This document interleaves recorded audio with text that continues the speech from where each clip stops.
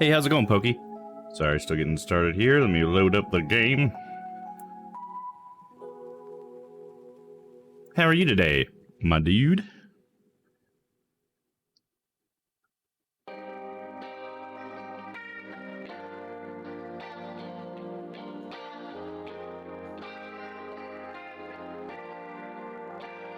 I'm well, and you? Good to hear, man. I'm doing good. Ready to have another chill Sunday. Mowing some lawns, you know? There we are.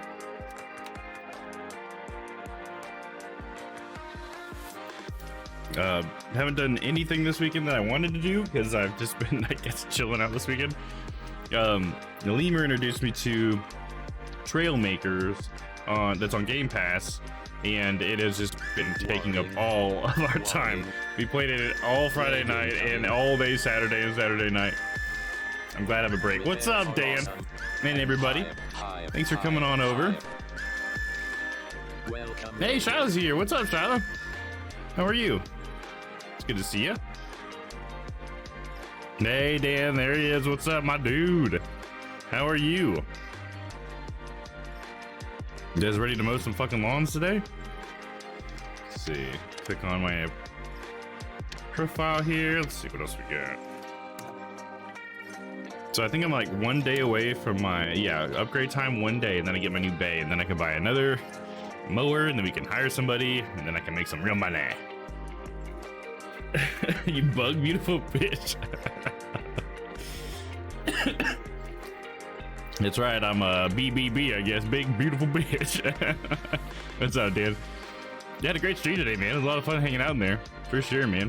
About to start on a 16 by 20 inch drawing. Oh, nice.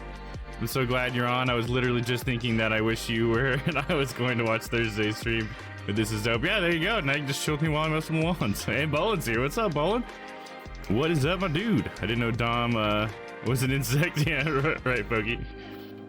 Hell yeah, dude. So glad to have you guys all here.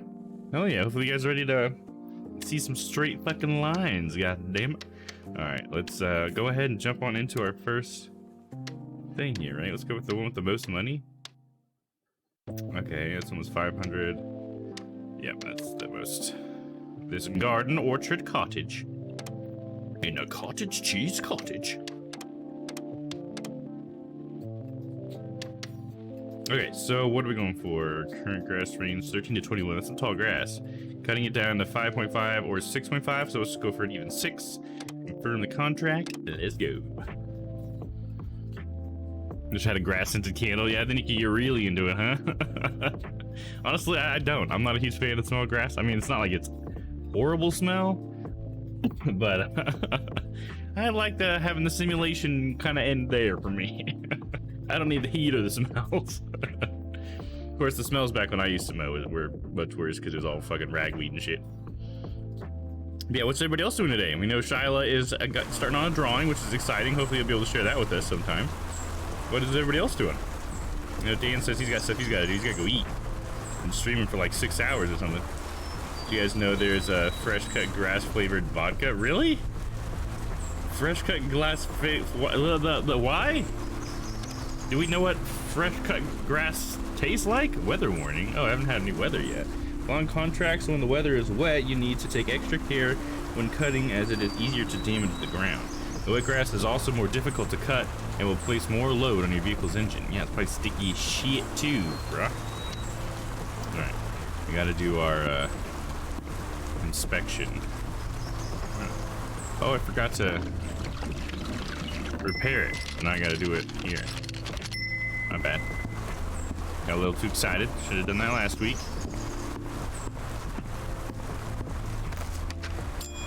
Two more objects. Gotta. Of course, I can run through the yard and not mess it up.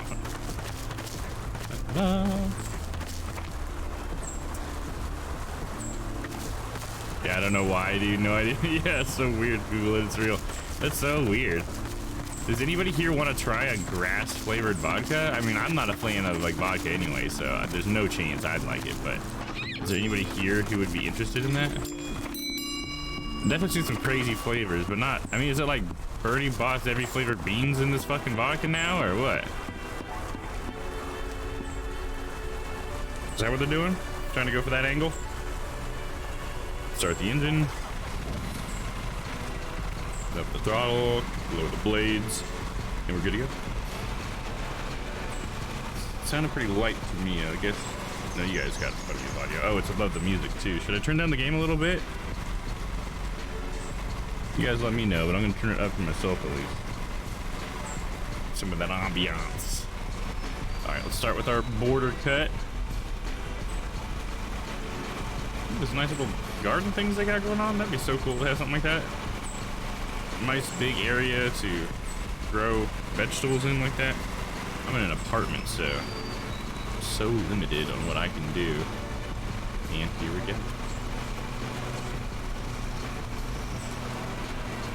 go. What have I been up to? This weekend I have played. Oh, shit! That I spread over a flower. My bad. I have played a shit ton of Trail Makers on Game Pass. Lemur introduced me to that game, and it's been like a blessing and a curse because I couldn't stop playing it. I'm glad today I didn't turn it on because it's a hard game to stop playing. For me, at least, you know. I mean, for all of us. Trail Makers is a game it's a lot like Legos in real life, not like a Lego video game. Lego video games like RPGs or whatever, hack and slashes. It's like a game that's actually about Legos in a real way. So the premise of the campaign mode is that you were in a giant ship and you were like going, I guess, through space or whatever. It doesn't really tell you a whole lot about that. But your ship explodes and then it, lands on a planet and all these pieces shatter everywhere or whatever. And so where you land, you just have like a few pieces, like a few bricks, we'll say, because they're like Legos. And those bricks can make up like a small little cart. And so then you have to use that cart to push in these giant balls of scrap that came from your ship that crashed into these little portals, and each ball of scrap represents a different brick. So the game, it has put these balls and stuff in all these different scenarios. They've made big ones and small ones, heavy ones, square ones, circle ones. And they're all like a puzzle for you to try to build a new machine out of the bricks that you currently have in order to pick up that ball or push that ball or move that cube to this area where you can turn it in and then earn another brick. And so it's just like super addicting because every time you get a new brick, or, especially if it's a really good one, like a functional one, you want to rebuild everything, So at first you have a cart, and then you need like an amphibious vehicle so you can drive up on land and get into the water, and then you need like a actual boat kind of thing, or like a sub eventually, and then you get to airplanes and stuff. And you can just do so much with it. People have done crazy stuff in that game, and it's just so much fun. I was having a good time making robotic hands and fingers.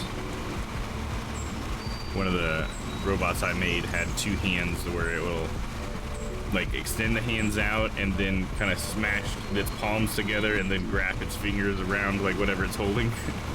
And then I can like pick it up and just carry it to wherever I'm going.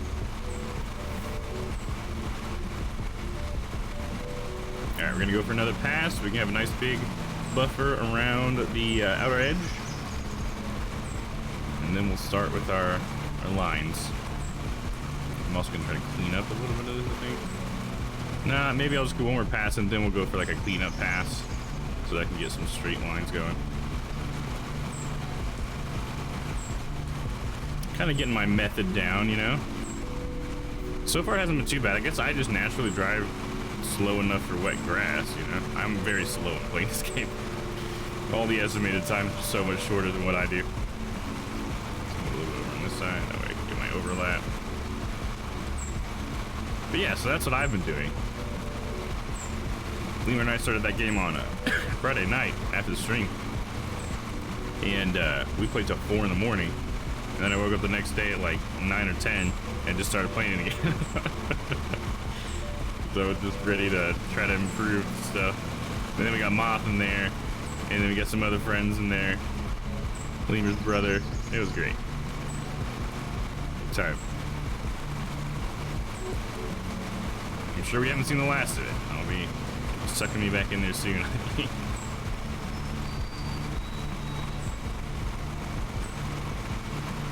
It reminds me a lot when I play it. It reminds me a lot of this organization I was in high school called TSA.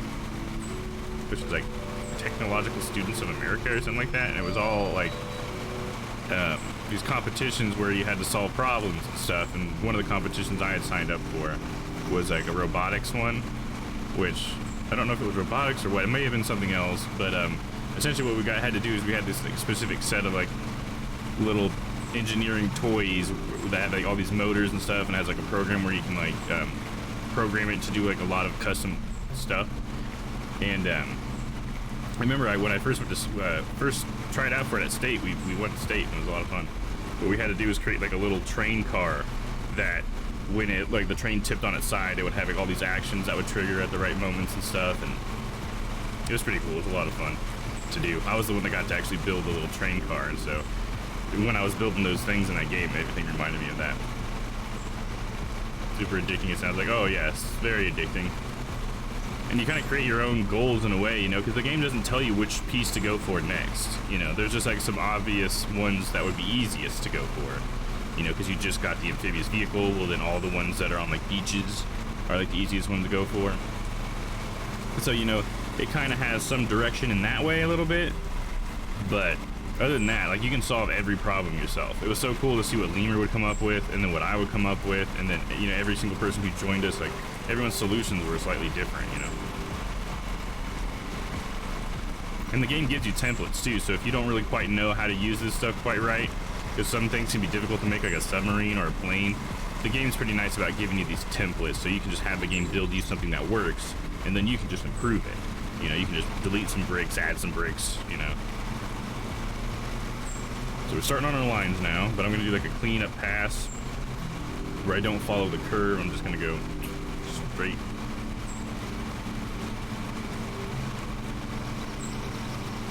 So is the music loud enough for you guys? You guys hear the chill beats in the background? I don't want the game to overpower it, that's why I'm asking. Right now the levels are really close, so it's hard for me to tell if it's mixing nicely or if it's like all you hear is lawnmower. You know what I mean? So you guys just let me know.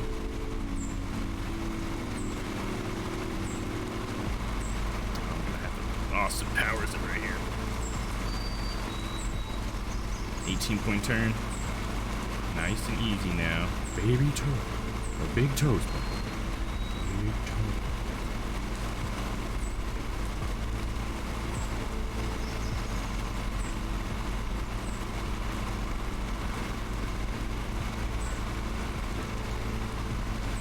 Go. Good angle. And go. Just gotta make sure we hook that tire on the outside edge of our last line. Gonna give us the best results. Sure that we have enough overlap of the blades. We don't miss a line. I think the worst part in mowing is when you miss just a line of grass. It's like, ah, man. If it's a big patch, it's not nearly as bad. I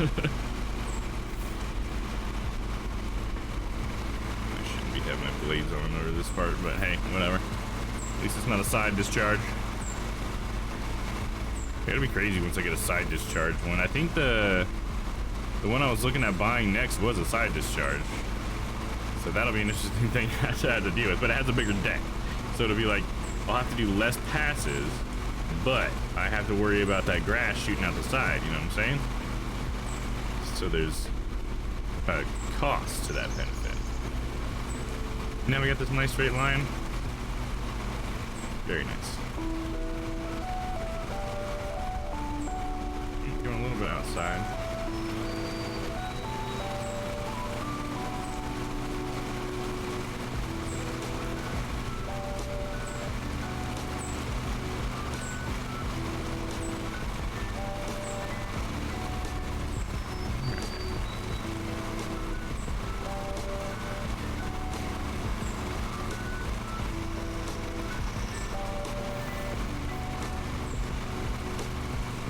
Go. Oh, another thing that I did today was got to ride my scooter a few times. I actually took it all the way to Taco Bell today. It was one of the further trips that I've done with it so far, and it was a breeze. Super easy peasy. As long as I don't get a drink, I can fit everything in my little zip-up bag in the front, and And I also went to the gas station today with it. It's nice to have. It certainly gets me like up and going, I think, more often. Like more often I'd be like, I don't really need to go to the gas station or whatever, but now that I got a scooter, it's like, yeah, I mean, I want a reason to get out there. Let's go. The stove, yeah, hell yeah, I love it. Did you get to see it in the Discord, Shiloh? I posted a picture of it when I got it. I'd like to maybe record a ride on it sometime. My phone, it's a little too shaky for my phone, so I think I might need a GoPro or something with better stabilization. So I can, then I want to go to like Shawnee Mission Park, you know, Shiloh, and make like maybe like a little like fast forwarded clip of me going through that trail on my scooter. I think that could be kind of cool. Show some of the other people in the community, some of the beautiful parts of where I live, you know. I should look, yeah, take a look at it. It's a really nice scooter, real fancy.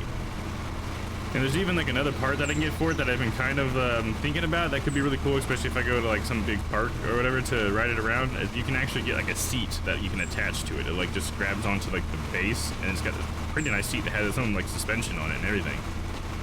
And so I think that could be cool to invest in perhaps my long rides, because my feet hurt after a while. First night I rode that thing for like an hour, and oh my god. My feet were so sore, and my legs have just been sore for the last couple of days because of it, but it's worth it. It's just good that I'm actually gonna get some more strength in my legs from riding a scooter around that's electric, you know. There's a girl in my complex that just circles the complex on her scooter with headphones on. Oh yeah, that's exactly what I do with mine. I have like an earbud in or whatever, and I got my phone mounted to it, because my phone also tells me like how fast I'm going and stuff if I want. It has a better display than the scooter does itself. But also it's just, I can just, you know, change my songs from there, you know. And I have this nice large parking lot right next to where I live that's brand new, and nobody's parked there at night because it's for a business. And yeah, and it has like lights over it and everything, like nice big lights. So I can just cruise around that at night when it's nice and cool out and just listen to jams, man. It's amazing how nice it is just to move on it. Like I don't have to like go really far with it. I can just go in circles in this big parking lot. It's just like really relaxing.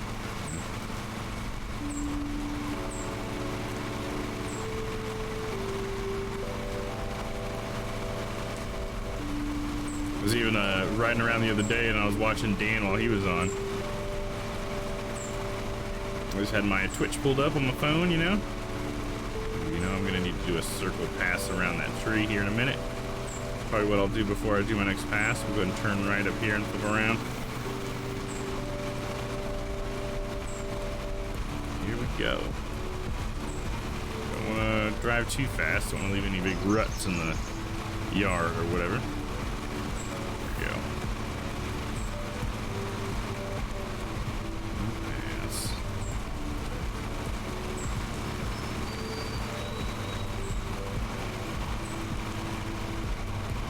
Okay, go ahead and give it another pass. Make sure we get a good border around it.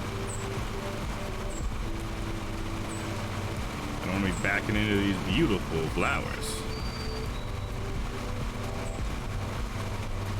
I feel like it'd be pretty rare for a garden to have all these blooms, right? Because so many flowers bloom at different times.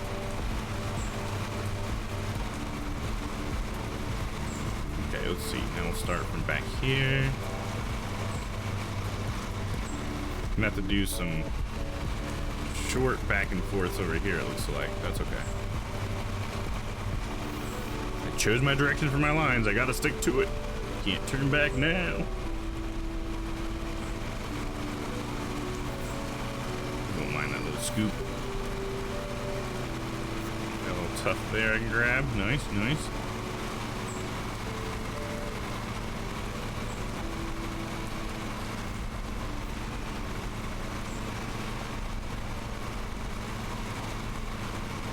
So anybody been watching anything recently? Anybody seen any good movies or anything recently? I haven't watched much lately besides just YouTube videos or whatever, but I always like to know what people are currently into. You know, Vince was telling me about some of that new Attack on Titan season. I guess they're doing a 2-part season, is what he was letting me know, which I'm glad he let me know because I like to binge it a lot. So I think I'd like to wait until the second half of the final season comes out, so then I can just watch the entire final season in one sitting. No bathing or anything. Yeah, okay. Such a good show.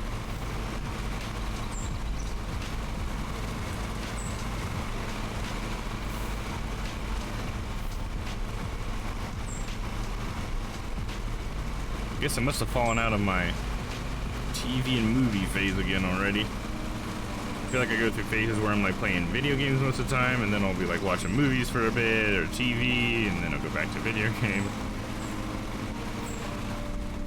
Like sometimes I want to be a participant in what I'm doing, and sometimes I just want to sit back and have a story told to me, you know.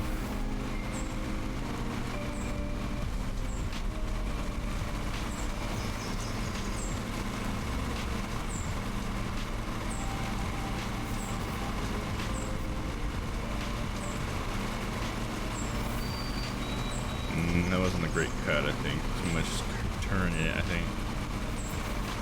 Gotta do better. All you can do is better next time, Domm. Hopefully nobody will tell the boss. Nice and easy now. Yeah, so you can see the curve in the cut on the grass. Just not a whole lot of room over here. We're on the wrong side of this circle here. Okay, let's just do this. We're almost done with this little patch, so let's just try to make sure we end it right by backing up into the circle this way. Then we'll get a nice straight cut. Plenty of room to correct ourselves.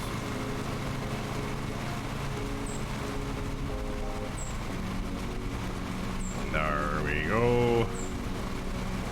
Hey, what's up, Dan? Welcome back, dude. Hopefully everything at the house is going okay. So what do you got going on for the rest of the day, man? You working on some music or something, or taking some time to yourself? What you got? No, I need to work on getting some of those green screen videos to you guys.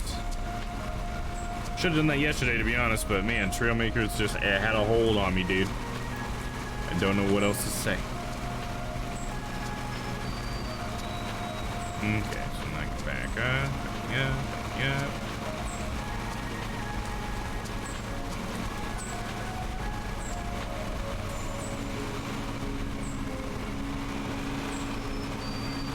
Got a well over here. Let me just do a pass around that well.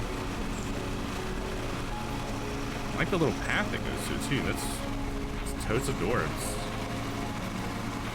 Oh my god, who designed your backyard?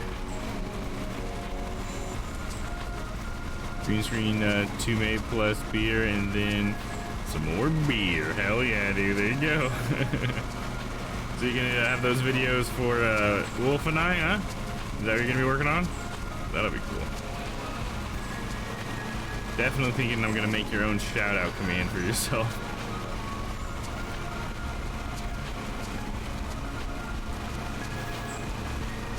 I need to spend some more time on getting my stream set up.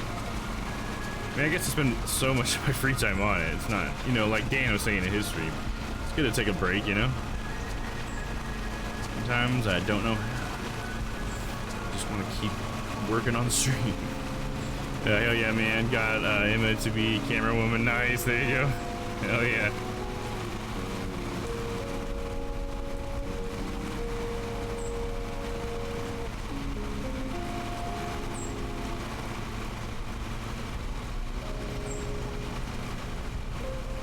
Get it nice and tight. Moist and tight. Yeah, let's see, if I had a side discharge, this would be much more complicated right here. Now it looks like Dan has opened the dungeon. If anybody would like to enter the dungeon as well with Dan for the next 2 minutes, you can type !dungeon. And that will get your name on the list. And you'll be able to roll die the dolus in order to escape the prison. By the way, no DMCA claims. Right on, dude. I think it could take time, but that's good. That's very good. But yeah, I could see it taking time to need to scan it though, so it might not be out of the woods yet.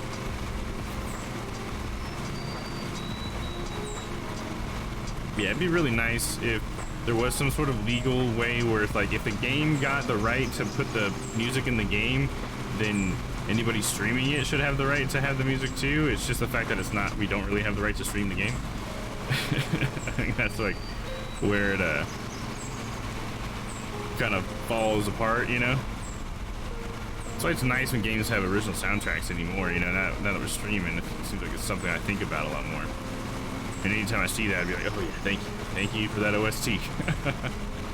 Yeah, I was thinking that we will see though. Yeah, just have to wait and see, man. But yeah, good to know that so far so good, you know? We get a claim, I'm writing a strongly worded letter to Bethesda. Quit putting such good music that's copywritten in your games. Or like, I guess what they could do is, since a lot of the music that they do have in there is like probably up for public domain soon, it's just the performances that they're using that aren't up. What if they just paid people to perform it and then, you know, included it in the license for the game or whatever? Make it like an OST. It's just songs that they didn't make, they just had someone else, you know, they paid a musician to do their own recording, a newer one, and maybe they made it sound old and everything, you know? It could be a way to do it, right? Closest way of having our cake and eating it too. Looks like only Dan's the only one in the dungeon. All right, well, we'll head on in the dungeon real quick. Pause that. Here we go. Play that music.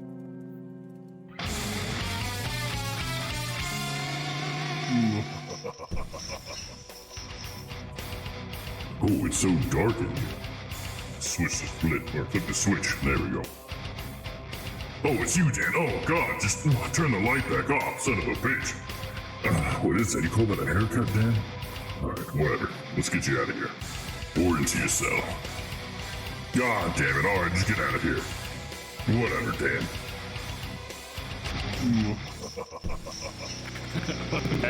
Studios are now giving the option to in menus to turn on the copyright music. I think Cyberpunk has it. Yeah, I turned that on in Cyberpunk when I first played it. I don't even know what other music Cyberpunk would have in it because I've only listened to their copyright free, which was still pretty good. It probably wasn't as good as the copywritten music would have been, you know, just because a lot of their copyright free stuff was just sort of like dance music is what it sounded like. Just something you'd hear in like the background of a movie, like if they were at like a club or a rave or something.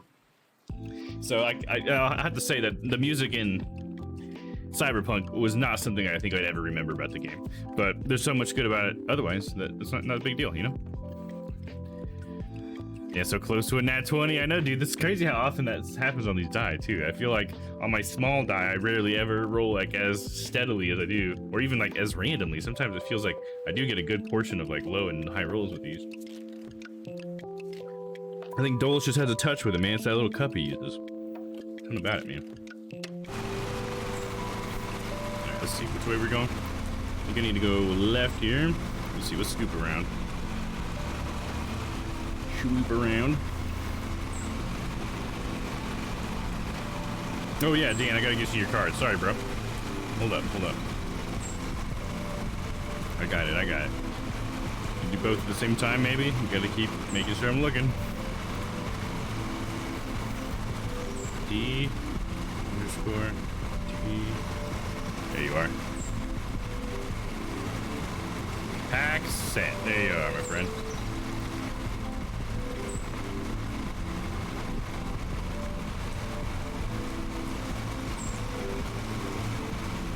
Speaking of Cyberpunk, I loaded it up the other day. I think it was last weekend, because I wanted to check, because Stella had mentioned something about how, like, last time I streamed it, I was on my old streaming setup, so I wanted to see what it would be like with this, with my improvements, you know, my new hardware, my streaming machine and all that, and it worked really well. So I think after The Witcher, hopefully I'll be able to jump into some Cyberpunk, and let's do, you know, 2 big CD Projekt Red RPGs in a row. Although I will say, I don't think Cyberpunk's as big as The Witcher. I don't think there's any chance that you could compare it to the size of The Witcher. I kind of wish it was, because I really like Cyberpunk and the world that it's in. because it's more of my alley, you know. I love the fantasy stuff, but you know, the world of The Witcher is very gloomy. It's probably the worst part of The Witcher, but it's also part of what makes the world work so well. So, you know, it's kind of one of those kind of things. It's like dissonance, you know what I mean? Dissonance in music. It's like, that doesn't really sound like a good tone, but when you put it in like the composition with everything else, it's beautiful. Do you do Cyberpunk? Oh yeah, I totally will, dude. Especially since now I think we're at the point where people in my audience would actually like want to watch it, perhaps, because people don't have like thoughts of playing it themselves or whatever. Because I think a lot of people skipped over it. A lot of people even probably said that they would play through it. Didn't really end up getting through it because the bugs were really plentiful, if you will. So I think it's probably about a good time to play it. None of the big people on Twitch are playing it, so if there is anybody out there watching the game, they might come check out our community, you know? A lot of good reasons to try it out, I think. Just realized that Cyberpunk is the game my partner has been playing. Is so cool. Oh yeah, there you go. Cool, nice. Your partner's playing that? That's awesome. How they've been liking it? I really liked it. I got most of the way through the game. I think I got to a point where there was a mission where the game said, hey, if you got anything else you want to do, you better do it, because this is gonna end up like you can't go back from here. And after I saw that message, I was like, okay, well, I guess I want to make sure I get all the side quests in, if that's what it's telling me. So I ended up in the side quest limbo, and I'd never finished the game because I didn't finish the side quest. And then I told myself, well, maybe I'll just let the game simmer for a little longer in that saucepan or whatever, and hopefully it'll be better once I come back to it. So I'm actually really excited to get back to it after The Witcher.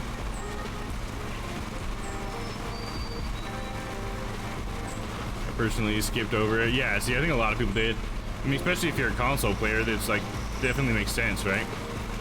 I think it's a dope game. I don't know why it reminds me of Vice City GTA. Oh yeah, I totally get why it would remind you of GTA in general. I guess I can see the Vice City stuff just with kind of like the vaporwave stuff being kind of like 80s, and it having like the same color schemes that like Vice City had and stuff. But yeah, it's definitely a very GTA. But yeah, Charlotte, if you didn't know, the same people who made Cyberpunk made The Witcher. It's the same company. So there's actually a lot of parallels you can notice between the games and everything. I know you said you didn't really like The Witcher or whatever, so that's not cool to you, but yeah, you know, there's a connection between those games if you didn't know. Dude, with the PS5, I may look at it at some point. Yeah, dude, I bet the PS5 would run it just fine. It was the PS4s at the time, right, that were having a hard time. I really think they should have just waited longer, put it on the next gen of consoles instead of trying to push it out before, and you know, just tell people like, okay, well, our game is just that good that you're gonna have to have the next console. Like, sorry, you know. And that's how games used to be. I feel like there used to be plenty of RPGs that would do that. It's just like, well, if you want those Final Fantasy cutscenes, you better get the PS2s. Can't play it on PS1. PS1 can't have that many polygons. Can't play an HD video file. Actually, The Witcher is cool. I was confused that night. Oh, okay. Right on. Yeah, no problem. Glad you like it then. Yeah, I've been having a lot of fun in The Witcher. I was even watching my last stream of The Witcher just recently because I like to kind of review my audio and stuff, and I was like, hey, you know, this is actually kind of fun to watch now that I'm not the one holding the controller, and I can just kind of watch the cutscenes that I talked over and stuff. It's like a movie or a TV show on stream. Pretty cool.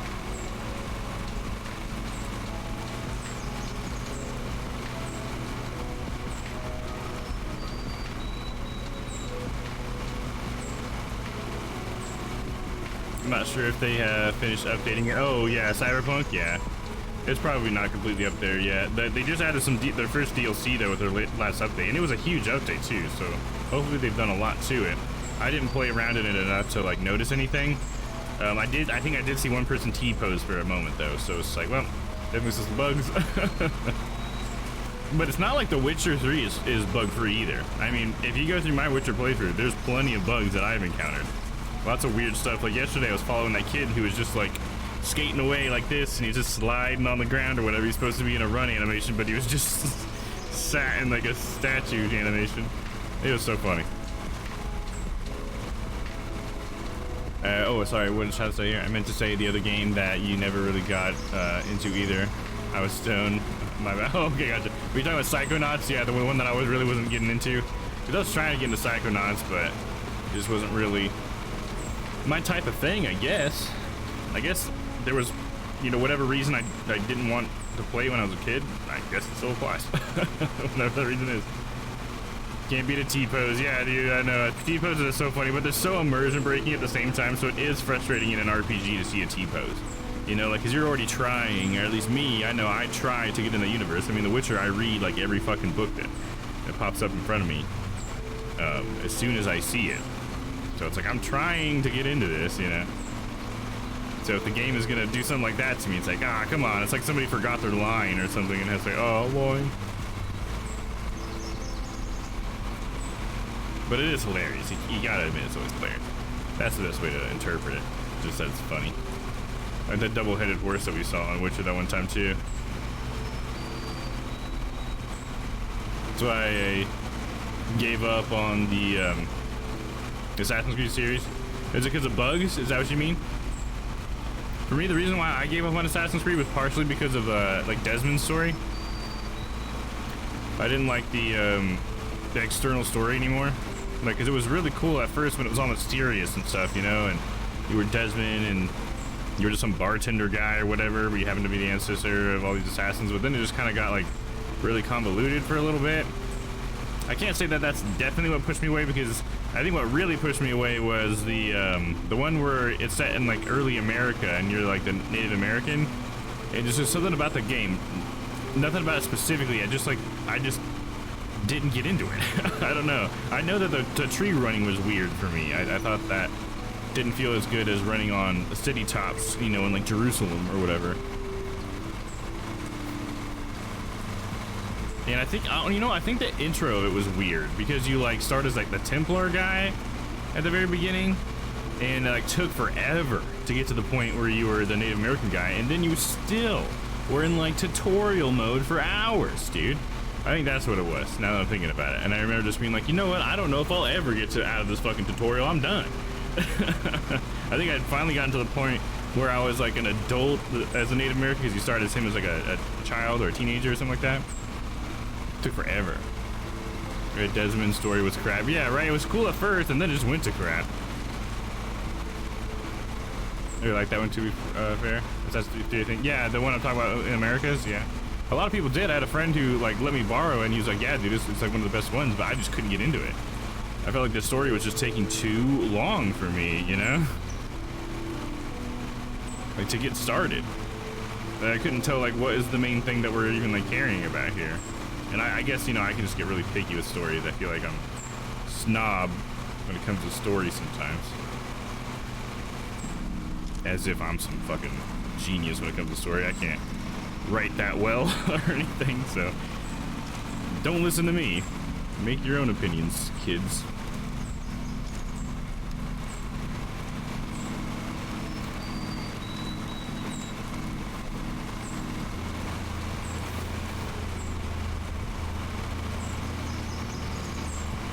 Have you been writing lately? I have not, but I've been thinking about writing a lot lately. I have like an idea of actually where to take one of the last story that I was really trying to work towards, but I haven't made the time to do it. I think mostly because most of the time, like if I have free time, I'm working on the stream, you know? Anytime I find free time, it's just like, but I really want to make the stream just that much better, you know? I want to add that thing for Dolus, you know? Or, you know, whatnot.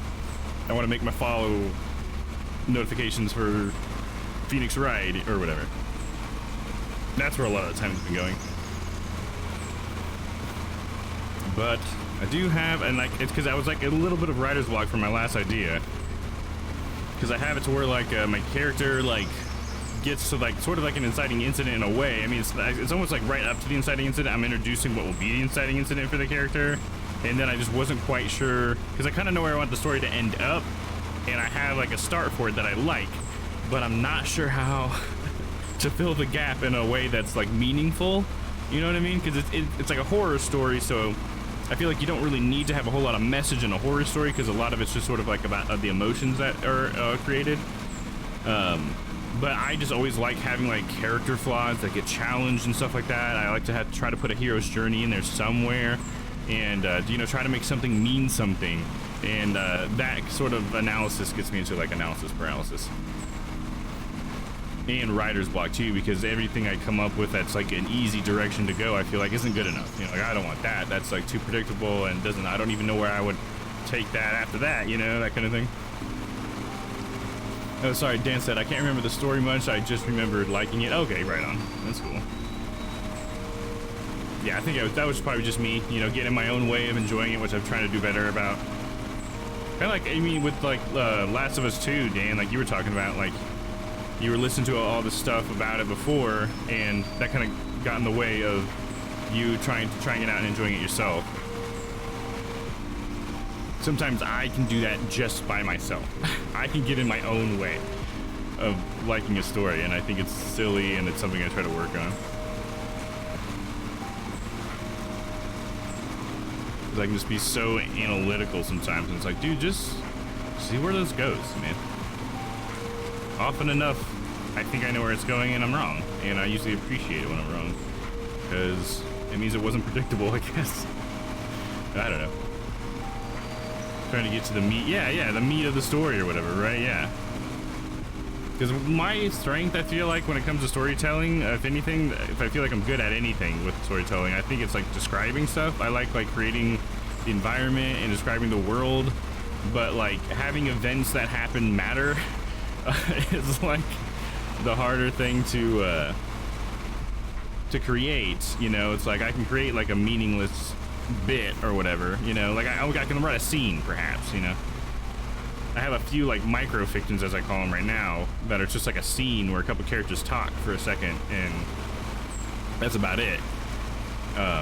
But it's just like, I mean, there's things that happen in the scene. The scene has its own little like story arc, its own little climax or whatever. I try to do that kind of thing. It has a purpose, but I don't know how to tie that purpose to some greater story, if that makes sense. It reminds me of the title of one of my books from college that was called How to Write a Series of Short Films That Connect, or Series of Short Stories That Connect. And it was like, that's one way to make a movie, is to create a bunch of small stories that all connect somehow. Because a good movie is a bunch of small stories, you know? Especially like a good multi-protagonist story. Everybody has their own flaws, everybody's flaws get challenged, and in a meaningful way. Shit. Just destroyed a flower. Talking about stories on the mower. Some lady comes out and she's like, quit talking out there. You're not running a fucking podcast. You're mowing my lawn.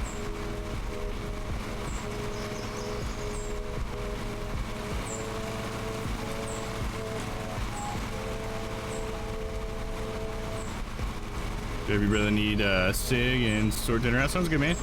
Sure I got to that message late, but sounds good, dude. Hey, happy Sunday, Stella. How are you? How are you? You know, I think just for me, it's like the stories that I like the most, and I feel like when you look at like statistics, the stories that end up being the most popular, and I don't know if that's just me trying to validate my own opinion, but it could be. But there are stories that have like a message to them, you know, like stories that have some purpose, you know. I am here, sneaking into the back door. Yeah, there Stella is. There you go. I knew you were gonna use that hello thing at some point. And we're entering the dungeon again. All right, the dungeon is open. The next 2 minutes, if anybody wants to enter the dungeon to face Dolus, hit !dungeon in the chat. Get your name on the list. Should get a little message that says you've entered the dungeon. Stella, we were just talking about writing a little bit. Well, I guess I was talking about writing. Charlotte asked me about my writing. I really need to get my site updated. I have a website that I was trying to post my writing to while I was like actively doing some writing, but I just went up on there today recently and checked to see if my if Dark Mass, the only story that I feel like I've really sort of finished, if you will, is up to date. And now I need to put I wrote an entire intro for it that's not on my website, so I need to get that updated, just in case somebody comes across it or whatever. Holy fuck, food can wait. I ain't missing a dungeon. Yeah, you don't want to miss a little time with Dolus, right? I'm sure he'll be happy about that. Oh, yes, Stan, we need you in here. Love you.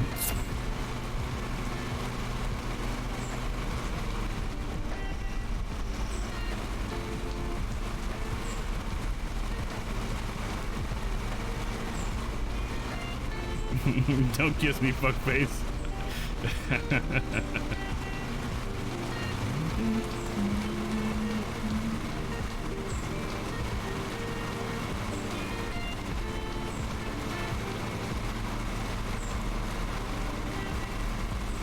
Oh, easy now.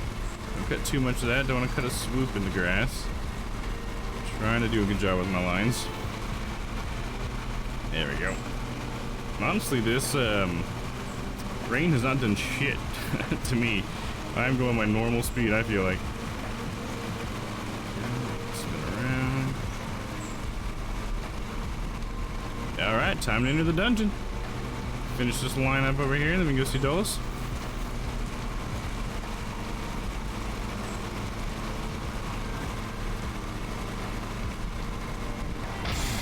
Get me in there. Alright, let's do it. Alright, who do we have now? Oh, Stella and Dan. Alright. Maybe I can get you down here this time. Come on, Dolus, you know how to do this. What? What? Son of a bitch. Alright, Stella wins. You can leave. Alright, Dan now. Oh, my fucking suck? Oh, okay, okay. I see what you're trying to say there, Dan. We're not that type. Anyways, this is your role. So take it or leave it. Ooh, that's a 17 for Dolus. Alright, you're staying down here with me, Dan. That's what you get for trying to say that I suck. Better luck next time.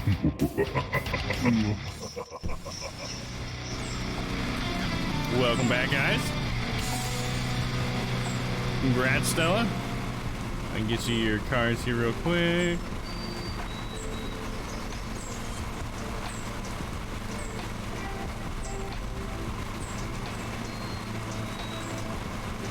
There you go, got your pack there, Stella. Bing, bang, boom. Let me go ahead and complete all of my reward requests. There we go. Cool. And we're ready to keep going. Oh, back it up. I gave this 2 passes. This does not look like 2 passes of width right here, man. Was I a little lazy on my second pass? Not too much overlap.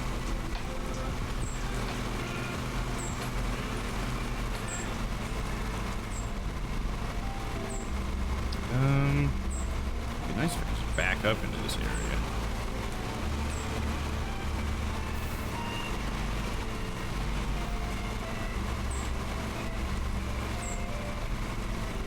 Okay. There we go. Alright. It's hard to get these straight lines. Maybe I should start doing the three passes for the buffer zone. Maybe that would look. I use my face to type those. Hey, well, actually, you're doing a pretty good job then. You hunting and pecking with your nose? Gonna get some lunch now. Be back later. Still on after my adult nap time. Sounds good. I might be. We just started. We are not that far in the stream, are we? How long have we been going? Almost an hour now? Holy shit, dude. How does the time fly? I guess I can look right up there. 42 minutes on this lawn. Look at that chin act. It's hard to see the keys with the chin, though. Maybe your chin sticks out farther than mine. You got a big manly chin on you, Dan? It's not a chin, it's just another fist. Chuck Norris or whatever.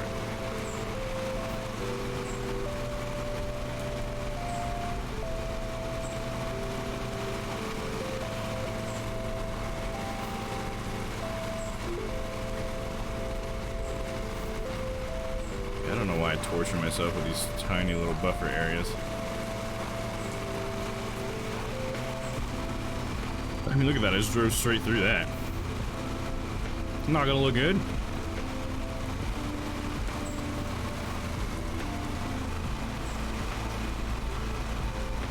Let's see. We got like one more swipe. We'll go around this way. Let's get that. First we'll cut right here. A little zigzag action. Maybe I should have cut this at a different. Maybe I should have cut it horizontally or whatever, so it was perfectly.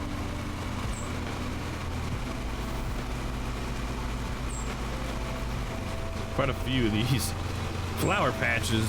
Dang it! As long as I can come at this angle, it's a lot easier.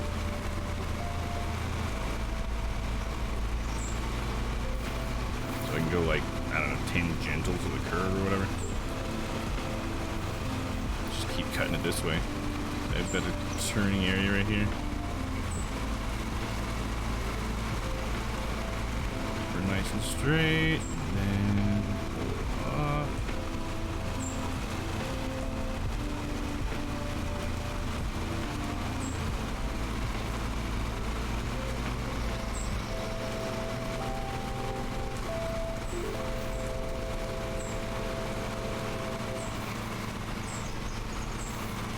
Nope.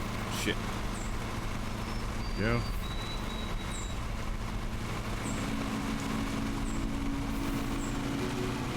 Doing pretty good. 71%. 45 minutes. It's not too bad. I feel like that's probably pretty on par for me. I used to go about either an hour to 90 minutes at one time. I think the big one I did was 90 minutes. But I did get an achievement for using an undersized mower on that orchard. There is a Steam achievement for that, I found. I thought I'm a big achievement guy, but at least I got something out of it. I know one biologist had called me a monster for doing it. It's like, hey man, you gotta do what you gotta do when you're starting a business. Sometimes it's a little rough. Gotta make sacrifices. Most businesses don't make a profit for the first 5 years or something. Crazy statistic like that.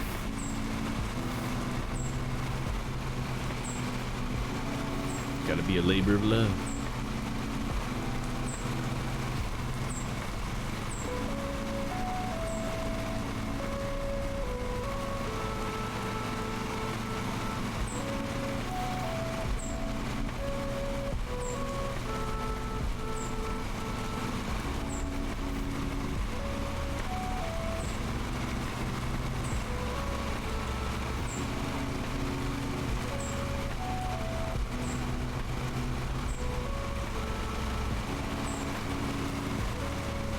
How is the music mixing with the game, by the way? I don't think anybody's ever given me feedback. It must be fine if no one said anything.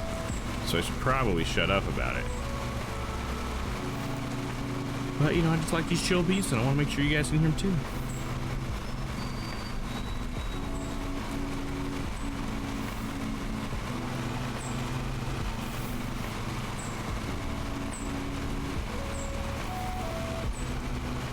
It's like barely... You can barely tell it's raining, it seems like, you know? It's supposed to be raining in the game. I see like a droplet every once in a while, but this does not look like wet grass even. I mean, I guess it's a little bit darker than it normally is in the game, but I do have to say, every time I look at the game, the grass in this game, it looks more real to me. Or at least more authentic rather than real. It doesn't really look real as much as it just looks better. Better and better.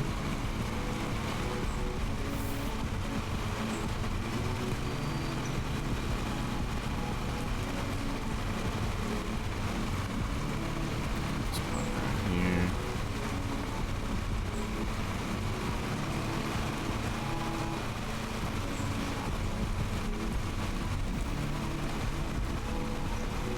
We're gonna need to have a line right here.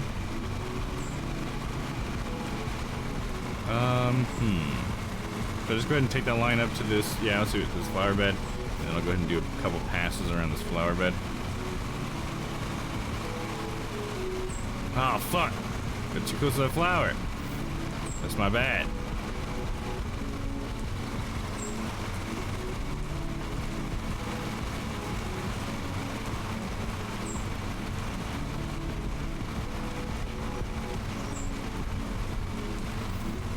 Another pass. Pass number 2.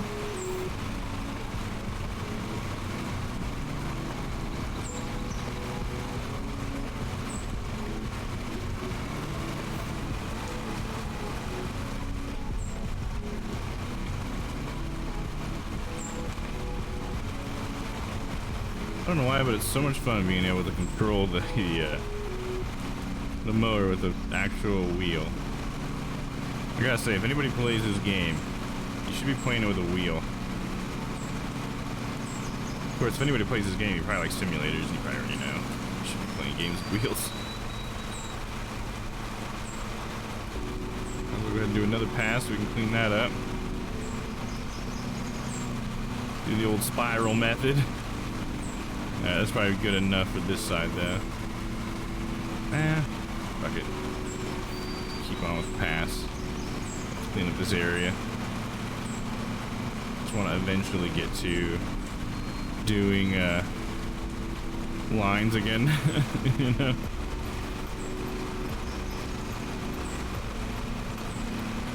These patches of grass though.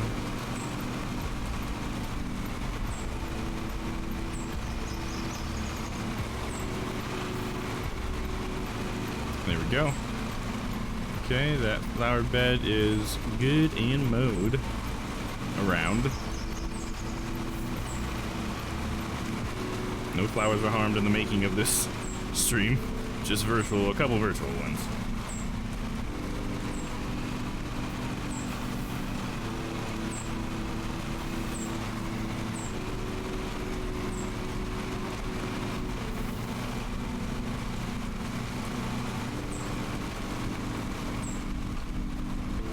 Yep. Hold on now. Back it up. Back that ass.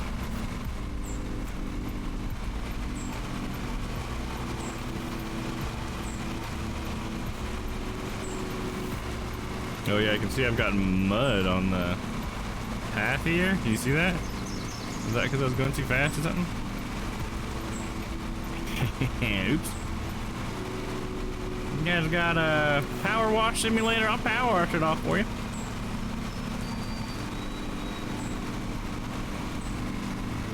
Pretty cool if there was a mod that could combine the games together.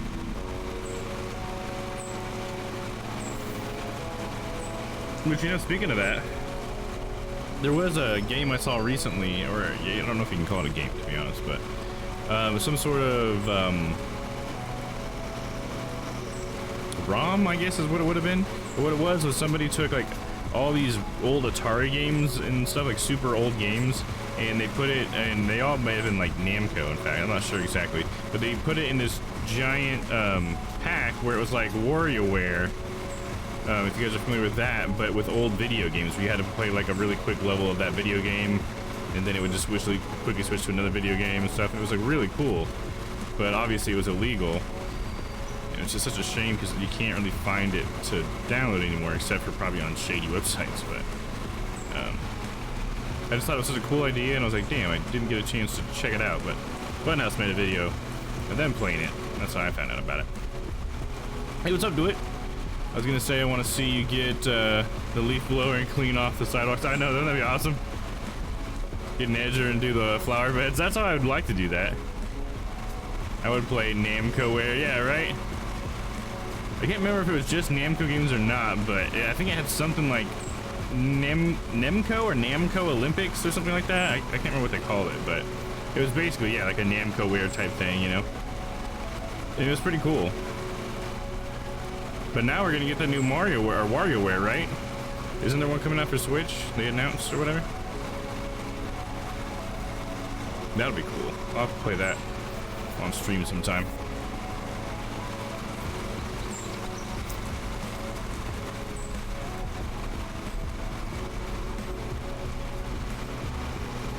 New WarioWare comes out in 12 days. Oh, 12 days. Nice, dude. Well, there you go. I know what I'm going to buy in 12 days. I'll get that day it comes out. Why not?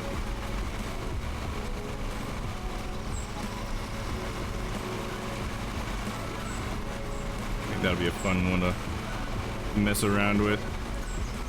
See, it's like those types of games is why I would like to have a day free. You know what I mean?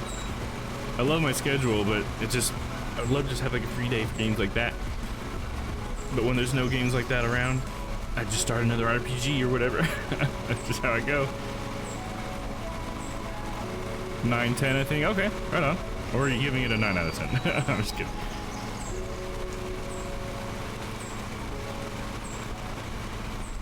That'd be awesome.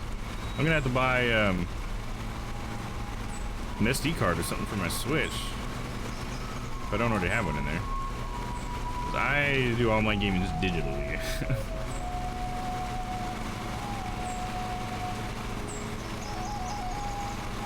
If I wasn't so lazy, I'd still probably buy physical copies because I love the idea of having a shelf full of games or whatever. 'Cause I guess I'm just kind of old school like that, probably like a lot of you guys are.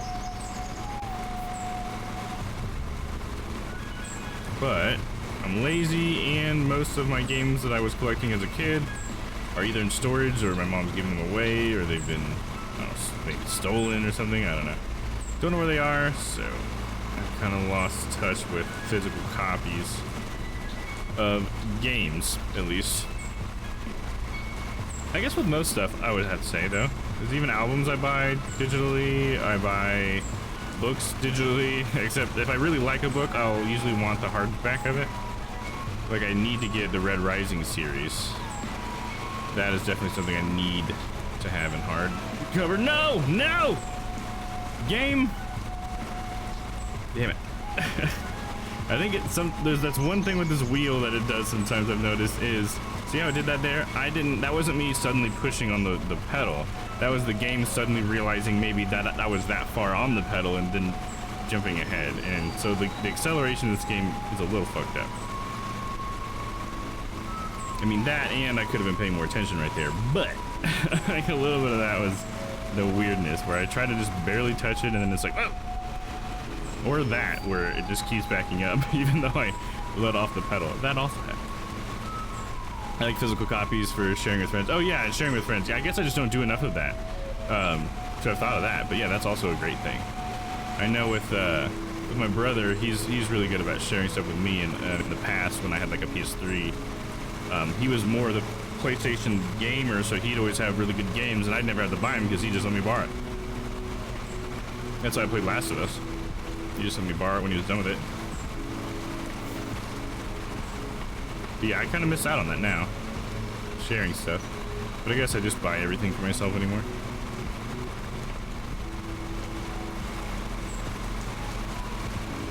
I don't see friends in person enough, unfortunately,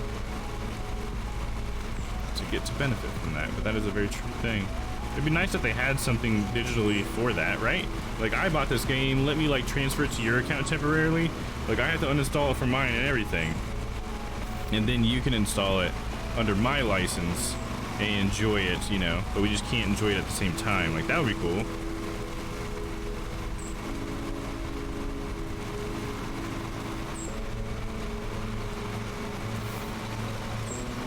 I mean, I can't imagine them wanting to do that, but they sort of do that a little bit with like library sharing, I guess, when they have like Steam as like the family sharing thing. That's probably the closest thing they had to something like that, which is pretty cool. But obviously it doesn't work with all games. But hell, even having multiple, or having a physical copy doesn't work in all games, right? If you want to play Mario Kart with somebody or whatever, they also need to have Mario Kart.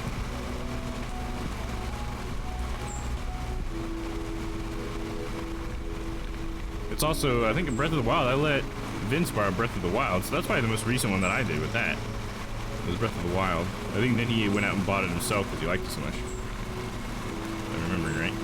That'd be awesome, and would require a company to do something like purely for the customer's sake. Right, yeah, I know, purely for the customer's sake. Which doesn't happen very often. I think it usually does help when they do, you know? Like, I feel like, I mean, I don't know the numbers, but I hope that Microsoft kind of being like good guy Microsoft with the whole cross-play and bringing the communities together thing, I hope that they're getting some social capital, I might call it. I mean, I certainly have good thoughts about Xbox and Microsoft, you know, with Game Pass and stuff. And it feels like some of that is just because, well, I guess it's not just for customers, right? Because it's got to be benefiting them to bring everybody together, right? I mean, yeah, I don't know. I guess I can't even think of an example of a company just doing something because it's cool. At least not like a games company. I mean, $0 off letting 8 people play on one Mario Kart. Exactly. So they can't have that. TS is awesome for that. Like you could play with other people. Yeah. That's what you're talking about. Yeah. I remember thinking that was so cool, but never got to do. See, that's a good example right there. To it, you found a good example of a company just doing something cool because it makes sense. I mean, especially if you think about how most of the people who are playing that game are kids, you know, and they don't have the money to buy it, you know. And I bet you they probably made money off of it because some kid played Mario Kart with his friends, and then his friend was like, you know what, that we had such a good time, I want to buy Mario Kart so I can go play it with my other family members who have DSs but don't have Mario Kart or something, you know? It's kind of like how streaming works. How it's like exposure is a good thing, you know? And exposure is probably worth more in some cases to a big company than the tiny like amount that actually only selling one copy of the game's gonna do. I mean, because with companies like Nintendo and Microsoft, you know, they're making money from so many different directions that they could certainly benefit from doing things just for the customers sometimes. I mean, Game Pass almost feels like that for me because of how nice it has been to have it. So many good games and stuff come to Game Pass. It almost feels like something that somebody's probably taking a hit on, you know, and it's not even that they're taking a hit because I don't even like saying it that way because not making money isn't losing money. You know what I mean? I hate looking at it that way. It's like, oh, well, I could have charged somebody for that. It's just like, yeah, but that's not you going into the red. That's just you not making money. You know what I mean? And if anything, you're gaining something else where people think you're cool or whatever, like what I like to call social capital. Where it's like now people think that they associate your name with something cool or whatever. And that's worth something.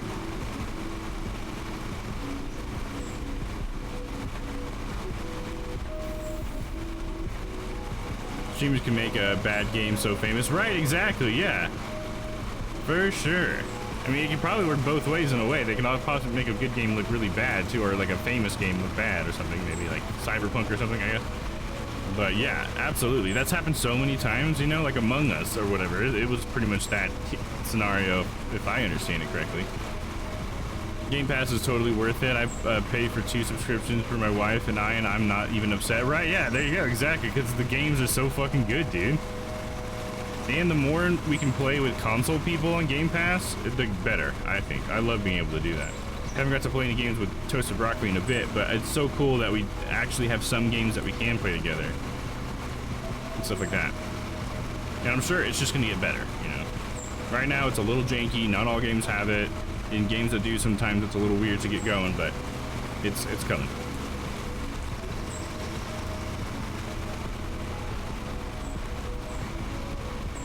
I just really want Sony to jump on board with that. I would love to have a Sony version of Game Pass, to be honest. At PlayStation Now, just instead of having it to be like just cloud streaming, if I could also just like buy games on PlayStation Now or something, or the PlayStation Store that also maybe included PlayStation Now. I don't really care how they would format it, but you know, if you had a Horizon Zero Dawn, if it was first day on PC, I'd have bought it. But now I've never played it. A game that I probably would love to play. And I've never played it because the hype train was fucking gone by the time they ported it to PC.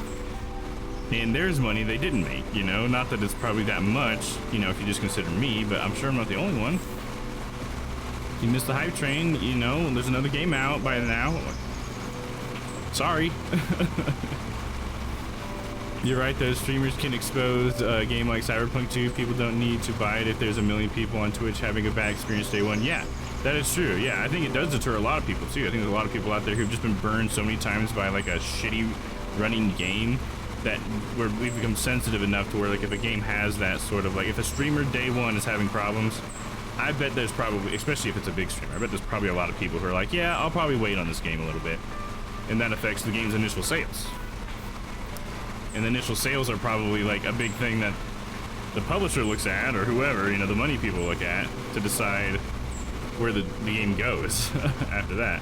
And I have to think that part of how Cyberpunk has been since its release is due to that. Like, their bad reception is still affecting them, I think. Even if it's just like on a morale level on, you know, somewhere in the company. The game is not what it could have been, I think. They just would have let it cook a little bit longer. And then all, you know, not to mention all the YouTube videos and stuff that come out later. Like, I've seen some stuff where people were showing parts of the game that were like, it seems pretty obvious that there was supposed to be like a working train system in Cyberpunk. This one guy like did some stuff to where he could like clip into this area where there was an entire train station that seemed to be like modeled out and everything. They had a bunch of assets in there, but a normal player wasn't allowed to do it. He had to like do some sort of trick or whatever to clip through the wall or whatever. And it just goes to show you that they had a lot of cool stuff planned and worked on, but certain things had to be cut and stuff just to get a working game out of it all. How is the contract complete? They'd be so pissed if I let all this grass sit out here. It'd be so demoralizing. Put like 10 years into a game, whatever, and get blasted. I know, dude. That's such a good point. That would be so horrible. Oh man, because that's what I like to think about too. Is like when a game comes out, they weren't just working on this for a little bit back there. Like, this has been being worked on for like months and months, like years and years. Sorry, like a decade for some of those big ones. You know, like you're saying, like with Cyberpunk, that was like a decade-long thing. Oh man, so sad. But not to say it's a completely fucked game, because personally I still think it's a good game, but it's not what it could have been, you know. Could have been so much more, could have been cooler, more people could have been hyped about it, they could have made much more money at the beginning and had so much money to then like put in to make more DLC, but instead they don't have that because the reception was such shit. And deserved, because the game ran like shit on most hardware that the communities had, the gaming community had. All because somebody needed to make their money, I guess. Or the money was running out, perhaps. It might not have just been greed. It could have been just like, you know, we spent so much money on this game and we don't have any left. We need to put something out. I feel like that's why we see early access a lot.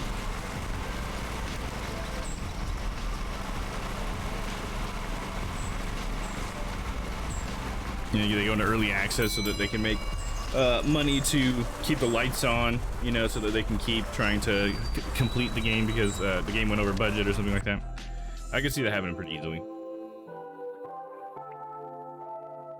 Especially with that little experience I have with code. You'd think something's going to take you like an hour, and then it's like a fucking week later and you're just like tearing your hair out. Like, why the fuck is this not working the way I wanted to? That's $6 or £6 in fucking flowers being destroyed? Dude, I ran over like 2 flowers. What kind of fucking flowers were they? Awfully proud of that. Nice, HQ upgrade completed. All right, now I have 2 bays. We can go buy another mower. Let's go do that, dude. It's exciting.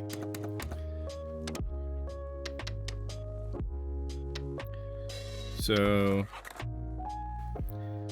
shit, I don't have enough for that one. I don't even have enough for it? I can afford this one, this side discharge one. It's got a slightly bigger deck, but I don't want to do that. This one's got a mulcher on it. I'd rather get the Patterson. It's got a 122 centimeter deck size. Right now what I'm working with is 84. So 122 would be a pretty good jump in deck size. But it's a side discharge, but it's a 0 turn, and I really want to see what 0 turns are like in this game. I haven't got to ride the true 0 turn yet. Or I could get this Skag Boy. If I just did a few more contracts, I could go ahead and get this Skag. How big is it? 132, and it's a side discharge. Yeah, I might just save it for the Patriot, dude. I'm like halfway there now. But if I get there and then I can hire the other dude, hopefully I'll have just enough to hire the other guy. And after a week, we should start, you know, getting money a little bit faster. So maybe that's how I'll try this, right? Anybody have any objections to that? Early access is like a safety shield too. It's not broken, it's early access. Yeah, right? That's like, there's always people who are using these things in bad ways. You know, it's kind of like, it's a prank, bro, or I just like dark comedy or whatever. You know what I mean? It's just like, no, you're using that as a shield to cover up some bad business practices or something, you know what I mean? Yeah, because there's definitely early access out there that's like, nah.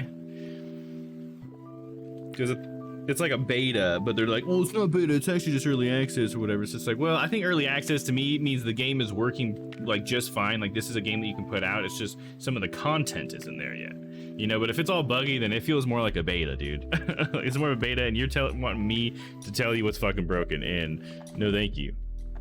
I'm supposed to be here just have a good time. I got a little bit of something showing on my mic. Oh, we're good. I hit it, whatever it was. This game is really cool though. Yeah, the mowing simulator, hell yeah, isn't it? It's a lot cooler than you would think. Like the name definitely sounds a lot more lame than it is.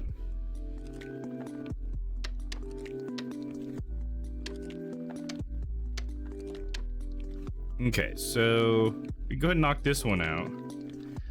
Just have so many small ones. That's why it would be nice to get another employee, but I need to buy another mower, and I don't want to buy another mower unless I get to upgrade my mower. God damn it, because I'm the boss.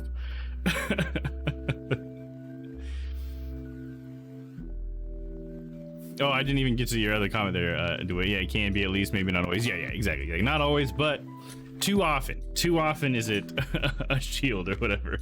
All right, let me. I'm gonna turn the AC down a little bit. It's getting a little warm in here. I'll be right back.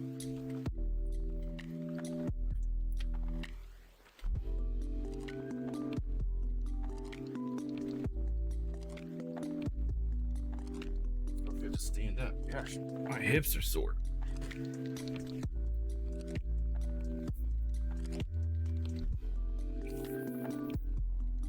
All right, let's go ahead and do highest paying one again. 435. Take too long. Hopefully it won't be raining. General cut. We're going to 5 to 6 centimeters. Okay. Recommended cut times. He says it's only gonna take 28 minutes. I guarantee I'll double that. I'll fucking double it. Damn it. You only think I'm gonna be there for half an hour? I'll be there for an hour. Bet your biscuit.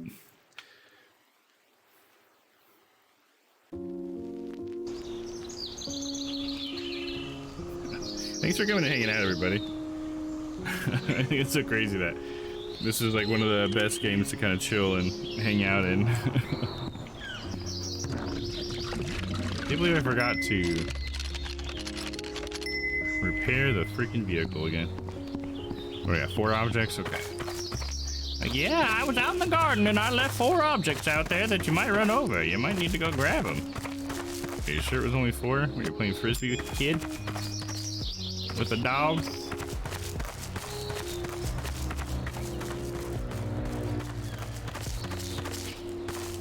Got a random gnome out here. Out here. 2 more objects, honey. 1 more. It's like an Easter egg hunt that I have with my grandson every Sunday. There we go. Ooh, and some poop. Oh, gross. Like, oh, that wasn't one of the things, but thanks for picking up the poop. Yeah, whatever, lady. Just get on my mower.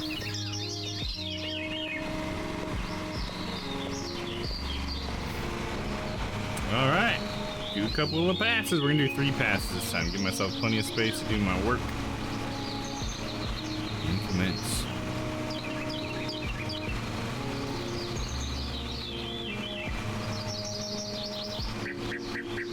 Some of those birds. Some happy birdies.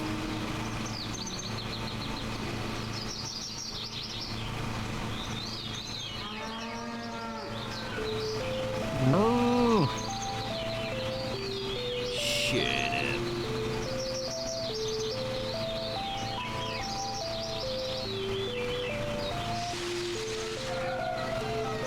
How do they keep this like line of grass so perfect? Pretty sure grass is a species that like spreads. Somebody's over here fucking killing the grass. Right on this perfect little line.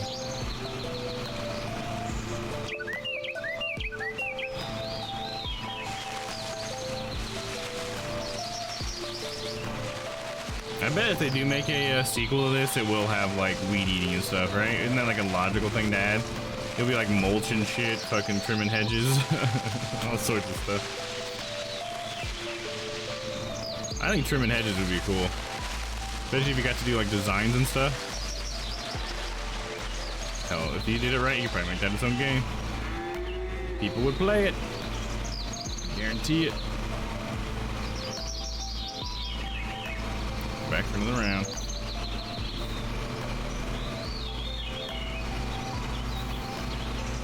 This looks a lot like the yard I just in, isn't it? Not the same one. I think it's just got similar assets in it, so it looks similar. You know. You know.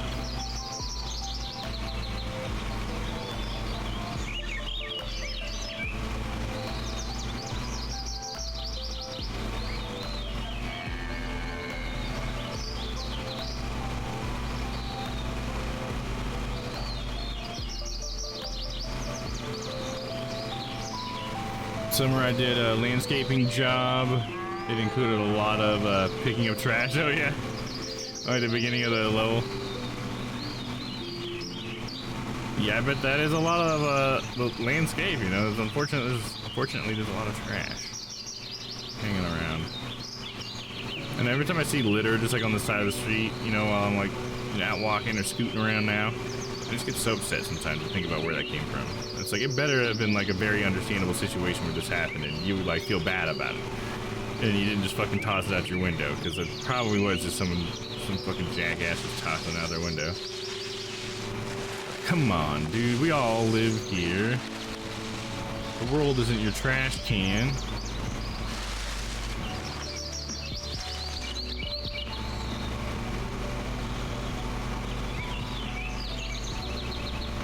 A fair amount of weed eating. Oh yeah, exactly. I think it'd be cool to weed eat. I don't know exactly how they would do it in this game, but I'm sure it would be very satisfying. Maybe it would like zoom in and there's like some sort of mini game for it or something, or I don't know. Maybe it would just be like a simple job you did. Getting the sticks off the lawn, climb up on the roof and do the gutters. Oh nice, there you go. You're going all in there. Alright, third pass. This will give us our buffer zone. If I can't turn around in 3 passes worth of area, then I don't deserve to be cutting lawns, damn it. So straight now. Dude, is that cow in like a cathedral? There's like a lot of reverb on that.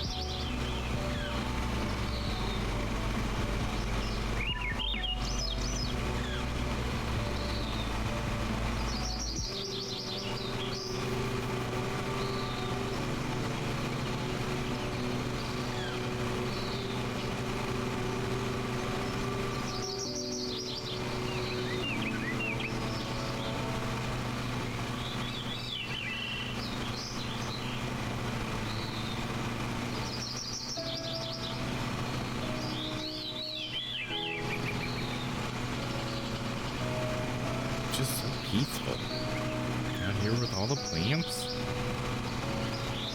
That's pretty neat.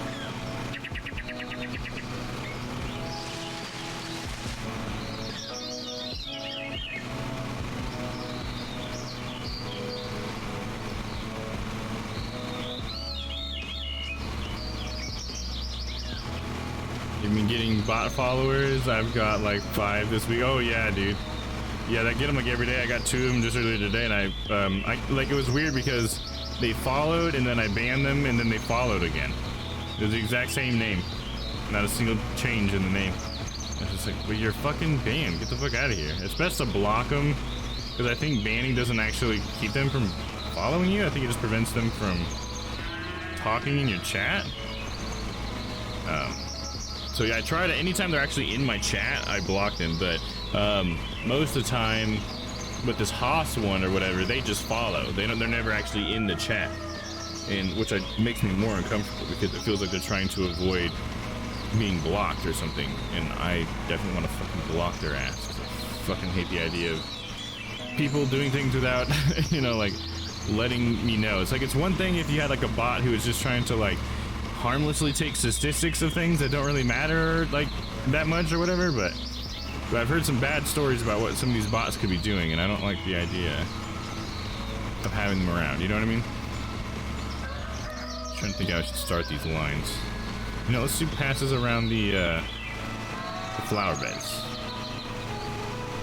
Then we'll really see what the shape of the lawn is, you know?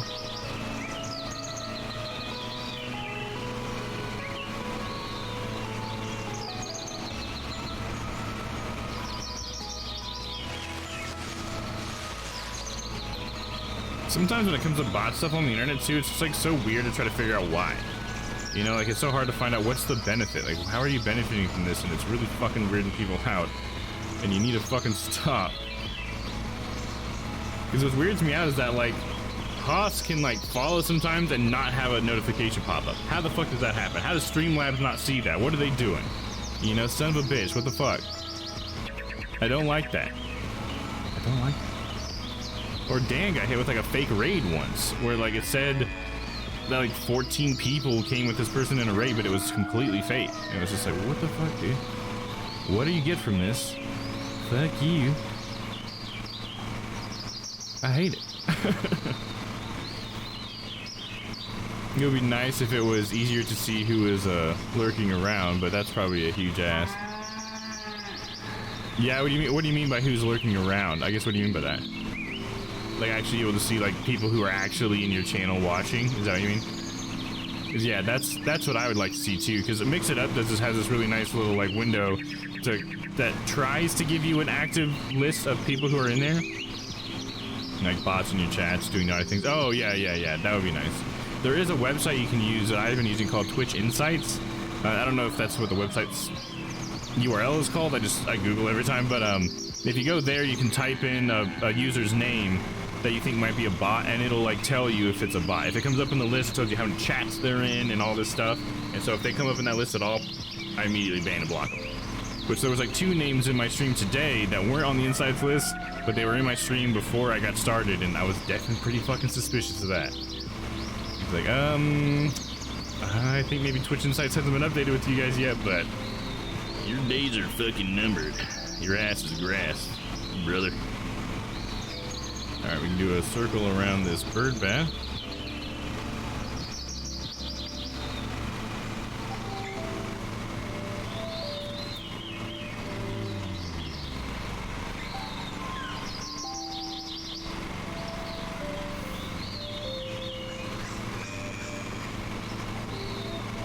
I just wish people wouldn't even do it too, because I just don't understand the benefit anyone could have from having a bot lurking in your chat, you know, like besides like some of these like, you know, trying to find certain keywords that are happening in your chat in order to like, I guess, get into giveaways and stuff, and I don't know. And then they do like these weird, like, cause I don't understand when people get bot followed or whatever, because some people also get like thousands of follows from bots, and I don't understand, what do they get out of it? Is this just like to be annoying or what?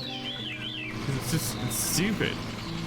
You know, I don't want to get bot followed, you know? Like, I like my follower count to be reflective of my channel and how much people like to be here.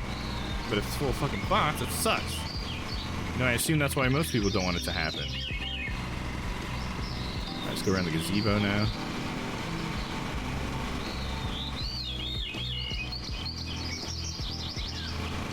But yeah, I've been trying to use that Mix It Up list I was talking about a second ago, in conjunction with like constantly banning people that are bots, to try to make it so that like anytime I do look at my users in chat list, it can actually give me an accurate representation of who's in there. Because I just hate when I see all these names in the list and I don't know who's a bot and who's not. If there's like a new follower in here, or not even a follower yet, just another viewer in here, you know, it would just be cool to know, you know.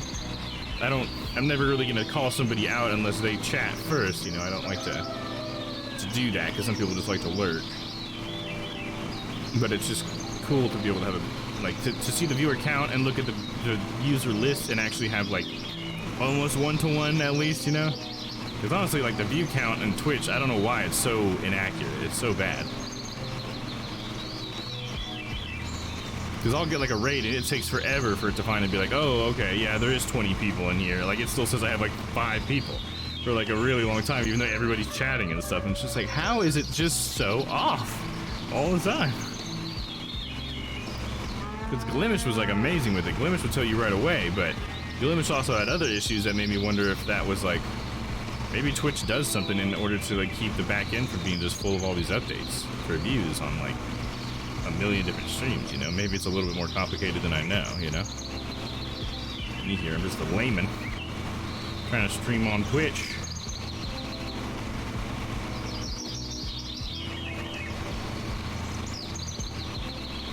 Yeah, just as a streamer, it would be nice, you know? Wouldn't it be nice if we were chatting on my stream and I know who was there?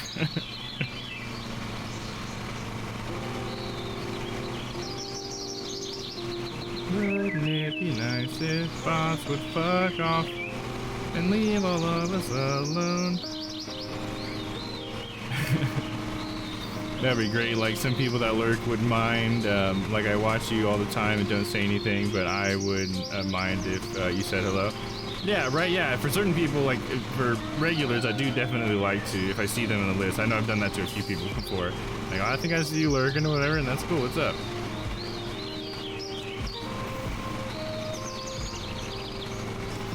But I do know, like, as a new user on someone's stream, if I'm just trying to check them out for the first time,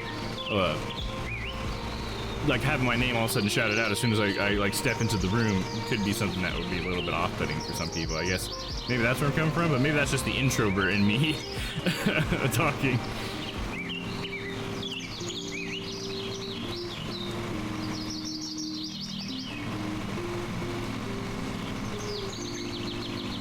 So I like to just let them say the first thing.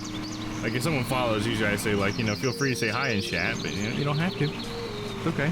You can just lurk if you like. Hopefully that means you're having a good time, you know? I assume if you're here just hanging out, then that means you're at least enjoying listen to me fucking talk about whatever. I guess.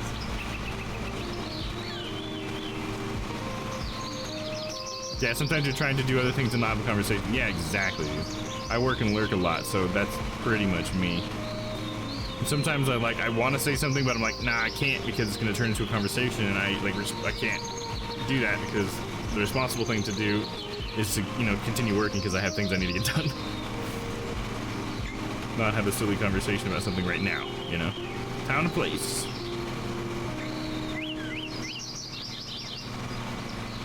Yeah, it's like when somebody raids you, you know? It's like that one thing I feel like a lot of us streamers know it, but maybe it's not so obvious to some people, but when you raid, you know, you're done with your stream and you either have to go do something else or you want to like get up and walk away from this. You don't necessarily want to just sit down and now watch someone else's stream, even though, you know, you want to be as nice as you can and be a part of that raid because you're the one doing it and everything. It's one of those things that I've definitely seen a lot of streamers and I myself try to like understand, like, yeah, if you got to go get something to eat or whatever, I totally get it. You know, thanks for coming by and bringing your people here, but I know what that's like.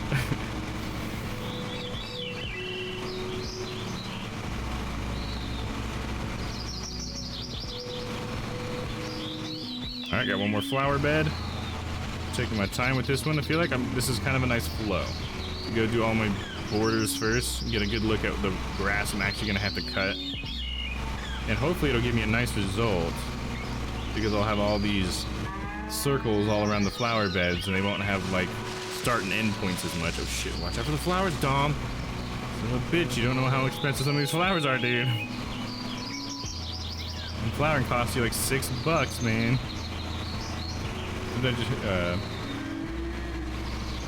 And not explain it. Oh man. I'm not sure what that was in reference to. I may have missed something. All right, hold up. Let me get all the way around here. Yep.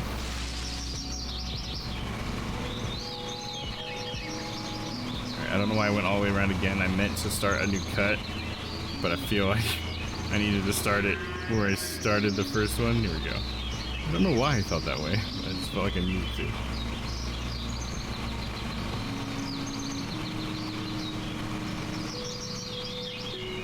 There we go. They're a nice big fat border. Like you're just watching, not trying to have a conversation or explain what you're currently up to. Oh yeah, not explain what you're up to. Yeah. I got you now. Yeah, exactly. Yeah, because even just saying hi can get a streamer to try to have a conversation with you, you know? And that's why I don't hold it against anybody who doesn't answer back. If I say like, hey, what's up? How you doing? Or whatever. What are you up to today? And people don't respond back, I don't take it personally because I know you're probably just busy, whatever. Just the fact that you brought my stream up and even felt the need to say hi is enough for me.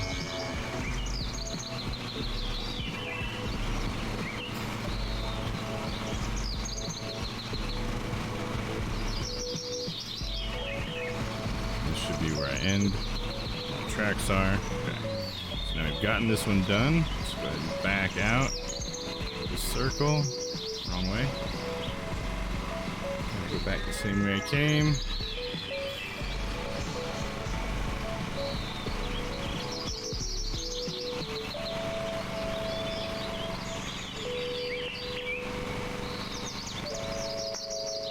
Okay, this is the last flower bed, and then we can start on our lines. We've already got 33% of the lawn mode just from making all my borders. Ooh, I started that too early. It's okay. It's okay. Don't worry about it, Domm. Nobody's gonna notice. Nobody actually gives a shit in this game. Just you, dude. It makes me wonder how many other people bother with the straight lines with this game. I mean, straight lines can also be just like the best way to make sure you get good coverage too. I can't imagine doing like a bunch of squiggly lines and having to come back and find every little fucking patch. You know, I just wonder how like much RP or like just how much like I don't know how much of my analness is coming through, if you will. Hey, what's up, Dolly? You got I'm sorry, it's a little small for me. Let me get closer. Gotta love that. Dolly ER. Oh, those are some of your new emotes? Is that what that is? Oh, nice. That's one of Game Attack's emotes. Nice. I haven't been on Game Attack in a minute. Oh, Dolly. Yeah, nice. Okay, cool. Sorry, it took me a second to see the little small on my screen. But that's awesome. Cool emotes, Dolly. How are you? It's good to see you. Definitely don't get to see Dolly that much anymore. How are you? What's up? What have you been up to?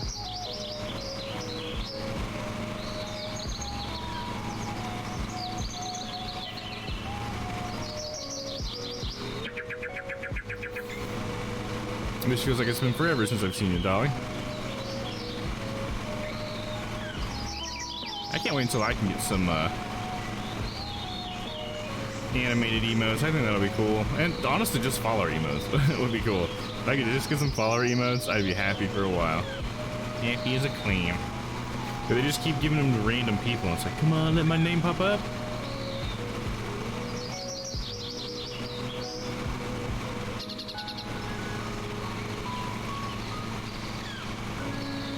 These are nice big borders.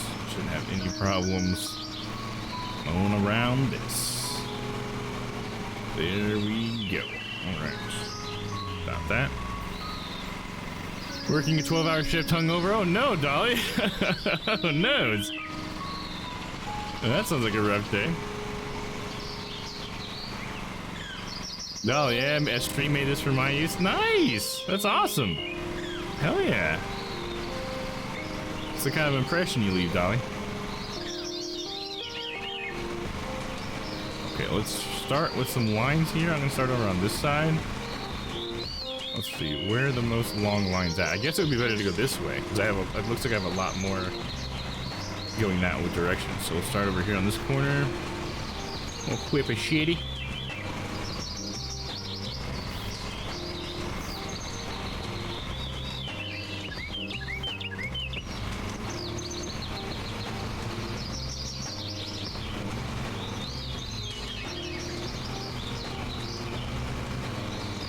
So how's your stream been going, Dolly? What have you been playing lately?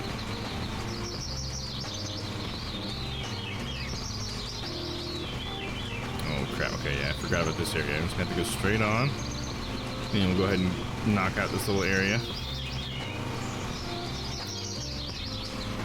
Shit. Close to that flower. Crank it. There we go.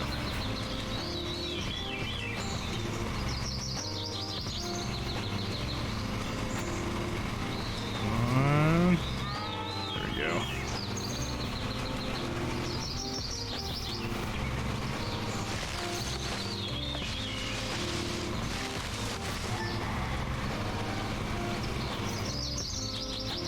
And there we go. Ooh, yeah, there we go. That little swoop was nice there. That helped me out. Crank it. Apex's trying to become a pro so I can get the doyo. Right on. Sounds good. How's that been going? You been getting pretty good? Are you like doing ranked and stuff, Dolly, or what?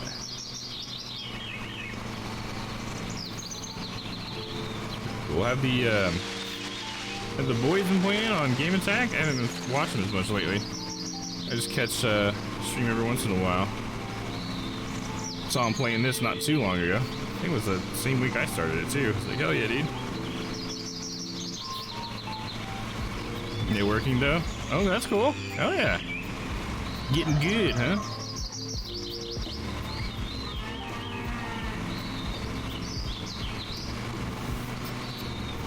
No, it's not working. You meant to say not, Dolly? Well, you had me there for a second.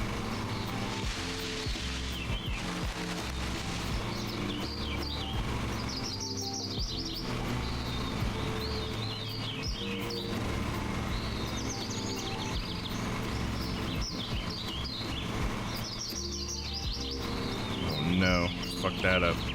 Trying to do the old back and forth, and we messed it up. But that's okay. We'll just cut that real fast. Nobody has to see that. No one will know. All done. See, like I said, 28 minutes in order to cut this lawn. 23 minutes in, and I'm not even halfway done. Told ya.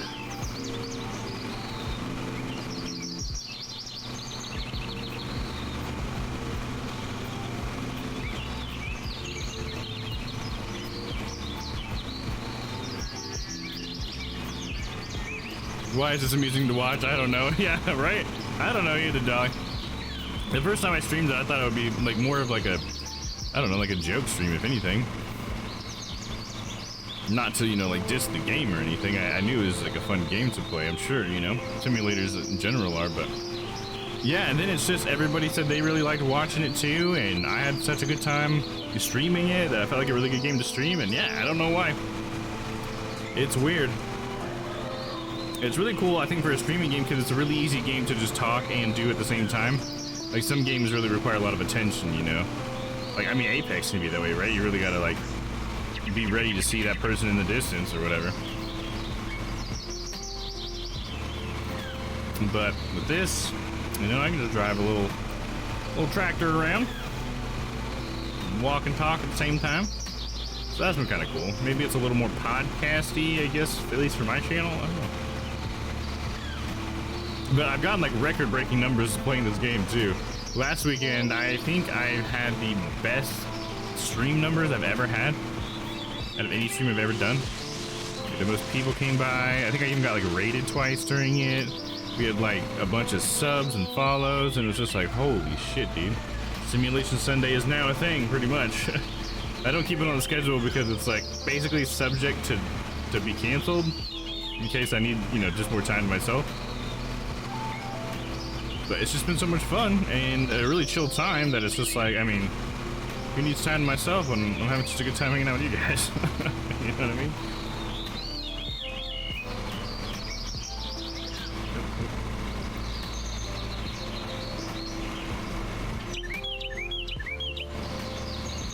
Can't wait until I get my next mower though. I'm about $4,000 away from it.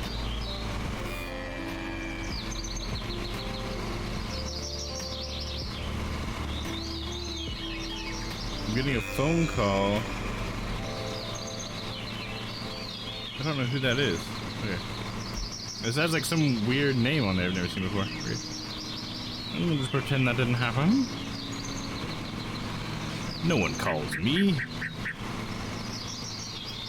Needed to talk to me, leave a message. Otherwise, you're probably just trying to harass me. Stupid freaking scam callers or whatever.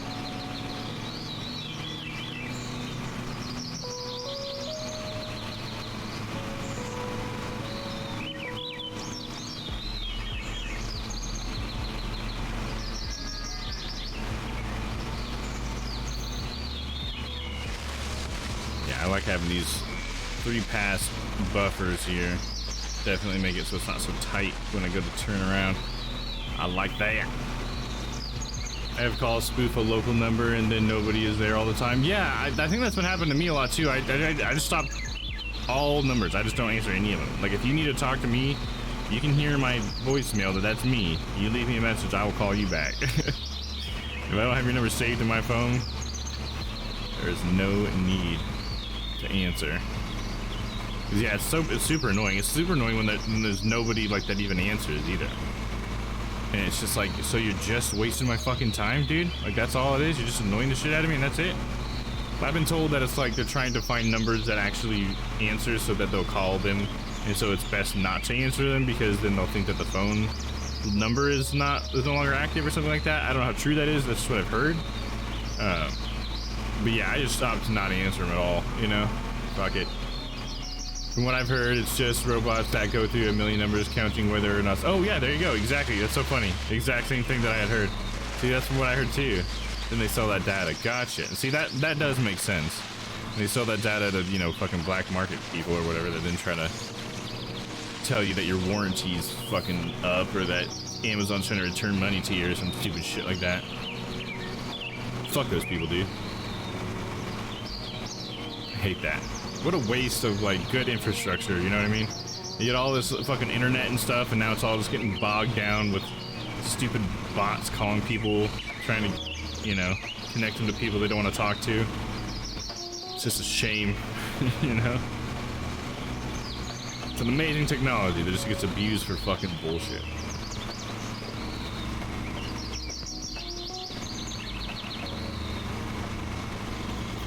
It's like, one of the worst things about technology can be, you know, like the best parts can be the worst parts because like AI is a cool thing, right? It makes a lot of our lives easier and stuff. It can make things in the future so much easier and enable us to do things we've never done before. But it can also create a robot that calls people. You know, it can create a tweet bot that tweets constantly and ats people or something. You know, it can be used to annoy, to harass, to, you know, to do all these horrible things, and it's just such a fucking shame. I mean, it's just like nuclear technology, you know, it can be used to make electricity, and it can actually, that's actually a fairly easy process when compared to making a bomb out of it. Making a bomb out of it's way harder, but fucking people did it.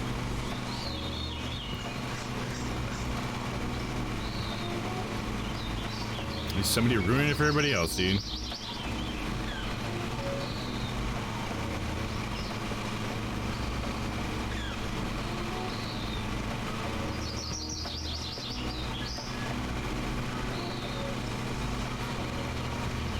It'd be cool if there was somebody that could make a bot to stop bots.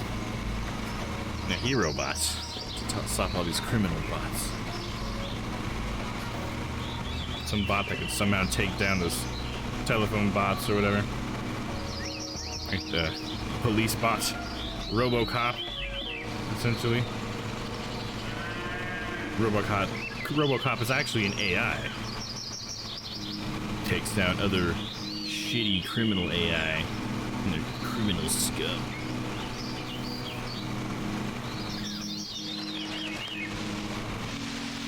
A bot that eats bots. Yeah, there you go, exactly. I can see that being like, I don't know, like an anime or a kid's show where you got like some AI police program that, you know, catches the bad guys online with, you know, by finding their bots doing their horrible stuff, and then they you know, team up with the human characters that are the police that actually, you know, take down the people who created the bot or something like that, you know. So, thanks, RoboCop. Took down another fucking call farm. Thanks to you. Oh, just in a day's work there, officer. I think that's a Mega Man anime. There you go.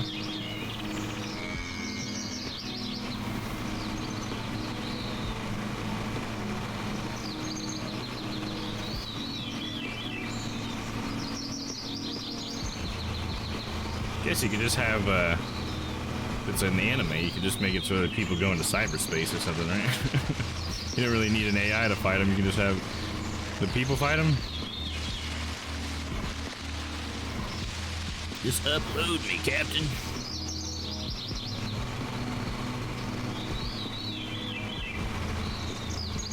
You're gonna fight inside of the network while the anime kids do shit in the real world. Oh, really? Is that really how it works? Oh, okay. Yeah, that is like exactly what I'm talking about. Like word for word, somebody already thought about it. I guess I just think it'd be cool if it was like them, but they were actually taking down like real world bad robots. You know what I mean? Well, maybe they were in Mega Man for all I know. You know, but like call center bots and stuff like that. Labeling actual like problems that are in the real world and creating a fictional solution for it that people could rally behind in a way, you know?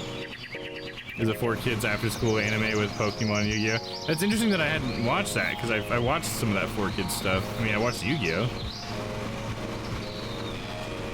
Interesting that I hadn't heard of that one. Maybe I had seen like clips of it, and I love Mega Man. I mean, I've never watched a Mega Man show or anything, and I don't know the lore all that well, but Mega Man X was like my shit on Super Nintendo.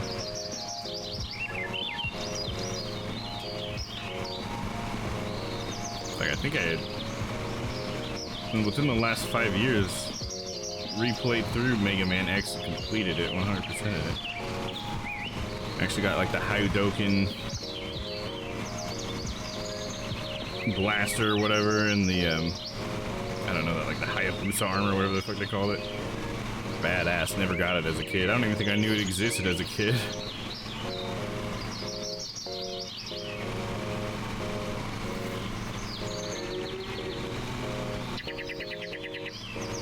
Call center bot, aka Flame Man. Yeah, exactly.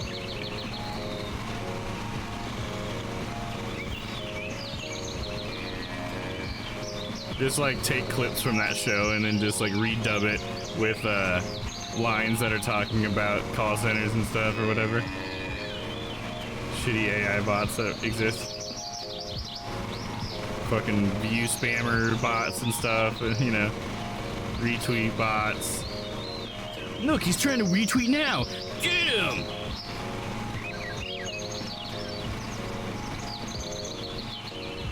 Mega Man NT Warrior ran for 3 seasons in 2002. Nice, dude. Is that like Windows NT?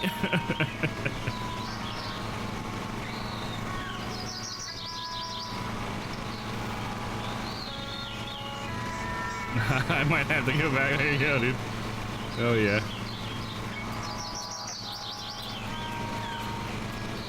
And some of those old cartoons really hold up, you know? One that everybody's been telling me to watch that I need to get on is Avatar. That's one of those ones that I hear a lot of people say it's a really good cartoon. And I've watched some episodes of it, you know, here and there, and, you know, I agree that it seemed pretty cool. But some people think it's like the best cartoon ever made, and it's like, well, I guess I should give it a shot.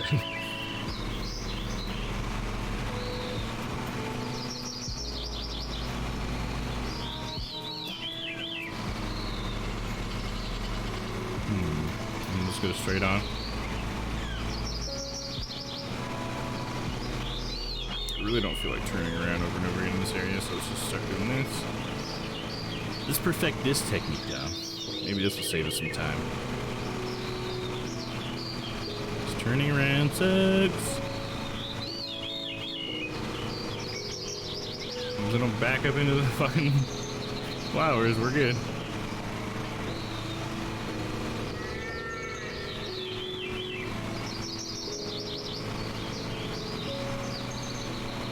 Some people really, really love Avatar. I can see why it is received so well. It's very well done. Yeah, exactly. That's what I've heard. People really, really like it. People of all ages, too. People who've watched it as adults, people who watched it as kids. It's not one of those things that you had to like watch when you were a kid. It seems like even adults at the time when it was being aired liked the show. I remember I was working at Best Buy and there was this one guy who came in. Every once in a while you get like customers at Best Buy who I think they just come in just to talk to the people who work there, to be honest. You know, I don't want to say like they're lonely people or whatever the reason is. It was nice as a Best Buy employee sometimes for those people to come in. This guy really liked Avatar. He thought it was the coolest thing, and I think it was either before or after the movie had come out, but he was very excited about the M. Night Shyamalan movie. And I remember he just talked my ear off about how he was so amazed that it was a kid's show, but he loved it. And his kids started watching it. It was just like the best thing he's ever seen. It was just like, oh, wow. You know, it was like the first person who ever told me that Avatar was that great, too. It was some random stranger at Best Buy. Super nice dude, though. That was one of those better conversations. There's definitely a lot of people. Like, there's this one guy that he got to talking to me, and he was one of those tinfoil hat guys. And I mean, I didn't know, you know. I just obviously walked up to him to try to sell him something. Not necessarily sell him something, but, you know, see if he needed help. And dude, by like 10 minutes later, he was talking about fucking, what was it, like the Pope and stuff and symbolism on his like staff and how that links to 9/11 and shit or whatever. And it's just like, oh my god, what have I got myself into? And I'm like, I mean, I gotta be nice. What if he wants to buy a fucking TV or something? I don't know. My supervisor finally came over and said like, oh, I need you over here or whatever. And then like, as soon as he like got out of eye shot, he's like, man, I saw you really needed that, dude. I was like, oh, thank you. Thank you, Lee. You're amazing. I wanted to kiss him. Get me out of here. It starts a little slow. Okay. I guess that's a good thing to know if I try to jump into that. Probably be one of those things I watched like while I was working or something, kind of in the background. So I hope I don't, you know, do something wrong there. I feel like there's some shows and some things you can't watch in the background, you know what I mean? Like a proper film, I would even say you can't watch, because if it's a, you know, truly using the medium of film, then it should be a story that is shown and not told, I guess, you know what I mean? But there are plenty of things where you just have to kind of glance at it every once in a while. I used to never be able to do that, really. I was kind of the person that was like, all right, unplug the phone, we're gonna watch something. You know, like, I don't want to fucking call, I don't want somebody to fucking sneeze in here, we're watching this shit. And now I'm much more relaxed about that. Usually I try to avoid salespeople at Best Buy. Yeah, me too, that's how I am.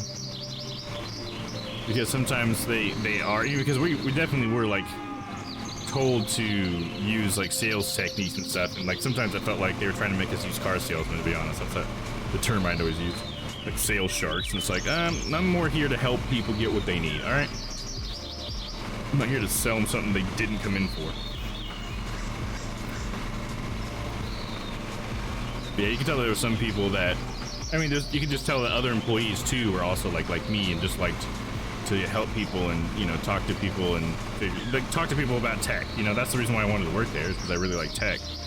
And a lot of people in my life look to me as like a tech guy, so it's like, I mean, this seems perfect for me then.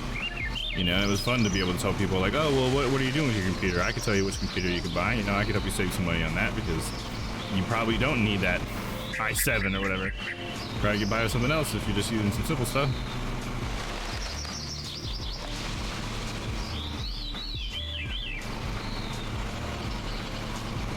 It was cool. I even had a few people tip me a few times, which I always thought was crazy. Like, just for selling them something. It's like they wanted me to get extra money because I did such a good job at figuring out what they needed. And I was like, oh, well, thank you. I'm just glad you came in because I had a good time talking to you, you know, as a customer. It's cool. It's almost like you make friends or something, even though you only see them like the one time. I mean, hopefully you don't see them again, because if you do, they might be returning the TV you sold. Whoops. Shut up, you're watching the movie wrong. Yeah, exactly. That's like how I used to be with that stuff sometimes. I feel like I have like, sometimes I would kid at times and say I have like the opposite of ADHD. I have like attention surplus disorder, where it's just like if someone gets too off topic, I'm like, no, we're talking about this. You know? I know that like I still have that sometimes with certain movies and like certain genres of comedy, I guess I'd call it. Like, for example, John Dies at the End is one of them. I tried to read the book we had like a little book club going at work for a little bit. And John Dies at the End was one of them we were gonna try to read, and I could not do it because it's too tangential. Like half the time the book is talking about something that has nothing to do with what's currently happening. It's just trying to make a silly joke about something unrelated.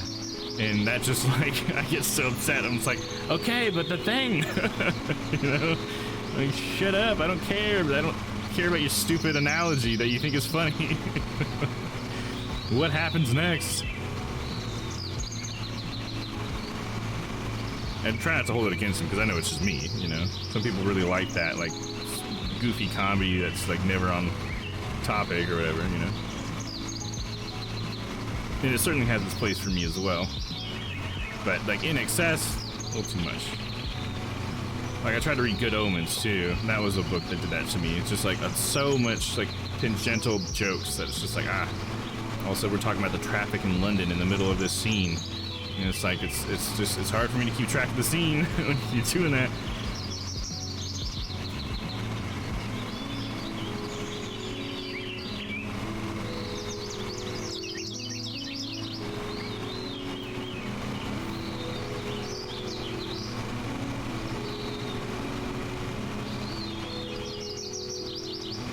This game is just so peaceful,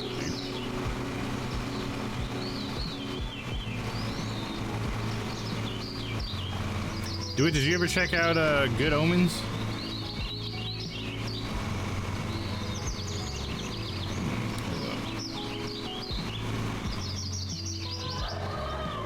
You know, I guess if I think about it, I think one story that was pretty tangential but that I actually liked was I feel like Hitchhiker's Guide is a little bit that way. Sometimes they can be a little tangential, but I actually really liked that one. I think he did like kind of just enough, and it was still like on topic enough. Maybe just felt tangential because it was just kind of wacky, but it all had to do with what was going on, I guess.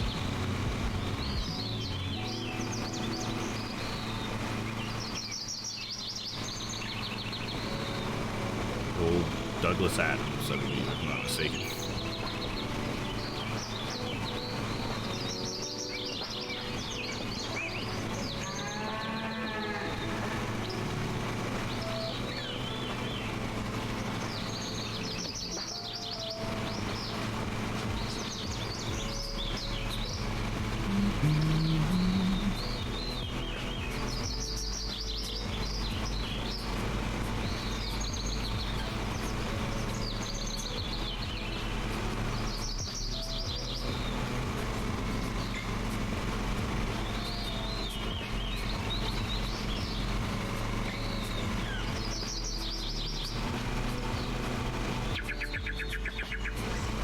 I feel like I'm making some pretty good time.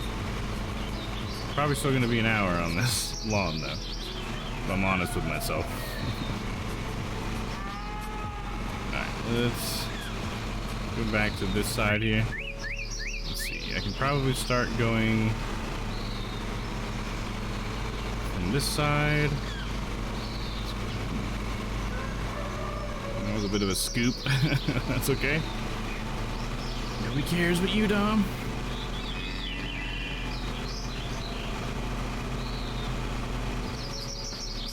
So the one rough thing about playing this game with the wheel is that I can't go into standing mode as comfortably.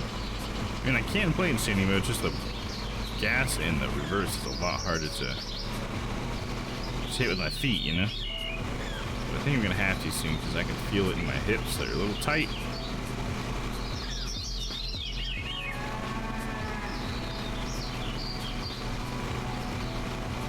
Have that a stretch break, I guess, huh? Probably a good thing to do.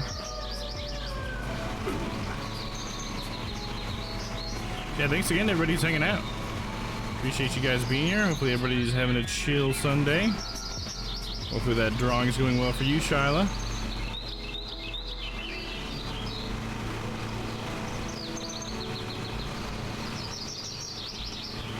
I'm gonna set up for this next pass, and I'm gonna switch to standing mode. Here we go. Do a little stretch. Nope, come on. Come on now. There we go.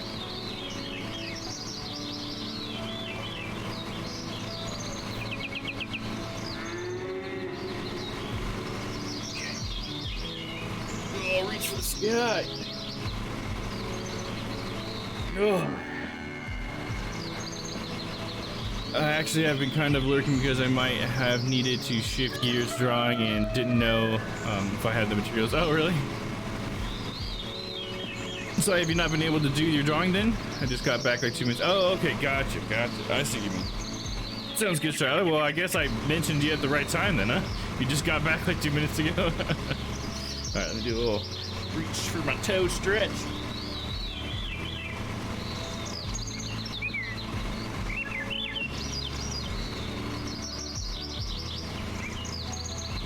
No. Just a good stretch. My hammies. I started it, but I was high and I didn't realize the size was off. Oh, I needed to split one big one into 2 little ones. I see, gotcha. Well, so you're on the right track now then? They're like here. Oh, you can't see my leg.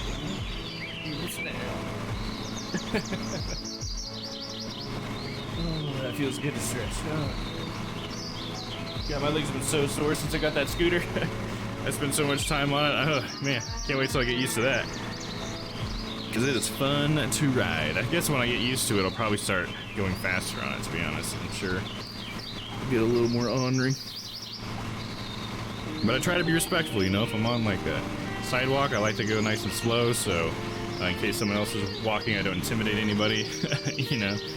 Because I don't necessarily like driving on the street, but it's probably fine driving on the street. I don't know, I need to read the laws, to be honest. The local laws on what the city expects me to do, you know? How fast does it go? Oh, here, let me see. I really like the bird sounds in this game and how they, low-key it is. Yeah, I like it as well. It's been pretty nice. I like the mooing and everything. The ambiance noises have been pretty nice, like in general.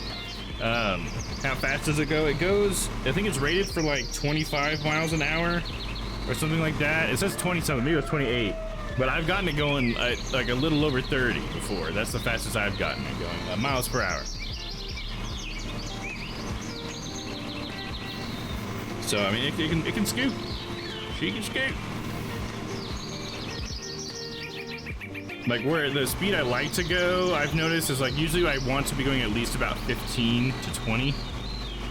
That's about the speeds I feel are fun to kind of cruise around in, but still feel safe enough that I can stop pretty quickly. Because if I go any more than 20, the stopping definitely suffers, and I have to, like, if I really want to stop, I have to start using my friction brake on my back pedal, or my back wheel, which I don't want to do as much as possible, just because, you know, like, friction brakes are wearing down the wheel and the tread's faster, so I'd rather not do that. It's got really nice wheels on it and everything. It's such a nice scooter. It's probably harder to portray it in like images than it is like in person, because it's like a beefy deal. It's like a, you know, a step down from like a moped. You know, it's basically like what I got instead of a moped. Because I've kind of always wanted a moped, but it's just like a little much for me. It's like a little too close to a motorcycle in a way. I like the casualness of the scooter, you know what I mean?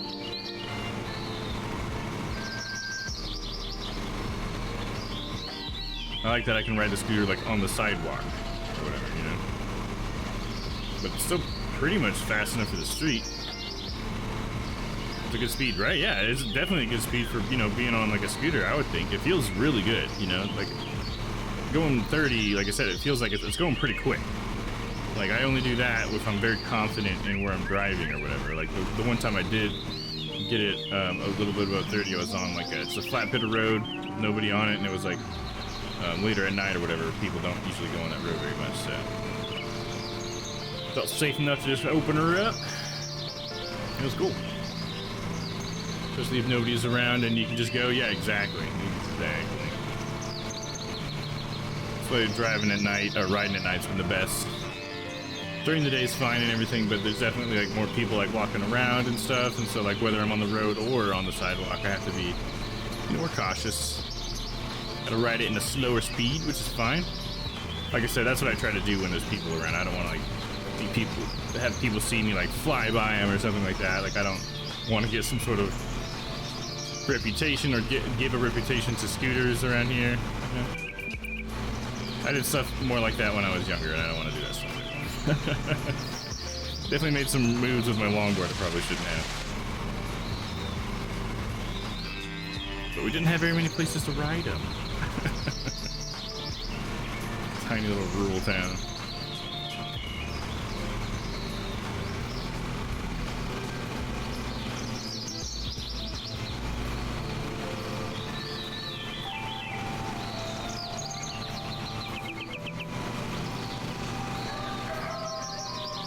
A little bit of a lead foot when I'm standing up, huh?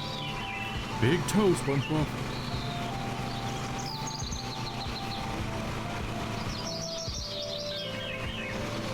Yeah, I remember the first time I brought my scooter out too, I had like all my neighbors that were out and about because it was a really nice night, so everybody's like on their porches and stuff. Everybody's asking me what the hell that was.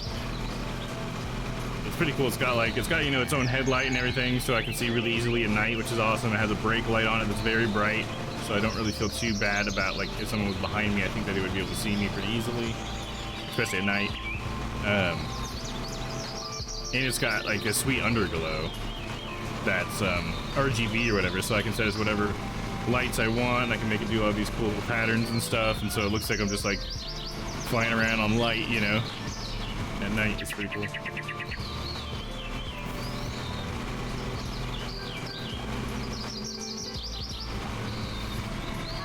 this is gonna be a bit of a rough spot to go back and forth on.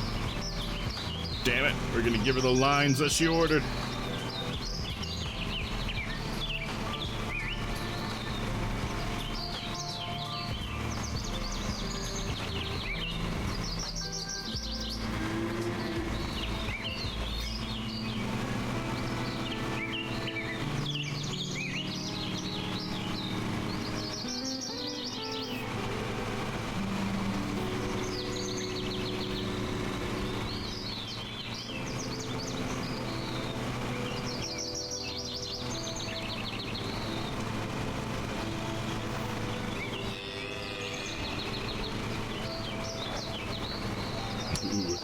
That was pretty close to that freaking flower, dude.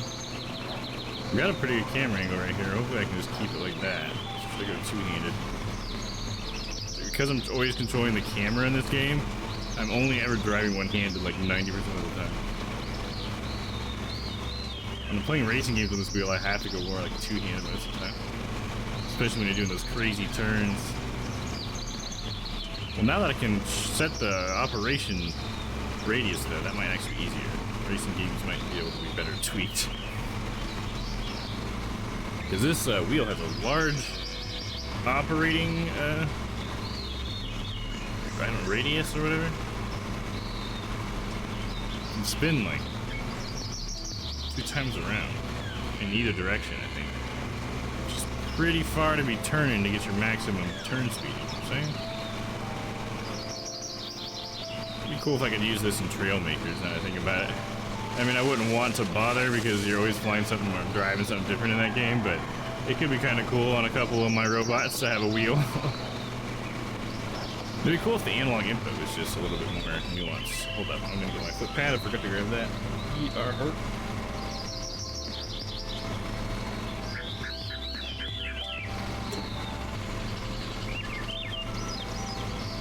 That should help even. Should be able to rest my foot up on there. There we go. Alright, so let's back it up, I guess.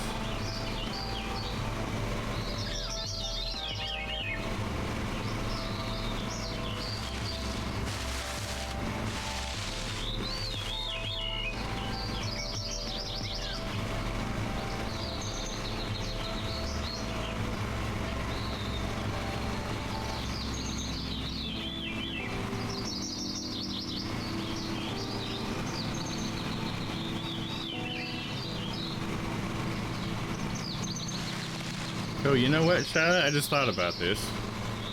I've been meaning to talk to you because I think I found a good picture for that I'd like to commission you to do for of me and my cat. was going through my phone the other day, and I think I found a pretty good picture that could be cool in your style. But I had to ask you because it's got my face in it. So, can you do one with like my face in it as well? Is that gonna be cool? Because yeah, I'd love to do that. I really want to finish my little like shrine to him or whatever, you know, like his little remembrance thing. And I think having your art, and then have like if I can 3D print like a little plaque for his paw print thing, that would be a great way to remember him. Miss that little guy every day. Could try. I've literally never even tried. Oh, really? Okay. I can give it a shot. If not, I can probably find one that would also be cool with just him. But the best picture I found was of me and him. He was just like rubbing his face against mine or whatever.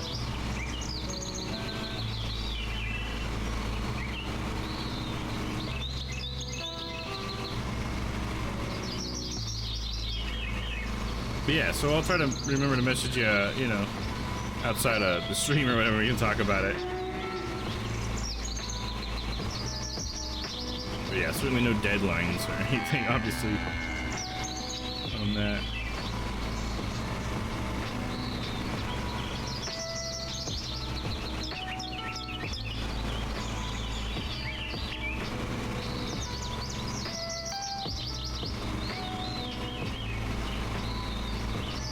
Should send it over? Yeah, for sure.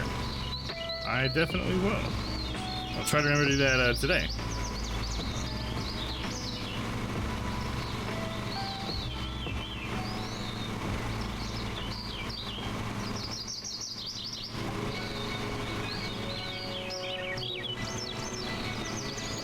Good. I can do a straight cut all the way back. Finally gotten to the other side of this friggin' flower bed.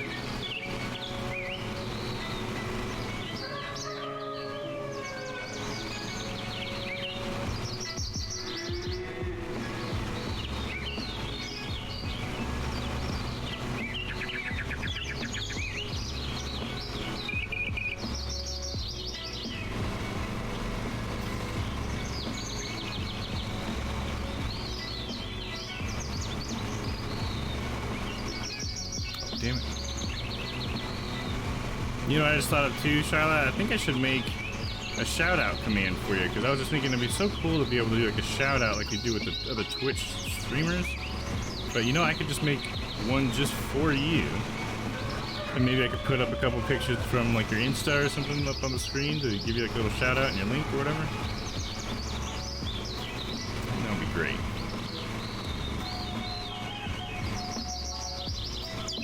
I mean, everybody here pretty much knows you, but we want to make sure that anybody new here gets a chance as well. Gets to see your stuff. You know, you blush? Oh. Well, I think it'd be cool, you know? I like to try to support everybody in the community and everything. I know everybody loves your work, so why not?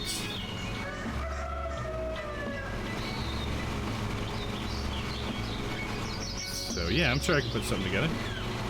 That's sweet. I think I'm going to, also going to try to get business cards when I get paid for this commission. Oh, nice. Yeah, there you go. Very cool. Back and forth seems to be working pretty well. Oh, shit. I say that right as I miss an entire fucking line of grass. It's hard to make sure the wheel's in the right spot.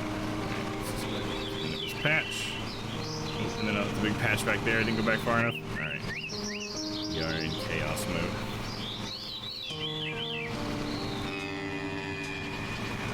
Chop it up. There we go. Over the freaking flower stop. 91%. We're almost done. And much more after this, I guess. That'll be another, I think, 400 in the bank. Hopefully I didn't run over anything. I think maybe I ran over one flower. I don't think I ran over any flowers, actually. Not this time. That was the last one.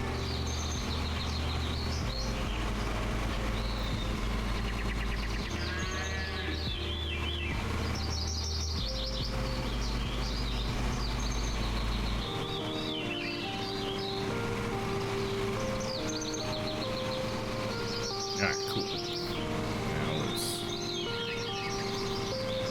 find the rest of it. I think it's just right over here, right? Yep, there we go.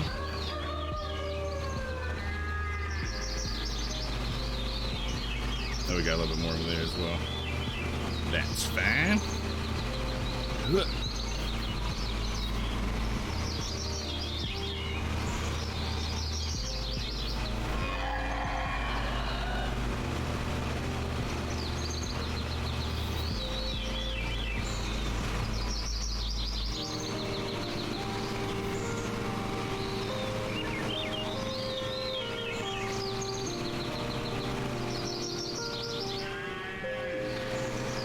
Almost done with this little patch here. Maybe one more swipe.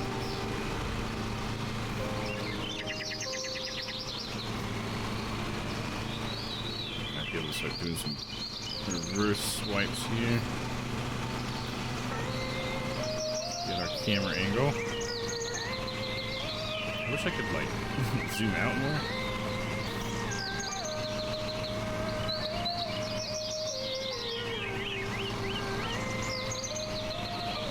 I don't have that guiding wheel. I feel like that's what's hard about it. My front wheel is usually my guide wheel.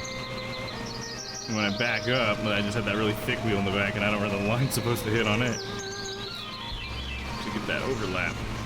Something I get better at with my backing up mowing.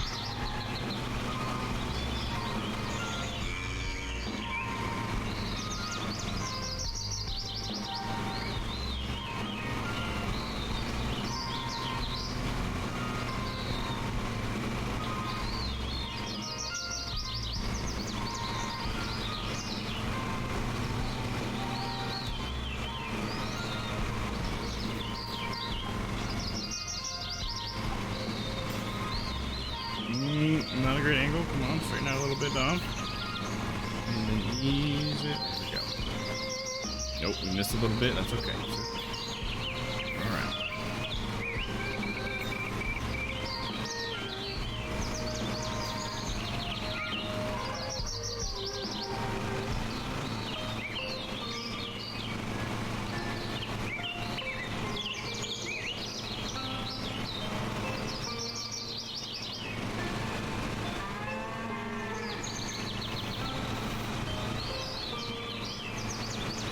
Is 97.5. That little tuft I had.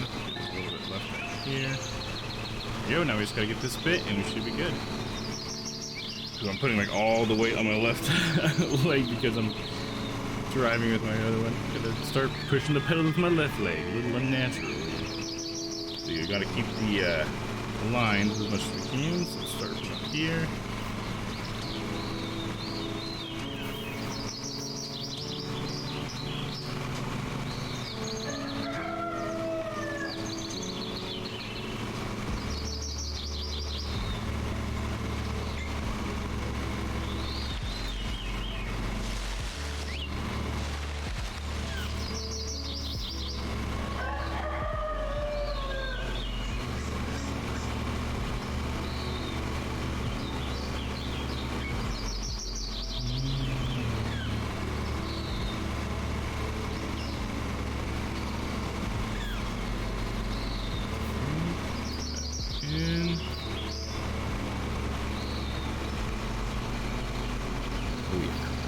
Some of this.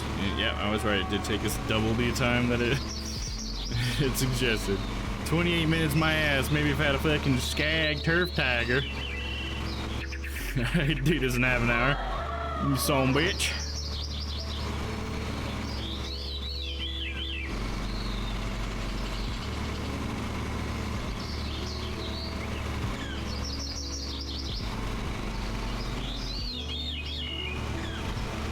Cutting complete. Oh, it's not. Look at that. I don't care if I leave this huge patch of grass. The problem when you go with by percentages. And like 0.2% is a big patch of grass. And there we go. Turn off the blades. Lift the deck. Let's go dump our load over here.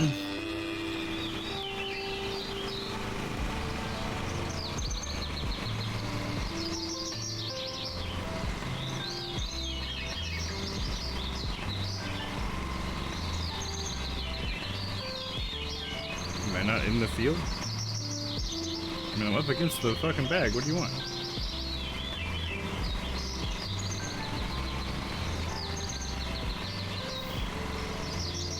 Come on, yeah.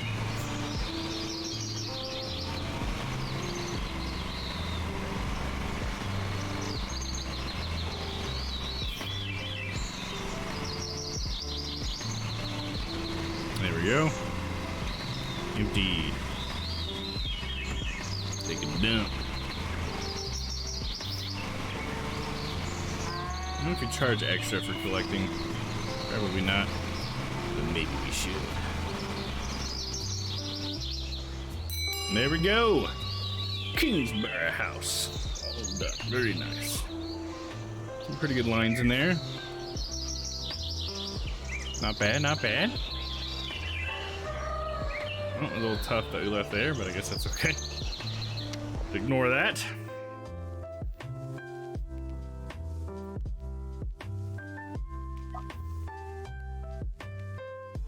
Made 383. So I just had a collision. I had to pay for it. £1.25. Okay. Weekly report. I earned $3,629 in a week. And I lost 184, or I should say pounds. My bad. There we go. So I still need more money. Need 8,000, I think, for what I wanted. Oops, not what I meant to do.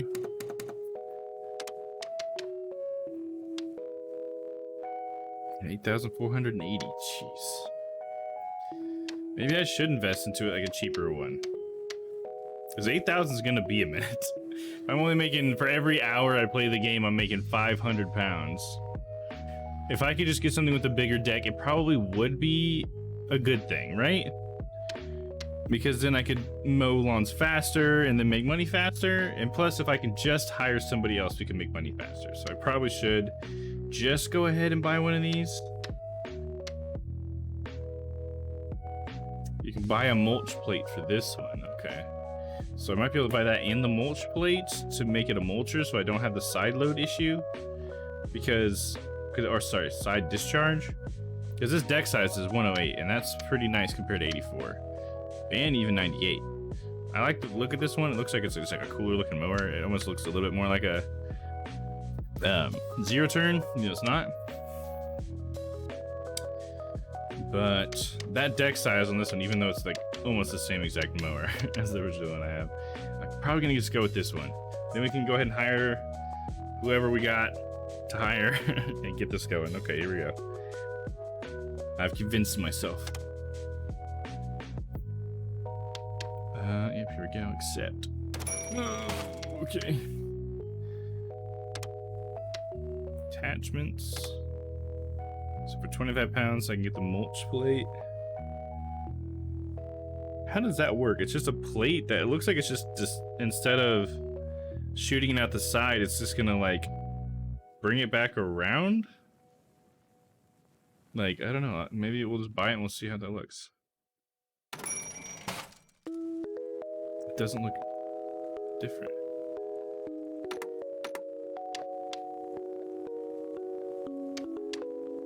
Is it equipped?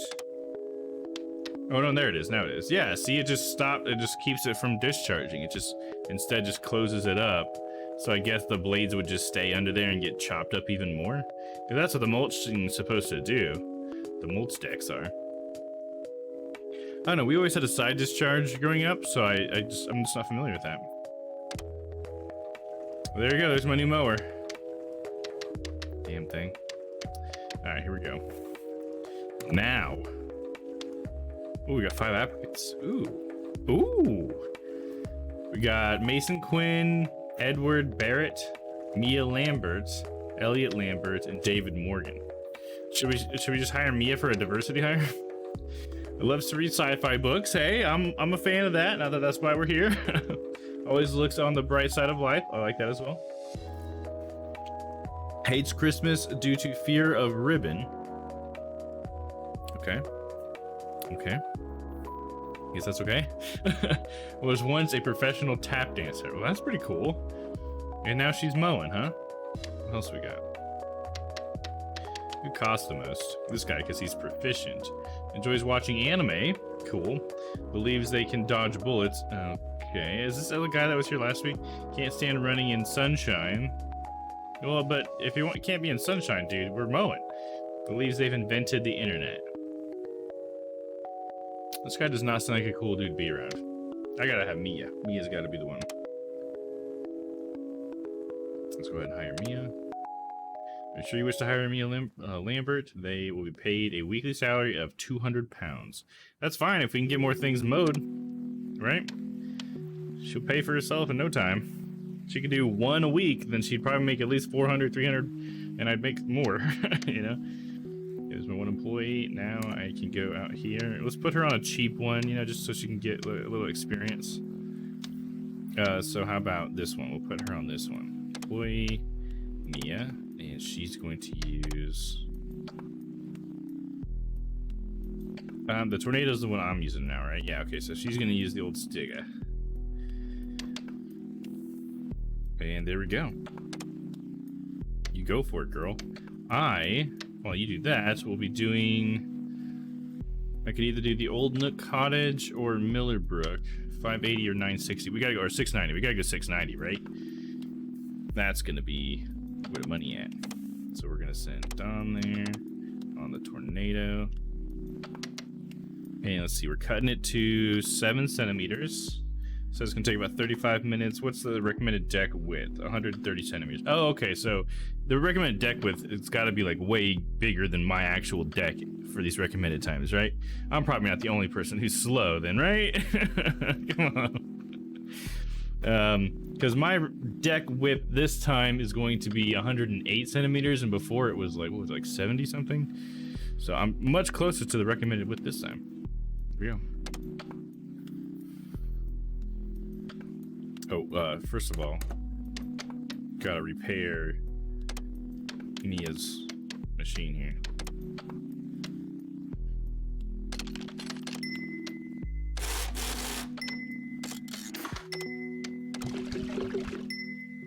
Okay, hers is good. Make sure the Tornado's fine. I'm sure it's fine. Yeah, it's fine.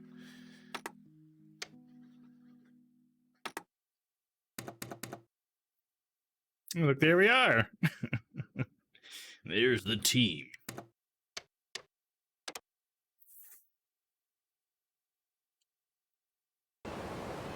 So if all goes well, and by the time I'm done with my lawn, she should be done with hers. Then I should make an entire 1,000, right? For today? Because of my 690 or whatever, plus or like 300 and something or whatever, it should be pretty freaking close. Alright, here we go. New mower, new me. Got 6 objects I left out there, dearie. They're painted eggs, just for you.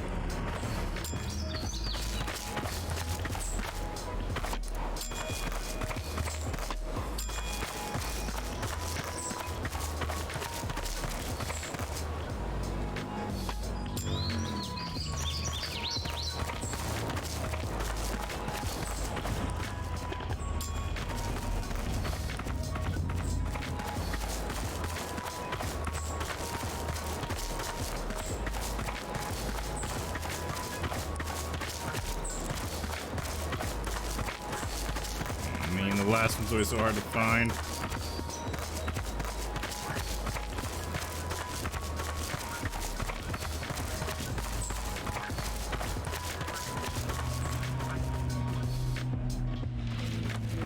I got one more object. Where is it? There it is. Nice. Got it. Now to Zamoa. Alright, let's turn this baby on. We just bought this baby. How she do? You're going to 7 centimeters, I think, cut height. Check that, right? Yeah, 7. And then we got it turned up, and yeah, we're good to go. And then we pull away. All right, new mower. Let's do it. Go ahead and get our buffer zone cut. Quieter. I didn't even hear this thing start up. The one bad thing, or the one thing that kind of sucks about being on a wheel, I will say, is that I don't get the feeling of the blade starting up. Because when I'm on controller, it has vibrations in the controller. and you can actually feel the blades go. It's like pretty cool. I love haptic feedback.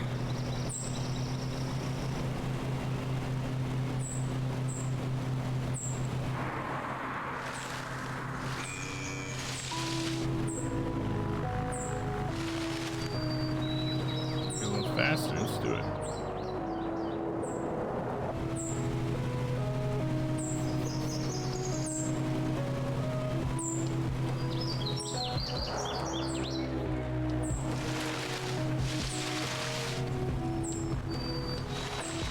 I think one of the great things about the zero turns is the fact that the motor is in the back. So that way, like, you can see the entire deck like ends and like where the mower actually ends. So just hopefully drive right up to something and you can cut right up to where you drove to. That's one of the benefits of it. You know, this big ass motor in your way that isn't sitting above a blade.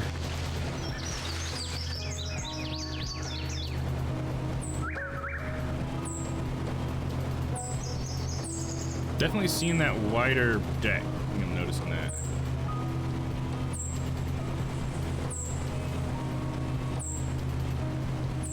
It's definitely gonna have to change where my alignment and how that works, because it doesn't end at the wheel like the last one did. Actually, the wheel's a part of the cutting area, so we'll probably have to be driving right on the line. Back up with that.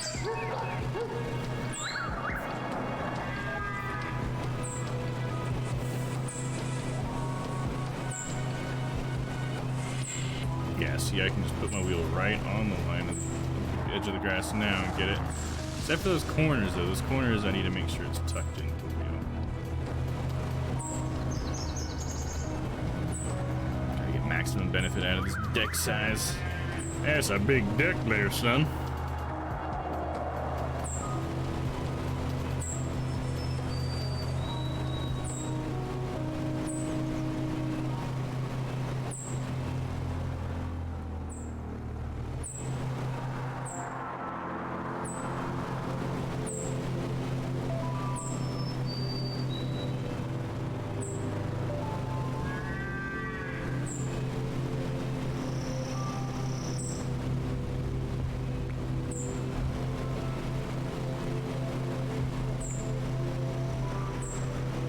Yeah, I'm liking this new mower. I'm definitely not regretting it. I just really want a zero turn, I think.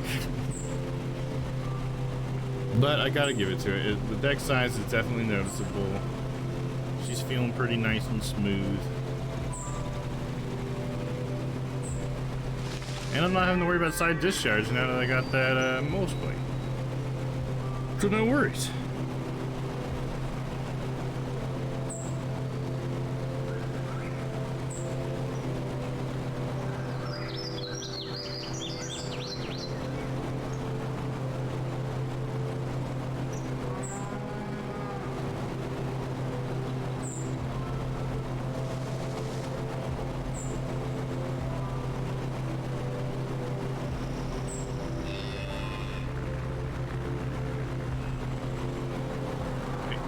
Third pass. Yeah, this mower is a little bit bigger than the last mower too, so I'm definitely gonna need 3 passes for turn radius here. Pass number 3. Fuck. Keep fucking up the corners. It's my bad.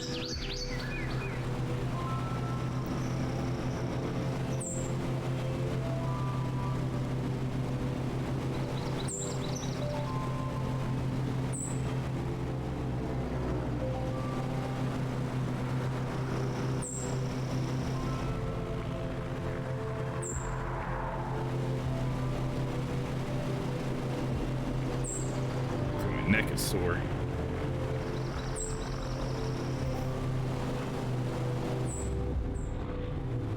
Yeah, see, that's still a good thing. Turns are going to be harder in this guy, I can tell already. There we go.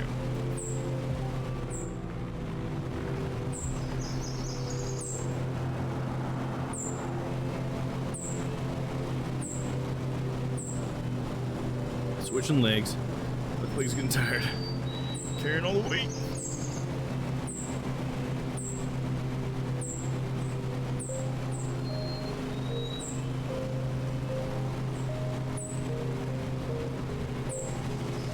Let's see if we can't cut around this maybe while we're here. Since we're cutting so close to it already. Dude, this is a weed whacker situation right here if I've ever seen one. Get the old whacker over here.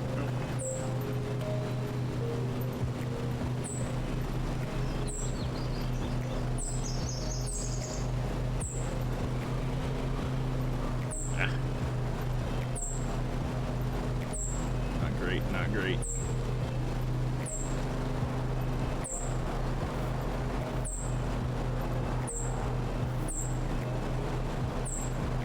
It's hard to get up in here with this big ass mower. Push over the grass just a little bit. There we go. Let's see if I can't do a nice sharp turn here. Nope. Back it up a little bit. Try it again. There we go. And we've got around it. Okay. And let's go through here.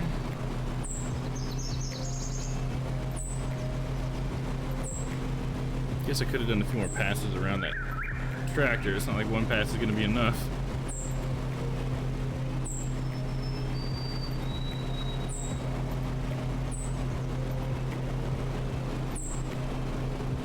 Just gotta take this turn a little wide. Shouldn't leave any mess behind. Ah, yes. Water trough.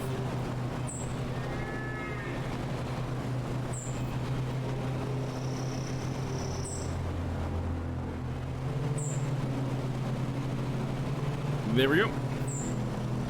Alright, now we can mow around a few things like that tree right there.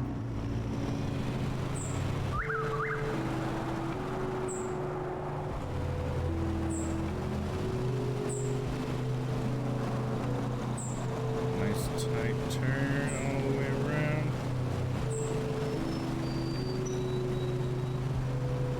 Oh, going a little bit far away from it. That's okay. Okay, I'm gonna have to like stop and back up here.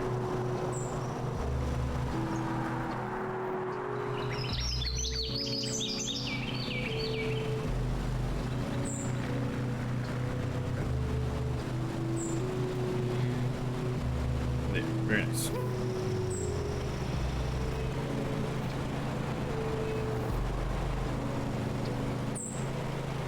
That's a nice little circle there, even if it's not directly around the tree. It does look pretty nice. Okay, we have the blades off. Yeah, blades are off. Let's go handle that trough over here real quick.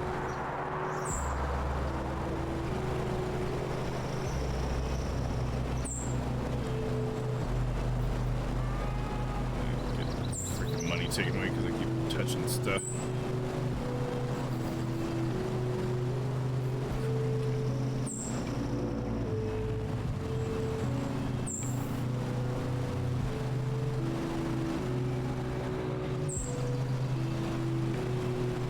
Okay, turn the blades off. Let's just get right next to this thing and just cut that tuft of grass.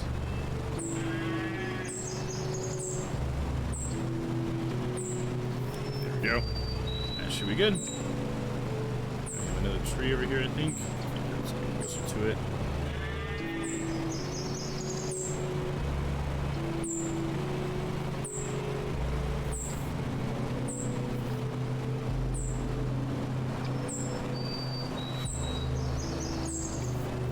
Let's just keep doing it. Let's just make a nice circle, even if it's too big. That's the radius I have to work with. I need to get used to it.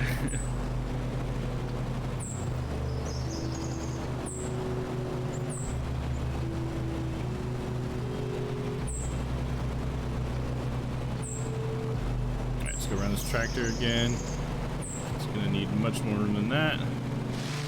Just this side.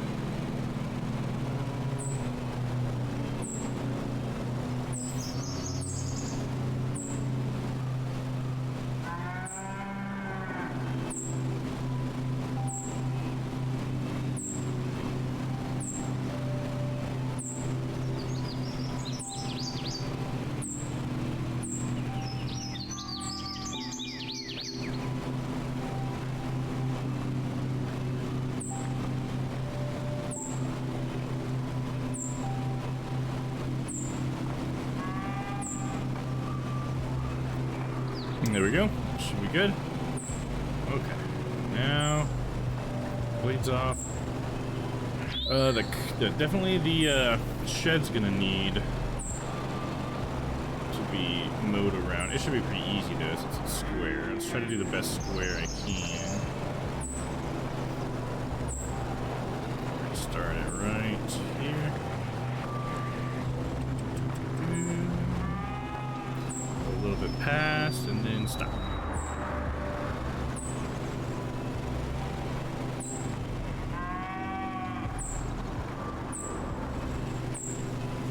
It's on.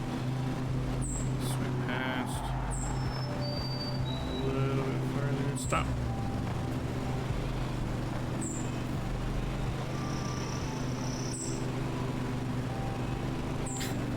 The lines in the grass don't look great, but it's okay. They'll be chopped and nobody will know that they're there anyways. Past. Stop. Forward. Back. Back. Okay, chop chop.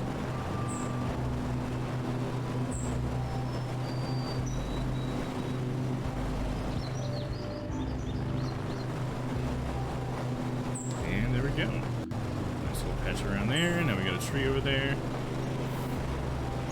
Did pretty square. Did a pretty good job. Okay, it's gonna be a pretty wide turn I'm gonna have to make, so let's just go ahead and start it with the expectation of it being wide anyways. Commence turning.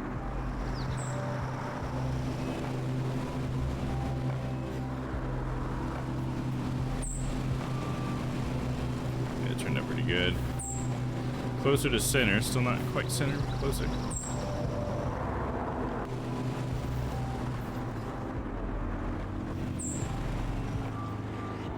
Okay, looks like two more things this tree and then that feeding trough, and we're good. Okay, wide turn again, anticipate it. No, no, it's not gonna be a good turn at all. Off to the side of center, that's okay.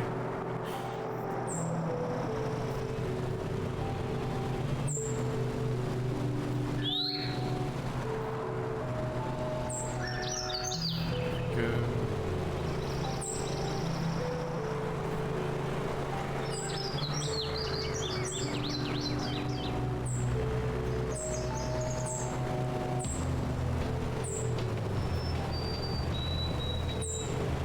Back it up.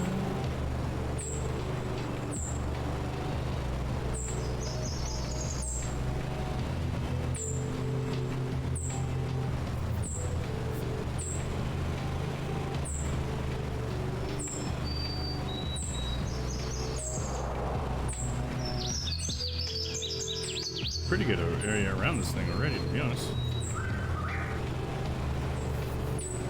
All mud. There we go. And we are ready to start our line somewhere. Let's take a look.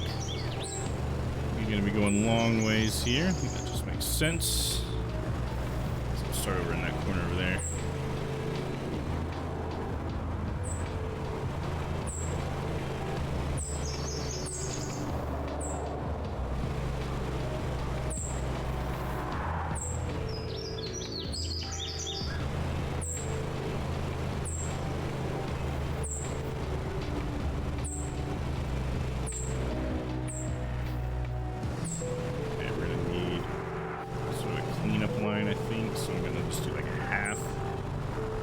Deck with this first pass because I think it's going to be a little wobbly. Try to get it as straight as we can.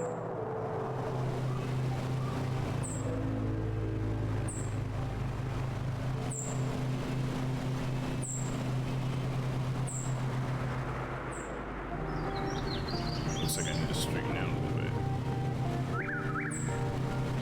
Back, straight back.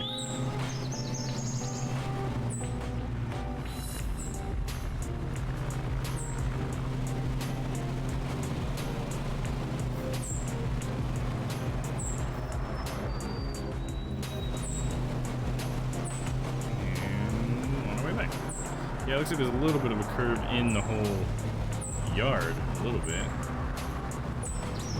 Like where that big bush is, it's kind of hiding a little bit of a turn.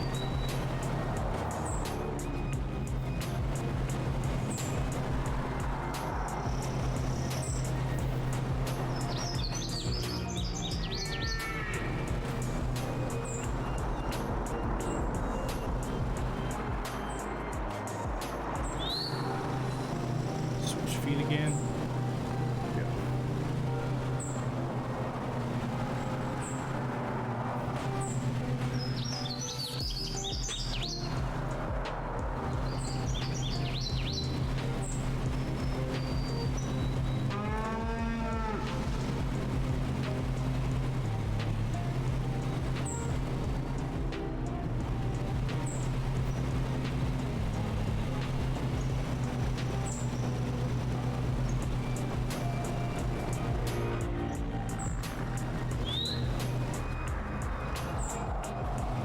Mia better be doing a good job on her fucking lawn. Better not be running all over all the flowers. I wonder if that's what will happen. Is at the end of this job, we'll get to see her like report card or whatever, and she'll have like $30 in flowers destroyed or something. I mean, it says she's a journeyman, which is a step above apprentice.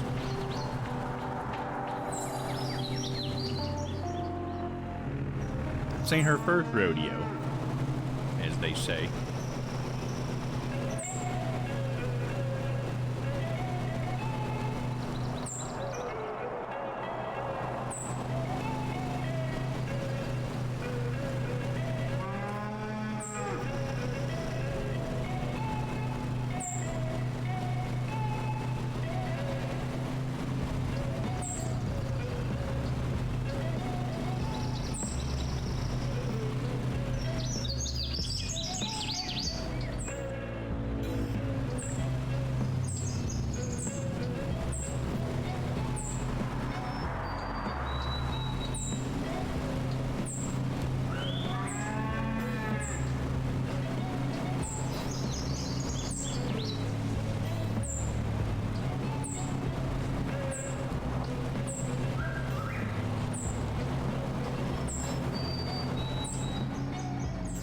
Halfway done with this one already.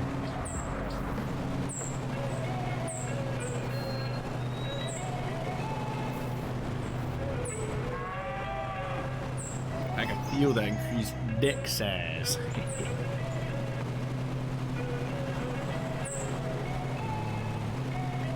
Please be gentle with my lawn. That's a huge deck. Don't you worry about it, ma'am. I know how to be gentle.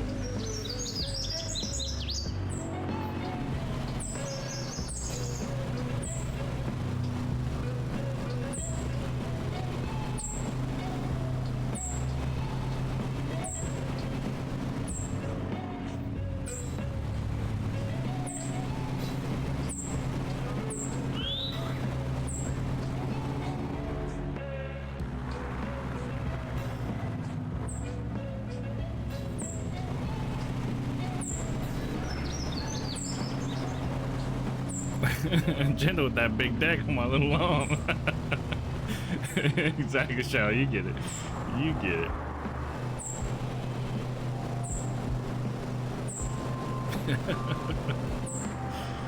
That's some crude humor that I appreciate.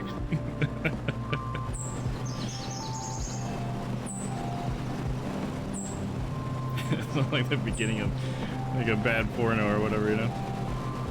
I've come here to cut your lawn. Oh, that's a huge deck. Wow, thank you, baby.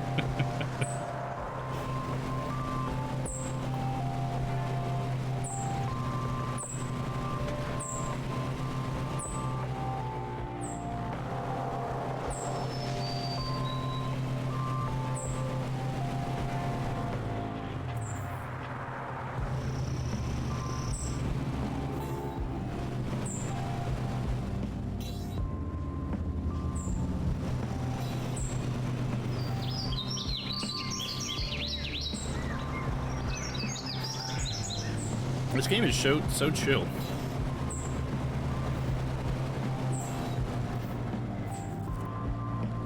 It's like weird the satisfaction I get from it. What? It's like I'm acting like I'm hitting the tree and I'm like a good foot away from it, dude. If I get a collision mark off for that, I don't agree.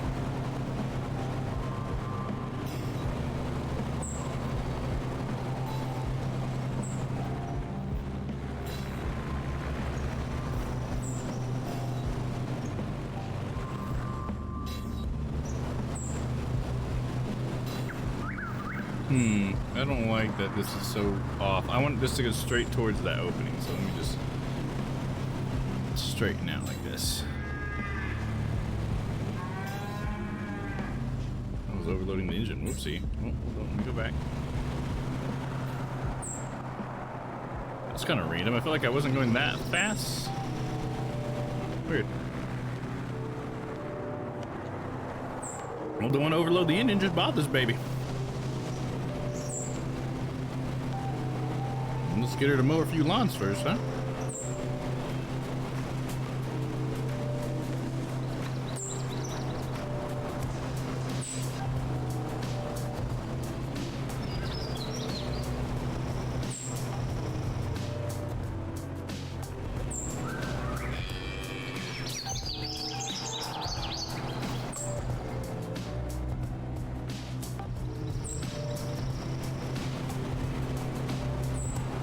All out of lemonade. Get one of my Gatorades from the fridge.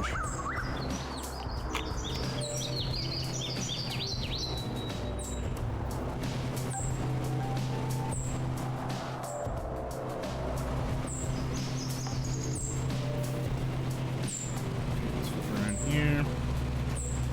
Bag it up. Here we go. This out, get this nice and square for as we continue on for the rest of the yard. Like, I think following this wall over here did not do me any favors because of the fact that it's not straight. Maybe it is best just to start in the middle, you know, so I can say like this is definitely like how I want my lines to go instead of having to like cut next to this wobbly line that I might be like slightly steering towards and not knowing it. You know, unintentionally following some of those lines. Too fast there, Dom. A little excited.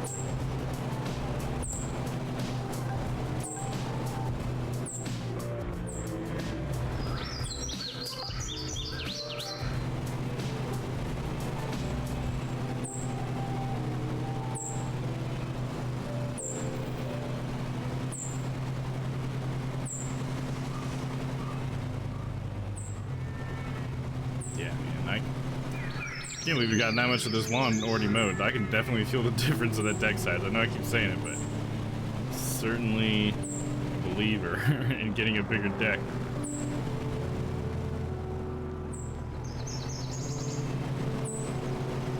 I think it was worth it. I'm gonna be making money so much faster now. Be able to get that skag in no time. Just need 14,000 to get the skag I want.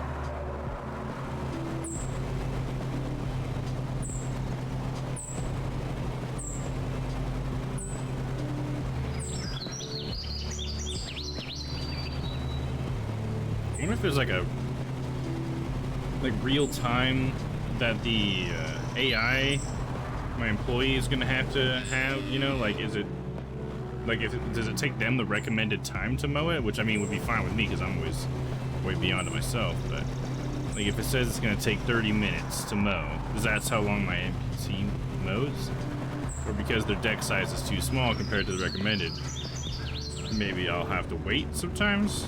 That could be interesting. But I think the thing about it is that every single time I mow, it's a day. Pretty sure that's how the game thinks about it. So every lawn I do is one day's worth of work.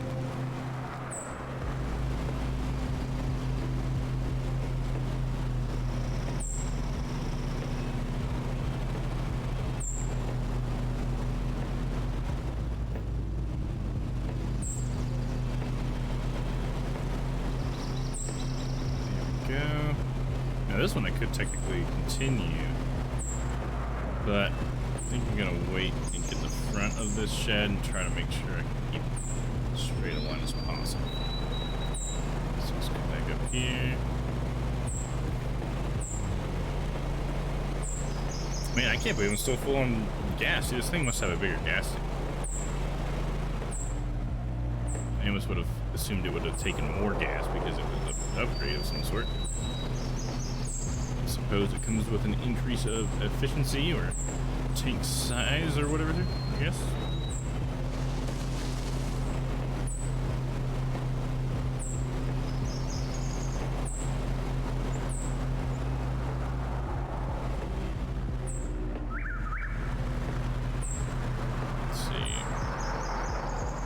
Go ahead and do back and forths on this one.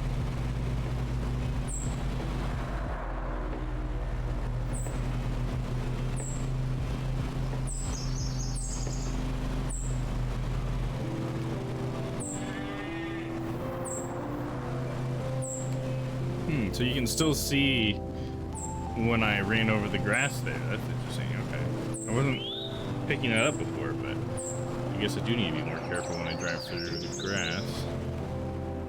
Makes sense if it's already folded down, then when you cut it, it would still have that fold to it.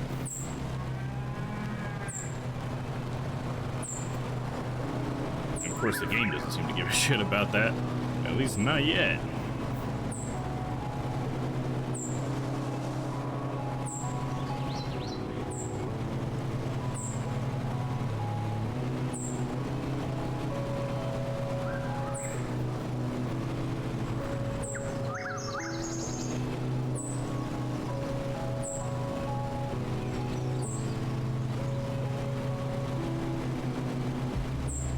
%, hell yeah.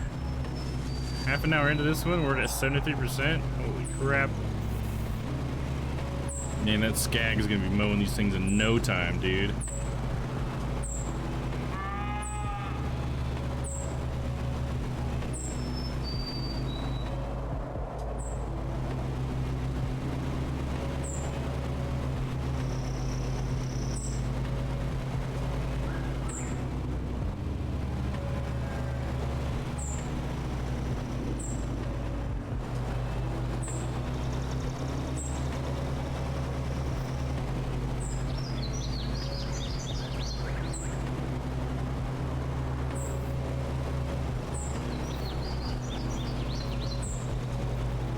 This way.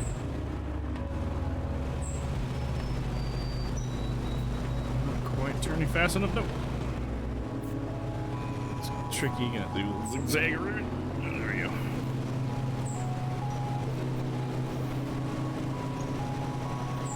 I should have a nice straight line all the way to the back. And I get to do one of those and then it breaks it up again. Another friggin' obstacle.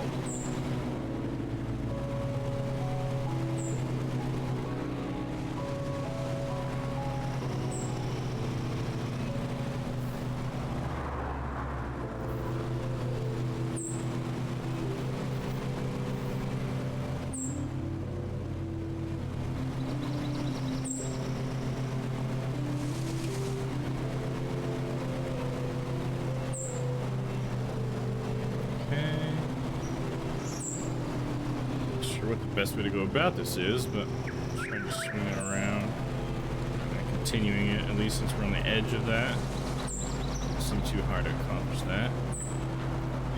Maybe I'll just do this side of the trough and I'll do the other side of that.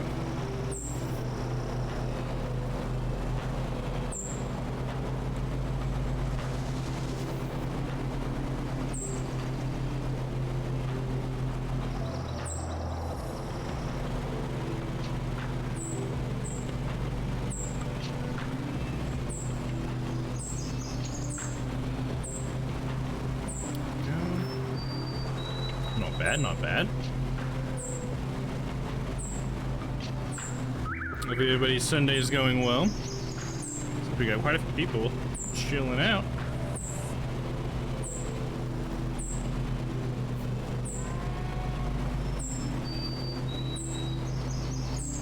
Back in the sitting mode soon. Putting all my weight on either one of my feet is just not the most comfortable thing. Alright, switch feet. I guess now we're ready to go to the back side of the feeding trough. Gosh, we're getting this done so fast. This is great. Way closer to the recommended time.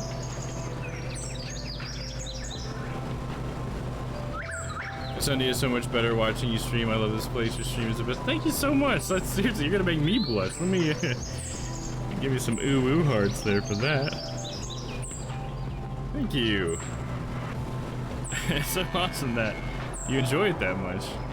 Because I certainly enjoy streaming, so it's so great to know that people do enjoy it. Because I know Dan says some of that stuff as well.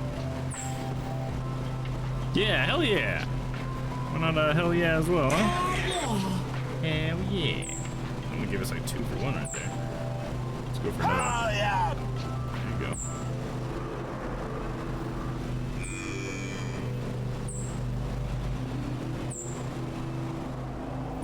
Yeah, these simulation days have been pretty nice. I've been really enjoying this game. It's kind of nice to have another day to do it too, so I didn't have to like take up another schedule day. So you can tell, like, I'd stream all the time if I could. Just like playing games and hanging out.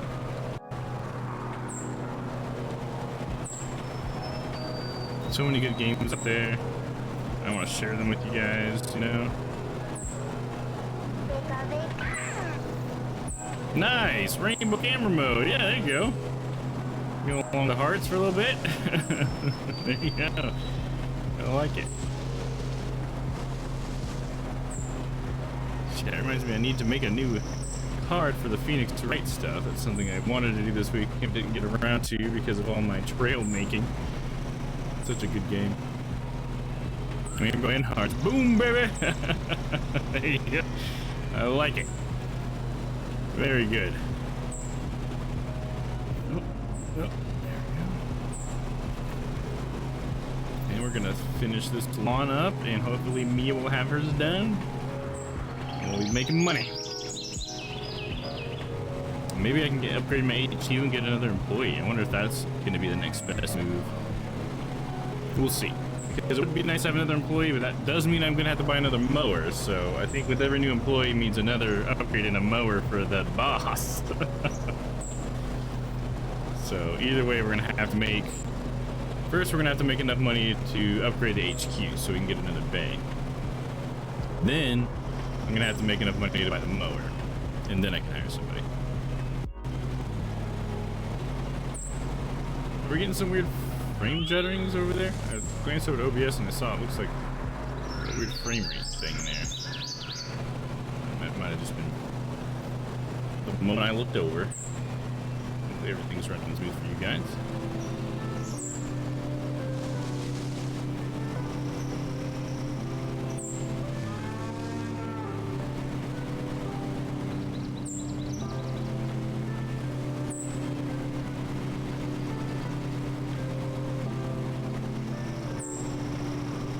Let's go ahead and finish off this little patch right here, shall we?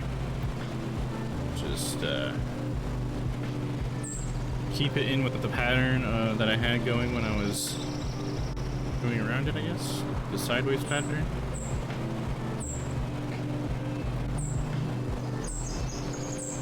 Because one, you know, I'm just thinking about other things that I should have done this weekend when I was thinking about the Phoenix Wright thing.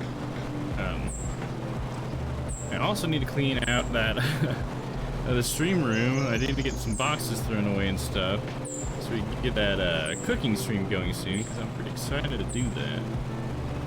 Now that Stella played that 4-hour stream card, I gotta get that going. Just gotta. I don't think the Asian food market is open near me yet, so I think I'm gonna have to source everything online, unfortunately, but that's okay. Just thought it'd be cool to be able to get things locally. All the ingredients should be available online. But maybe, you know what I should do is I probably should just buy the ingredients. I should buy the yuba and the sugar cane. So that once they get here and they're in my hands, I can be like, dude, you gotta use these, you know, especially before they expire, you know, or whatever. And that will help push me to make sure I get all the stuff taken care of. Mostly I need to like reconfigure the entire room because I've kind of moved some cables around and stuff, and so it's not as like set up and ready for streaming as it was last time. So yeah, gonna have to do all that stuff.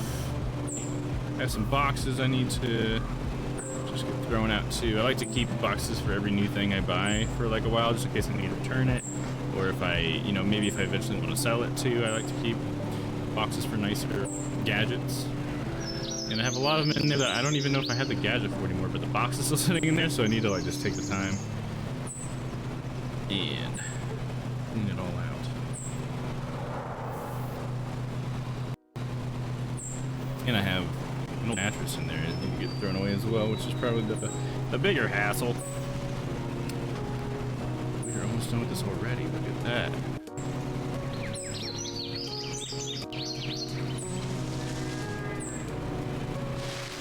That bigger deck stat is real.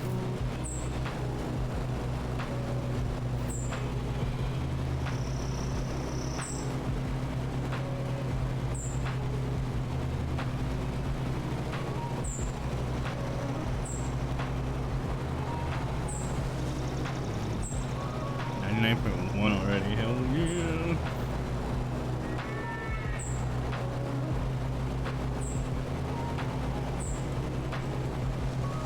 No, we're not done yet. Just tell me we're done before we're done. In fact, there's a tiny one over here that I need to do as well. There we go. Get that, and we'll get this patch, and then we're done.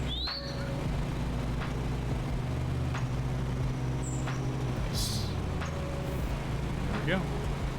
Took me 39 minutes. That's actually really close to the time that they suggested, even with the bigger deck size. I think it was like 33 minutes is what they had suggested. Something like that. Yeah.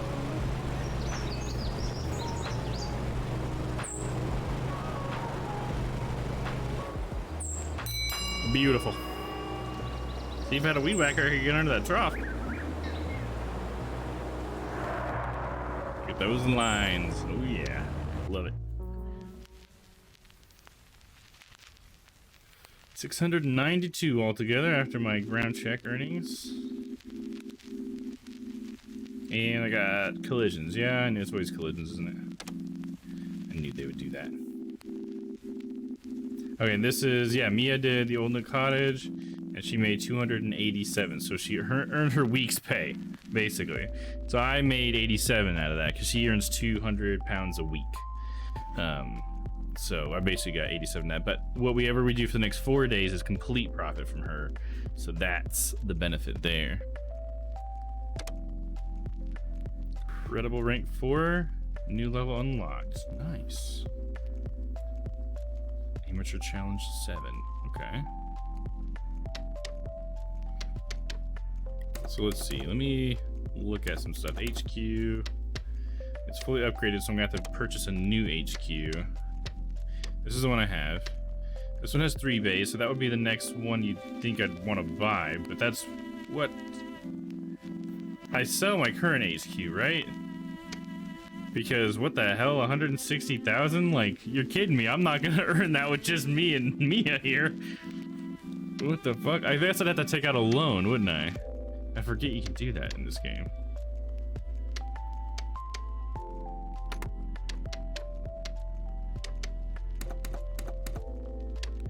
Apply for a loan. I can get a $10,000 loan. Man, I could get that skag. I don't know if it's worth $10,000 though. I need another bay so I could hire somebody, I think. So I would need a loan for that. So I need a better trust rank. Huh, interesting. Right, yeah. Didn't you learn your lesson with school, Dom? Yeah, exactly. I totally learned my lesson with school, child. That's not a JK. You are absolutely correct. I learned my lesson long ago. I do not need this money, especially like 2,500 pounds. Like, what's that going to get me, really? You know, both of these together and the repayment amounts. Look at them; they're so much higher. It's just, it's not worth it, dude. You better just keep mowing lawns, right? Debt equals F that. Exactly, 100%. All you kids out there who aren't listening. That sucks. There we go. So I guess for today we can do another 790. And maybe I can go ahead and put me on this 960 one. Or 690 one. It's like the same one I just did. And then, yeah, that would be good. That'd be good. Good chunk. I'm just trying to think, like, what's the next goal then? I guess I could upgrade a mower, but like, what's upgrading my employee's mower gonna do? You know? It's like they're gonna get it done either way, right? I'm trying to think, what's the next logical step?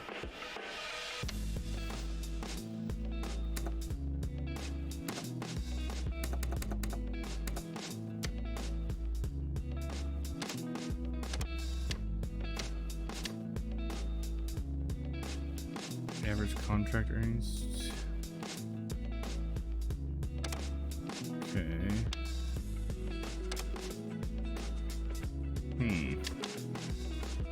Yeah, I'm just gonna send her there and I'm gonna go to the most expensive one. I don't really see any other move being better than that, right? I don't see much else in the game that I can do. The only other thing I could think to do that's even messed with would be advertising for my company, which I believe gives me RP, which is, I guess they call reward points, but it's basically like my experience, which can get me to that trusted rank better to get a better loan sooner. But yeah, I don't know. I'm just confused about the HQ thing. In fact, let me do a quick Goog about it real quick. Because I'm thinking if I buy a new HQ, I gotta get money back from my old HQ, right? Lawn mowing. Buying new HQ.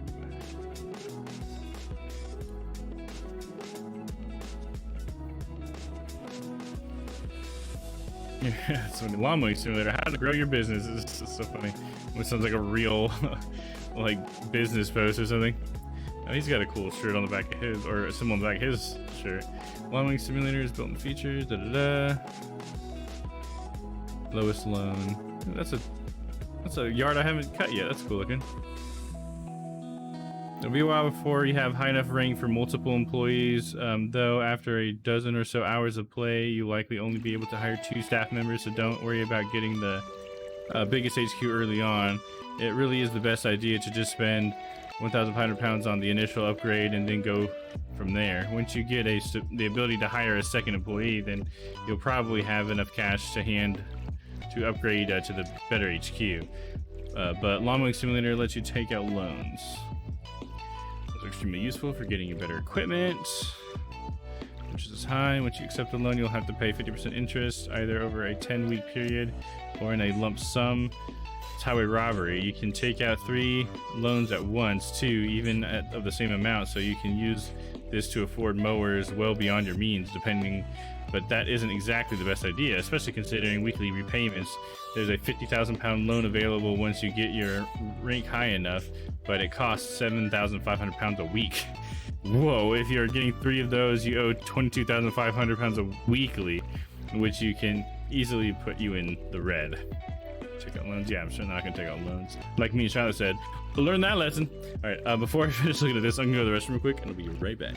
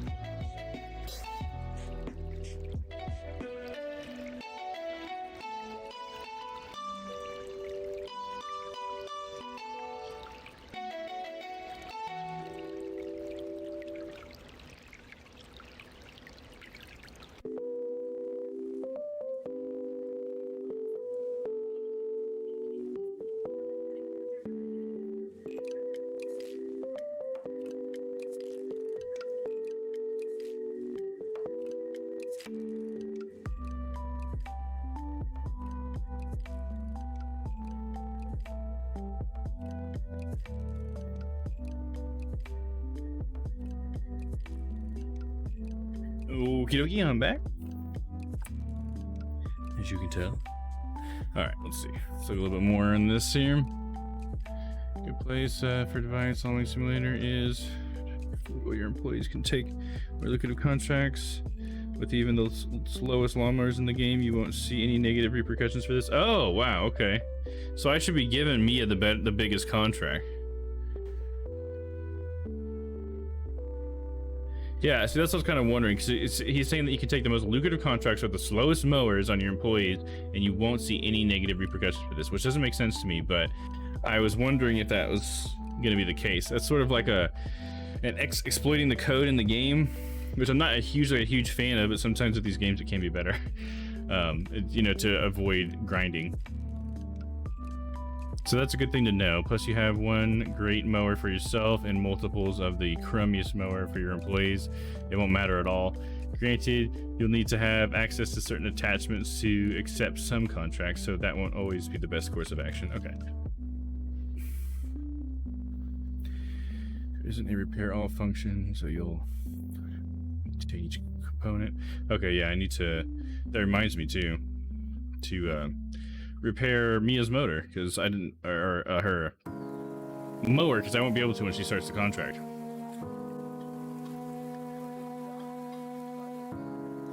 Yeah, this didn't really answer the question that I had overall though, because I'm just wondering, like, when I buy a new HQ, do I get money for the old HQ back?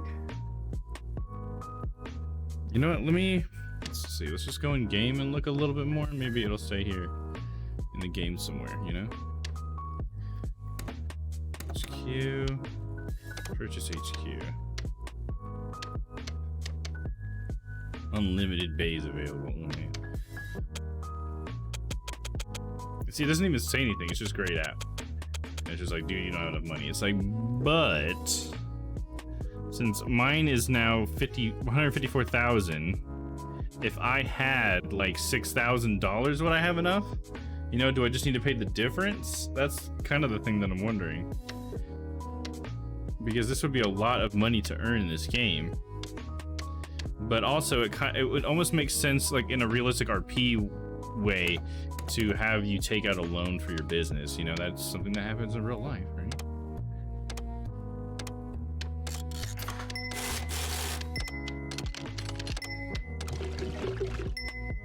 You go, Mia, got yours taken care of. We'll maintenance mine.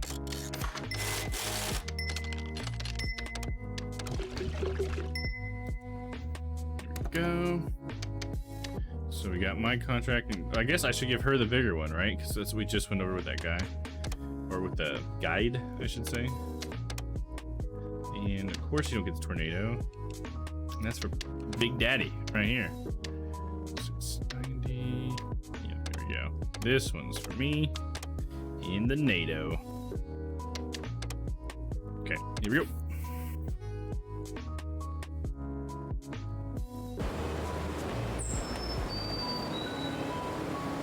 No, man, I just picked the exact same one I just did too. That's funny.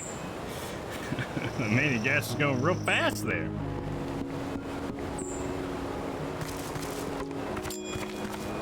Five objects.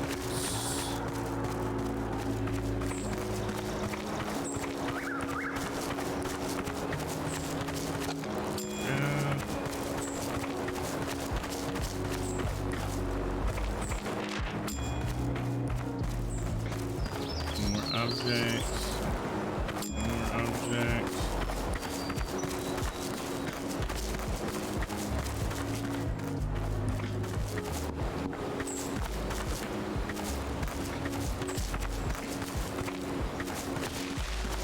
Where are you?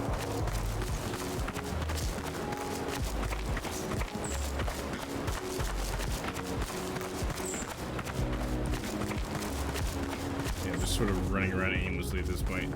Yep, there it is. Got it. Oh, thank goodness. It paid off. Paid off. Okay. Turn the mower on. Throttle up. Set the blade height to 7 centimeters. There we go. And away we go. God, we're pro at this one now.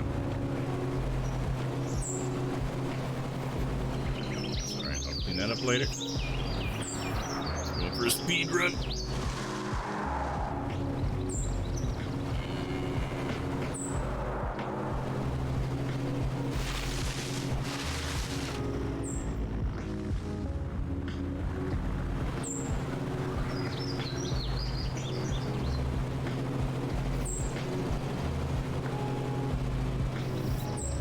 Wide turns.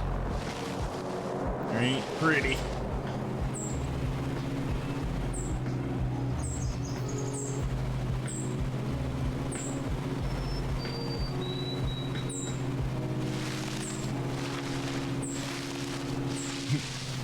What if I did this entire one just as like a giant spiral? Let's try that. Why not? Fuck it. They don't care if I do lines. Let's try something different. Since we just did this one, we gotta try something.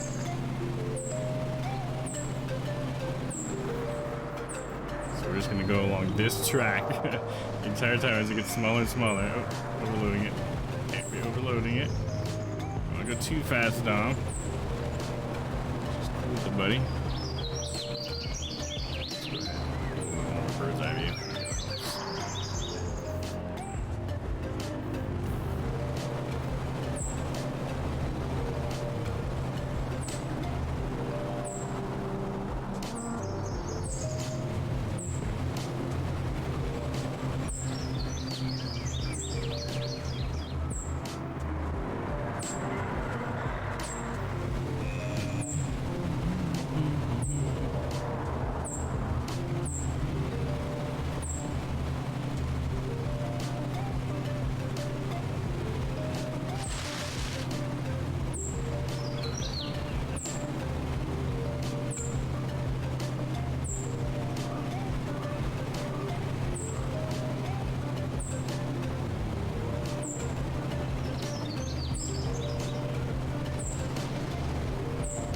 So I guess we're gonna end up having contracts that need specific parts, right? Because I was reading about that sometimes you're gonna need a specific attachment for some jobs. Because some jobs are gonna require maybe like a side discharge, or like a capture one or a mulcher or something like that, I guess. That's pretty cool. Maybe I should be paying closer attention to my contracts. I'm just kind of snapping them up recently, not reading all the details. I need to do that. I wonder if this is going to prove to be a faster system. I mean, you just think about it. You cut out all the times where I'm backing up just to like align myself. Could be a lot faster.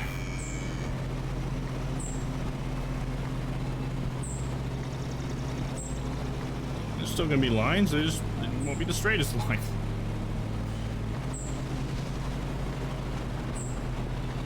Next to it. Shit.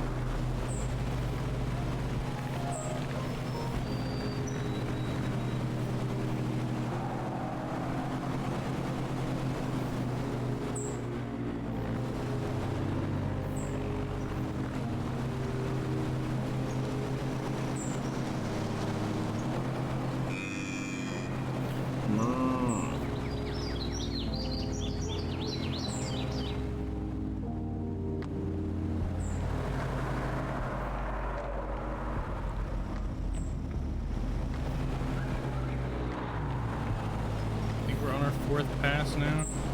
It's like officially the point where I would have stopped before.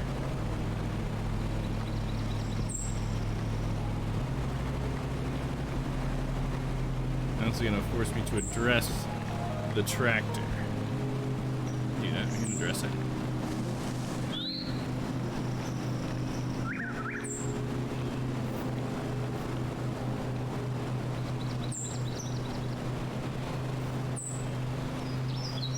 Hopefully that wasn't a decorative little tuft there. Didn't tell me there was a penalty for it.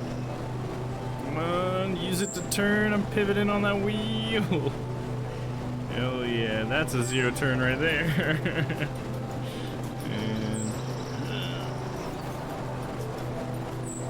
you can get some zero turn action if you got the right conditions. Alright, now we gotta pull away away from it. There we go. And there. Nope. Shit, I didn't mean to run over that one. I think that was decorative. Mobby?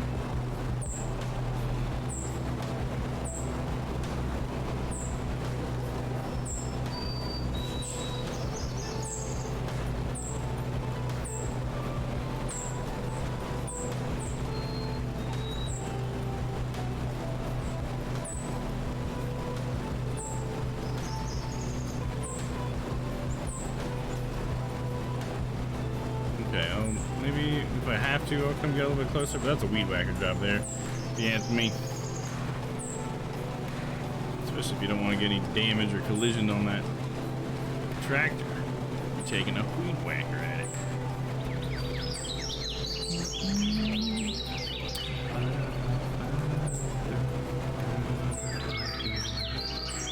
There's an overload spot that I didn't pick back up, so let's just go ahead and get that.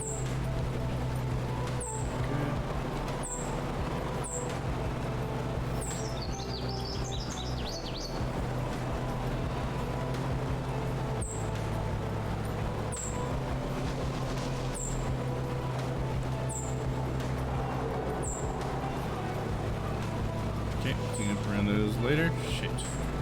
Going too fast. Yeah. Cool, brother.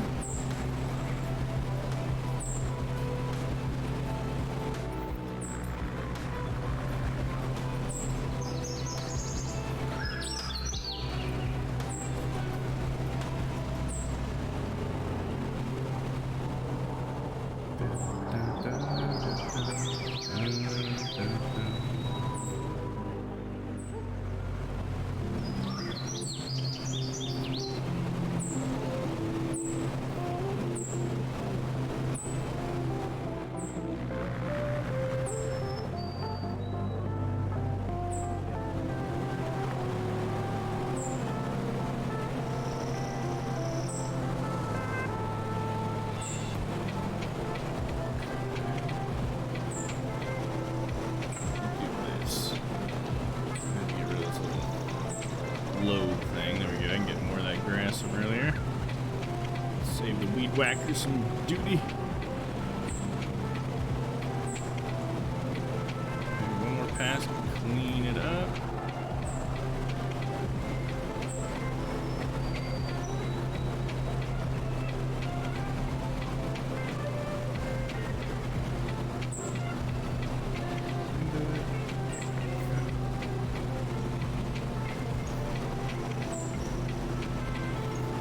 Switch and feed again.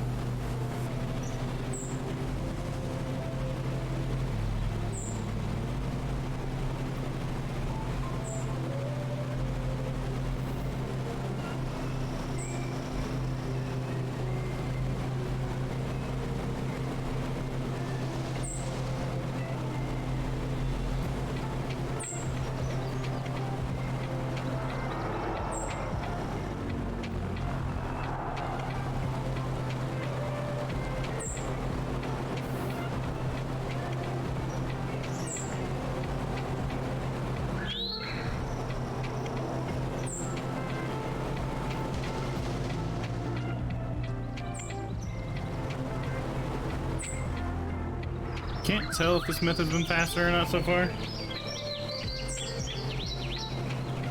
don't know, it's almost been a little bit more boring. I thought it was going to be more exciting than the back and forth, just because it was more like doing laps, but I guess it's because I have to go so slow.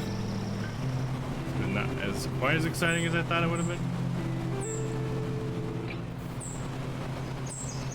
But it's definitely different than what we did last time, so that's good. Already got half of it done, just about 48.5%. It's pretty damn good.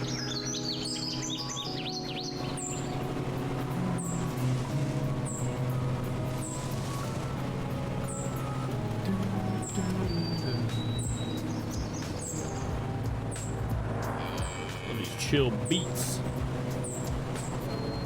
What's wrong with some Harris Heller, man? He knows how to make some chill fucking beats.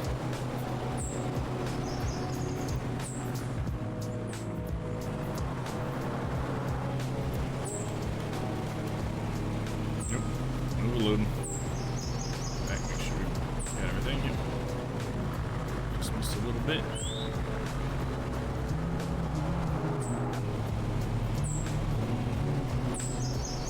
Man, I wasn't going that fast. Fuck.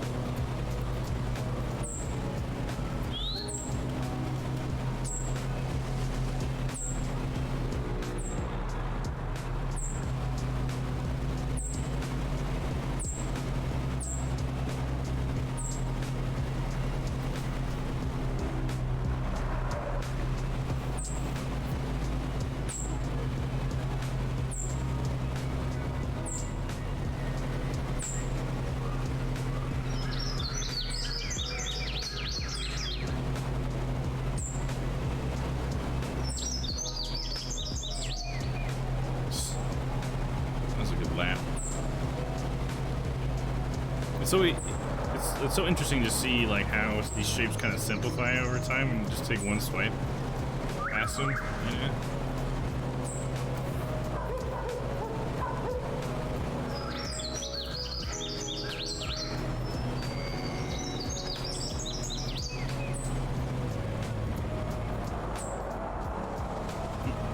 Bag it up. Reloaded it. We're working her too hard.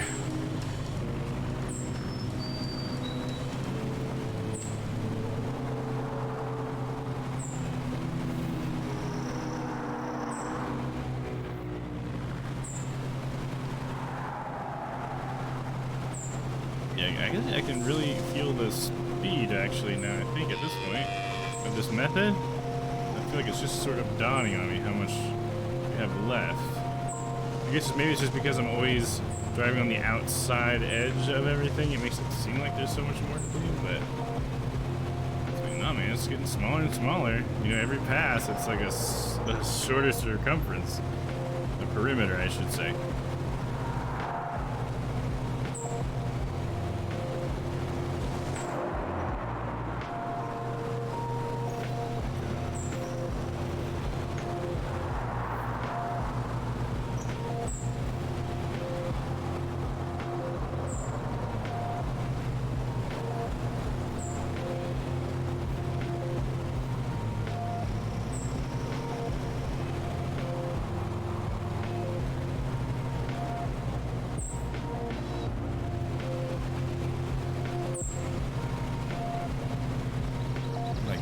That path is so short now, especially since this tractor is here. They pushed it in.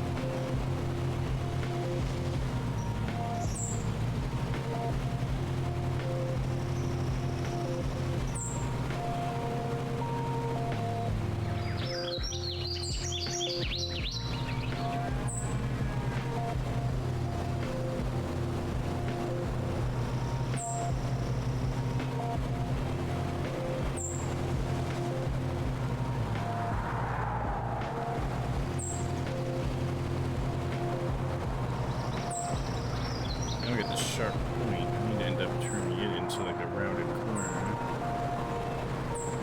or else I'm going to keep cutting it at a sharp point. So let's just give it a couple passes until it's something I can actually turn past.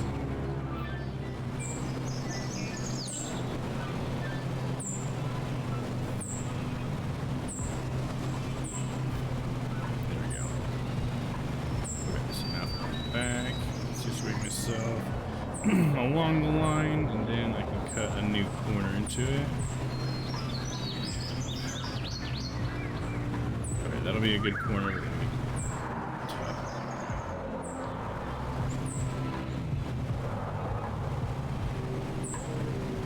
Too fast, down.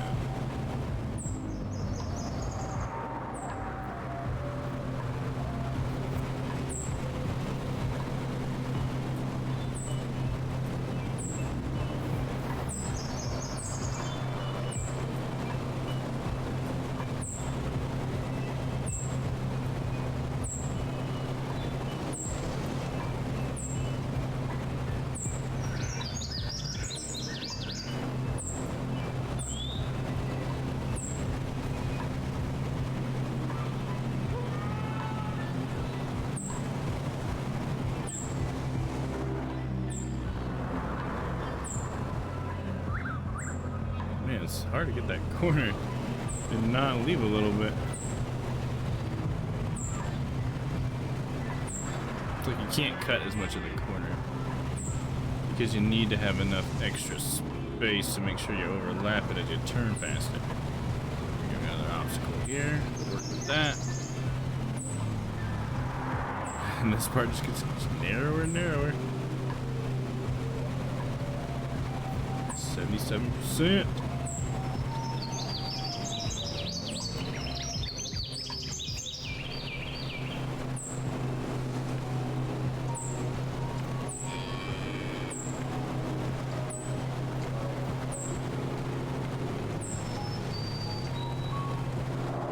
Swing it wide.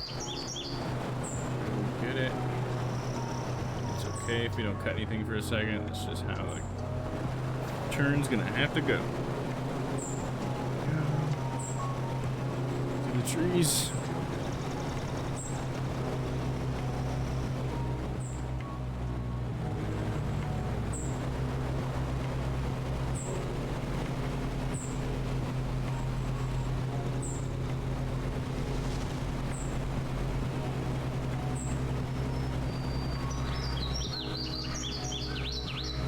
Yeah, those lines look a little crummy, especially on the corners. They're like not even, you know, it's like nice even on the straightaways, but anytime there's a corner, it's just a little weird looking. Okay, I guess I'll let that for now. Like I didn't cut anything on that corner. Last pass around the back of this, too fast.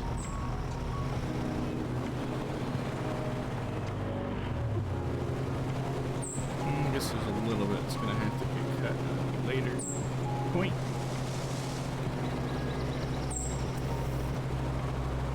Going up on the truck.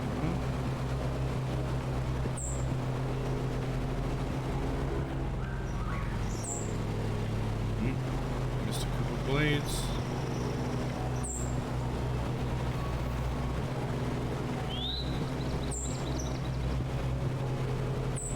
Yeah, we're at 87%, only 17 minutes in. This certainly was a faster method.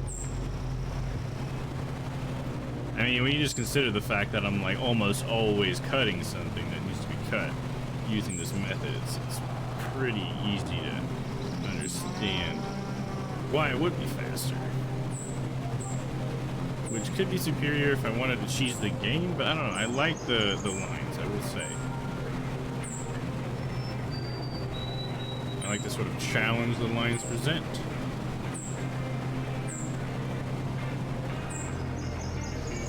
And it just looks better.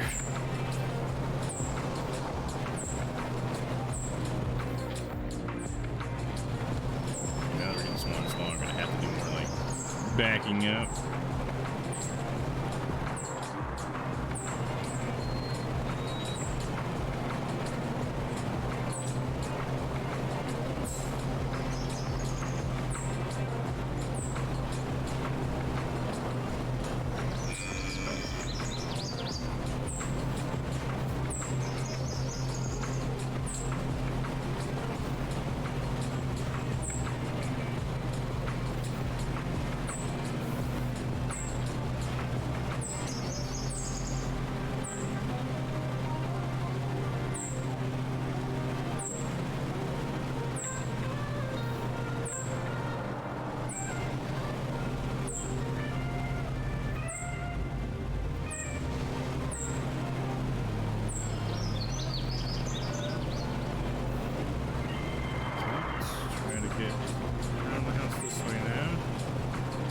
Technically, this is where the perimeter would be at this point. Here. There we go. Go all the way around that.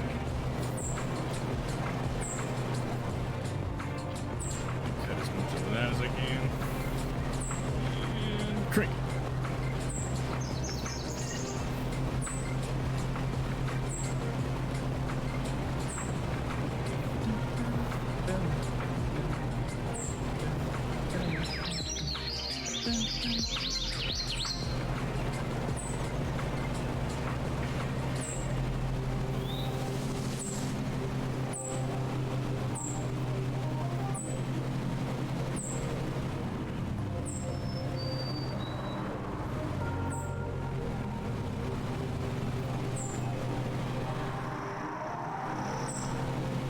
there, 95%. I do like how quickly I got this done though, that's for sure. I beat the time it said with a bigger deck. We need a big old deck.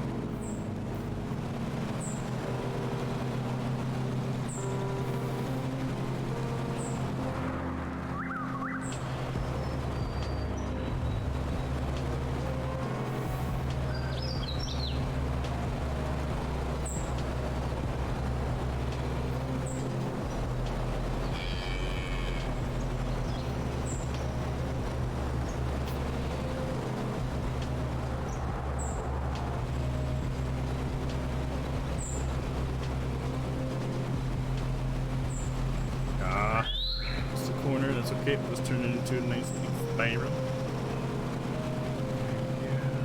Cutting it a little bit by bit. Bit by bit.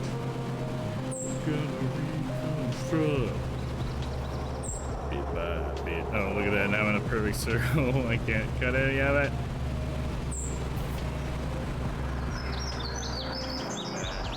Around. Boom.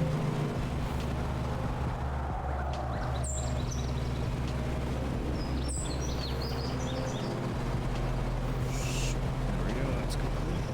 So we got this little bit left. Well, that's still there. I'll leave the rest of my mess here though. Look at all these crazy lines. The lines do not look as nice as they normally do, but that's okay.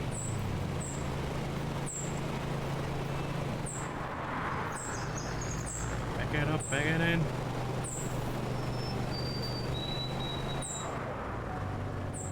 Nice. Done. Yeah, you done? You better be done. I know you had a yard bigger than mine, but you better be done. There you go, 715 for that one. Nice. It's about 5 pounds per collisions, but that's okay, because basically my ground check bonus pays for that. Mia, she had also collisions. She had 5 pounds in collisions as well. Didn't get the time bonus. Mia! What was the other stream service you tried for a while? Is anything new with them? Glimish is what it's called. And do you want to go look at it? Should we go look at it? I haven't been there in a while, so I'm not sure. Let's see.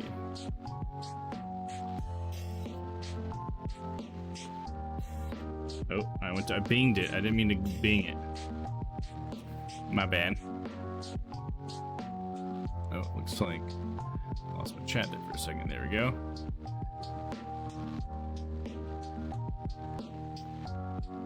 Tried it for a while. Yeah, right. We're asking if I had tried it for a while, because yeah, we did for a while.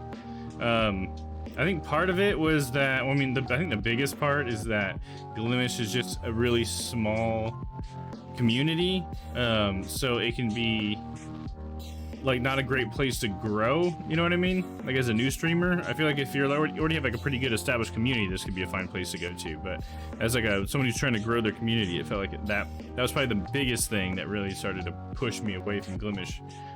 The other thing was, oh yeah, all the compatibility with all of my third-party stuff, because you know, like I like to have all this interactive stuff going on, and there's just so many things that just didn't work with Glimish. I was just like, that sucks, because we have such a good time here. I feel like while I'm affiliate over here with channel points and all these things, you know, all the little third-party things that I use. I think it made sense to come back here and be affiliate at least for a while. I don't know that I would ever be a Twitch partner. I don't know. You'd have to ask me when I actually had the option sitting in front of me. But I don't know. I guess we'll see when it comes to any of that stuff. But I'd love to come back to Glimish if I had like a situation where it made sense. Like if the community in Glimish is big enough to where I could actually find new followers and stuff, and all that. That would be good. The thing I liked most about Glimish is that Glimish didn't give a shit where else I streamed. Like I could stream to Glimish and Twitch, and it's fine. So if I could do everything and have everything that I wanted on Glimish, I'd also just stream to Twitch too, and that way I can have my cake and eat it too. But yeah, you know, But I don't get all that cool stuff on Twitch too if I'm on Glimish, because you don't get that unless you're an affiliate, because Twitch, you know, likes to operate that way. New viewers, right? That's a biggie. Yeah, it is a biggie, right? And when we're so small, I mean, if I ever wanted to do this, it's not like I'm trying definitely to do this as like a career or anything like that, you know, like, but it would be cool to stream for a living for sure, if that was at all possible. I would certainly do that. I'd love to be able to entertain people for a living. I think that'd be awesome. And thought about it in a while, right? Yeah, I hadn't thought about it in a while either. I for a while I was still kind of checking it out, trying to see if it grows, because I want to see more streams here essentially, because that's the big thing to me. Is it's like, if there's not many people streaming here, then it's definitely going to stagnate and probably die, which I don't want to happen. But at the same time, I can't, you know, for the betterment of my community, I can't justify streaming here, I feel like. But I think it's a great platform. So everybody who's here, who's still here, you know, like, good on you guys. You know, if anybody were to ever see this, good job, keep doing it. But yeah, 18 live streams right now to the entire gaming section in this. I mean, whoever's here watching, you have a really good chance of getting those people to watch you. But after that, there's not really many people who are going to be there, unfortunately. So it's just, it sucks, you know. The Twitch has the same amount of followers as my Instagram. Oh, really? Hey, I'm getting somewhere. We've been doing really good on the follow count lately. We've got a lot of people who've been coming and following, so I'm really glad about that. And I guess there must be some people also, new people coming to stick by too. I think we have more lurkers and stuff even, which is just awesome. I think it's great. I love when people want to come by even if they don't say anything. I mean, I love people who talk, you know, and conversate with me, but yeah. And see, Israel, if my follower count, you know, surpasses your Instagram, that's just even more reason for me to make sure I get that shout out command for you, so that we can make sure that your follower count is getting some of that, because everybody who comes here needs to be checking out your artwork for sure. But yeah, I've had like a pretty record-breaking month for my stats and everything. So I've been pretty happy with that, but I'm not gonna like assume that that's gonna keep going, because my entire career so far with Twitch, if you'll call it that, it's definitely been like a wavy thing, you know, like some months or even just like some weeks are really high and I get like a lot of good engagement and a lot of people come to check it out, and some weeks it's like just 3 people a week. So I feel like I can't let anything go too much to my head. I just have to, you know, let myself be happy for it and not like make plans based on it, I suppose, you know what I mean? Because it's still like a hobby. If it was more like a business, I guess, then I would be looking more at like, oh, what do these numbers mean for growth, and what do I need to do in order to keep growing? I'm more or less like, you know what, just keep doing what you're doing. People seem to like it, and hopefully that'll continue. That's more my take on the whole thing right now.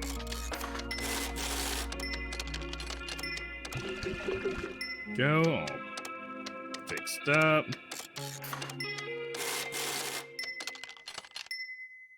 I wonder if there's any incentive not to repair stuff. Is it cheaper maybe if I like go like a couple before I get repairs or something? My Facebook page for my art is that way for sure. Oh yeah, like some days you'll have like, or some weeks or whatever, like certain periods of time will just be all of a sudden booming. Yeah, for sure. And especially with those sites, it always makes me wonder how much of it's like algorithms or not, you know, like when it comes to like my YouTube shorts or whatever, it's so weird, like versus TikTok versus YouTube shorts. Completely different results, like completely different. It seems like TikTok is better at showing all of my content to people. Not that it's always shown every single clip that I put up there to a lot of people, but almost all of my clips have like 500 views on TikTok. And they're pretty well received. I think I got like 13 followers. But then on YouTube, I have a couple of clips I've gotten over 1,000 themselves, and they get like way more likes. Per like with the ratio as well, so that's cool, but like very few of them have like any views. A couple of them have like 15, 2, 5, and then 1,022 and 987 or something, you know. Like all of a sudden it's like, whoa. And it's just Red Dead ones too, which to me is like a little suspicious. Like, is it just because Red Dead's getting flagged somewhere? Like I don't understand any of this. Ellie, do you think you'll stream? I've got a second drawing to make tonight. I'll be streaming for a little while longer, I think. How long have I been streaming? For what, has it been 4 hours now? Oh my god, it just hit the 4-hour mark like 30 seconds ago. God damn. How does the day go by so fast? I'm just sitting here fucking mowing, dude. So I'll probably at least do Probably stream till 7. I guess I'm gonna assume, because I probably still got at least 2 more lawns in me, maybe even 3 if we go forward or go quickly. Isn't that crazy how different it is? Yeah, exactly. It's so crazy. Yeah, 4 hours. Isn't that crazy? I was waiting 4 hours. I had to stop and eat. Sounds good. Yeah, I'm gonna have to eat at some point too, but I think I got enough, in me to at least do probably 2 more hours. It's crazy how much the Simulation Sundays turned into something so similar to Automation Sunday. Because we used to stream for like 6 hours on those days too, right? I mean, at least 4. But I think once it was just me, once I had Vincent stepped down, maybe it turned into 6. Because yeah, I just remember being like at the 4 hour mark, being like, I'm not really ready to stop yet. I'm having a good time, and people are still here, and all this stuff, Can't close down a party when everybody's still partying, you know what I'm saying?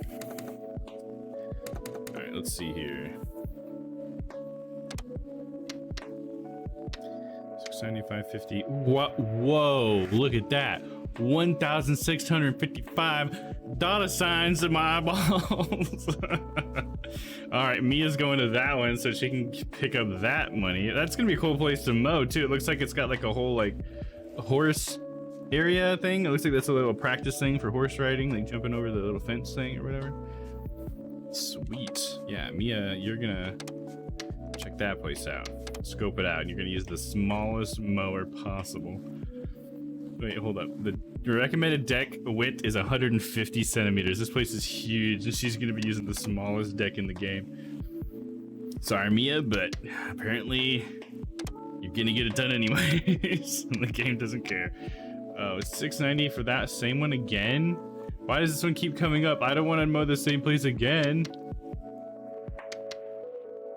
But it's just so lucrative. 690? I mean, I'll get so much money from that. I'll have well over 4,000. I'll have close to 5,000 after, if I do this 690 again. Oh man, but it's the same place. It's the same place. Let's do it. Fuck it. The money though. All right, how short are you cutting it this time? 7? All right. Here we go. I repaired everything, right? Yeah, everything's repaired. Yeah, we're good to go. I am gonna switch to seated mode though. My feet are killing me now. I had to put all my weight on one foot at a time. So my hips are good and relaxed now. I can sit for a while. We should be good.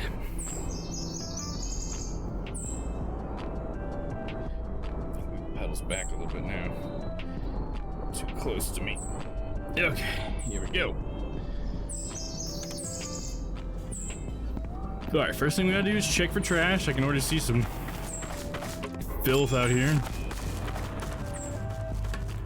Those ones are easy. See something else?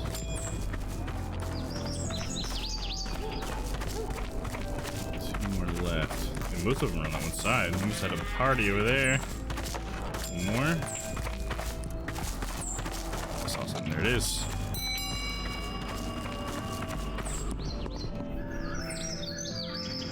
Start the engines, throttle her up, set the deck height, and away we go.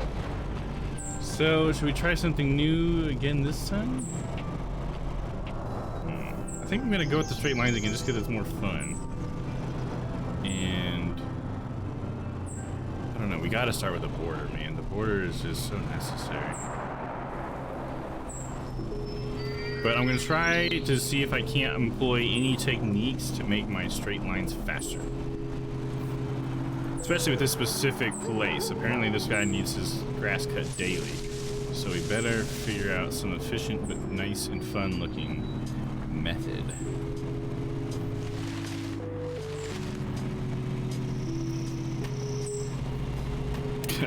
Like, most of this stream is gonna be cutting this guy's yard. Bah! Fuck. Miss all that. Bitch.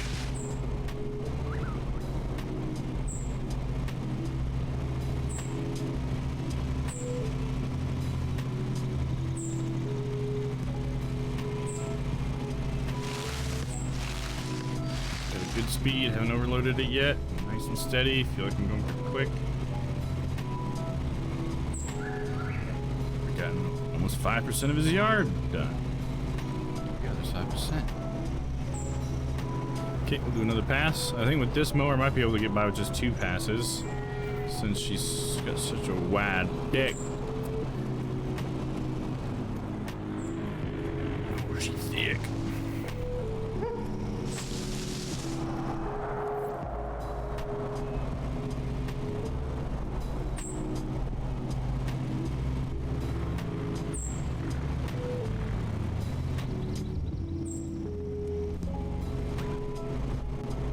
Hey, Stella just opened the dungeon. What's up, Stella? So you back then? I think you said you had some stuff you had to do, right? Taking a nap and stuff, right? How are you? Yeah, anybody else wants to get in that dungeon, exclamation point dungeon in the chat. You guys can jump in the dungeon. You can go see Doles for a bit.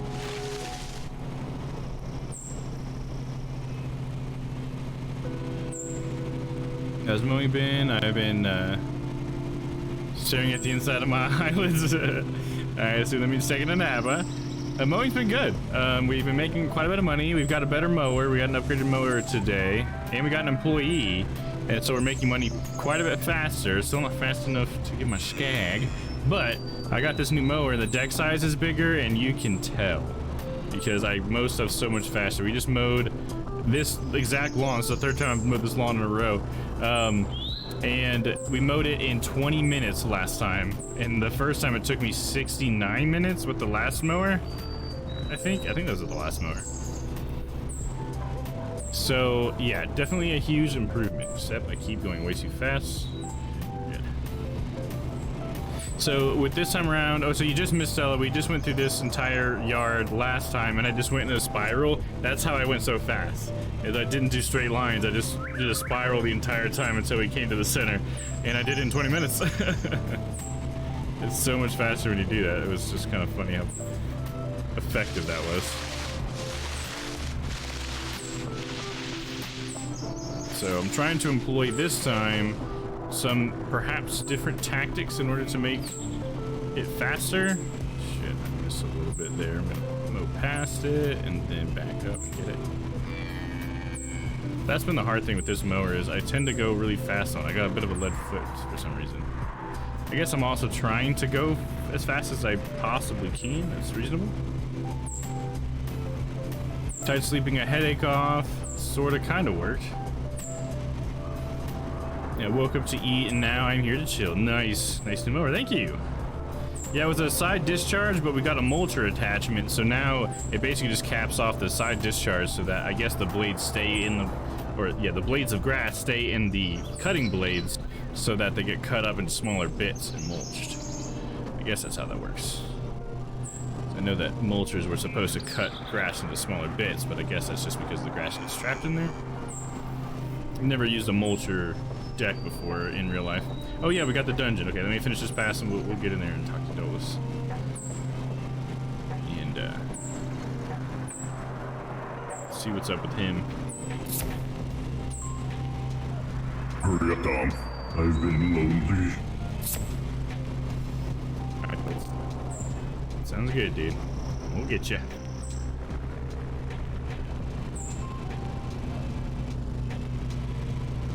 Alright, done with the pass? Let's go ahead and see Dolus.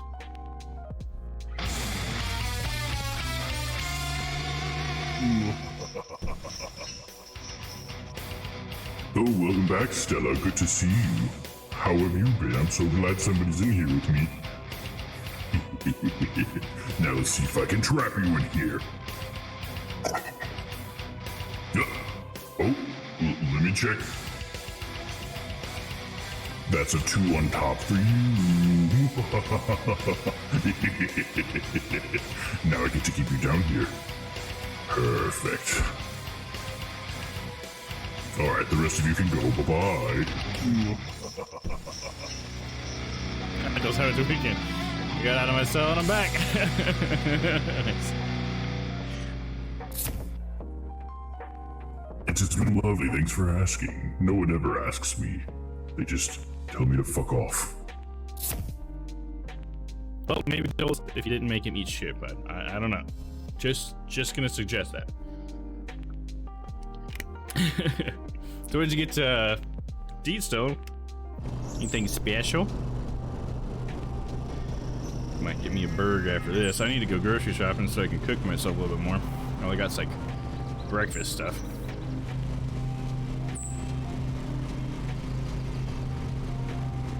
I need to pick up some vanilla extract so I can make some cookies. I had like everything I needed to make a batch of cookies with my new equipment that I bought recently, and forgot the vanilla extract. It's like, well, they're not gonna taste as good with that.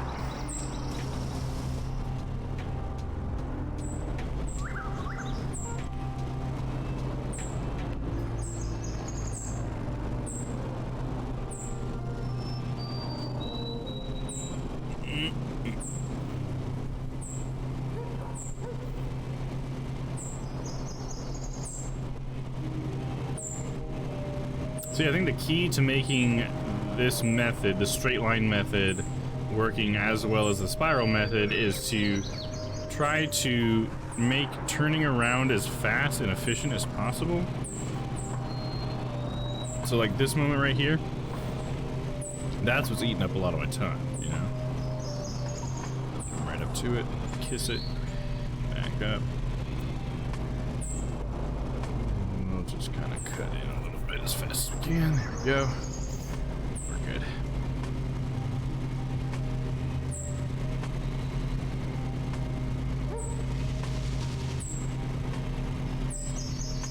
I'm actually super excited to get an even wider deck now that I've experienced this one.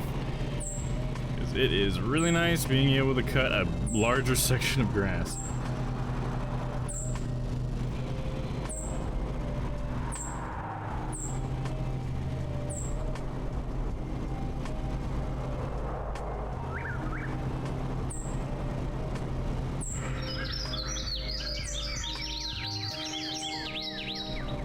Those birds were loud.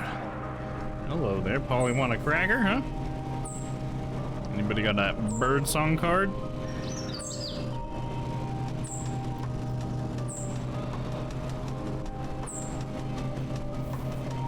Okay, we're good. Doing good. Ad from a local restaurant. Okay. Hold up. Sliders with American cheese. Nice. Barbecue sauce and crispy onions. Ooh, nice. Marinated chicken and 4 cheese quesadilla. Nice. And it goes on. One sec. Popcorn with the Old Bay seasoning. Oh yeah, the Old Bay brown sugar, right? Yeah. I need to buy some brown sugar to try that out.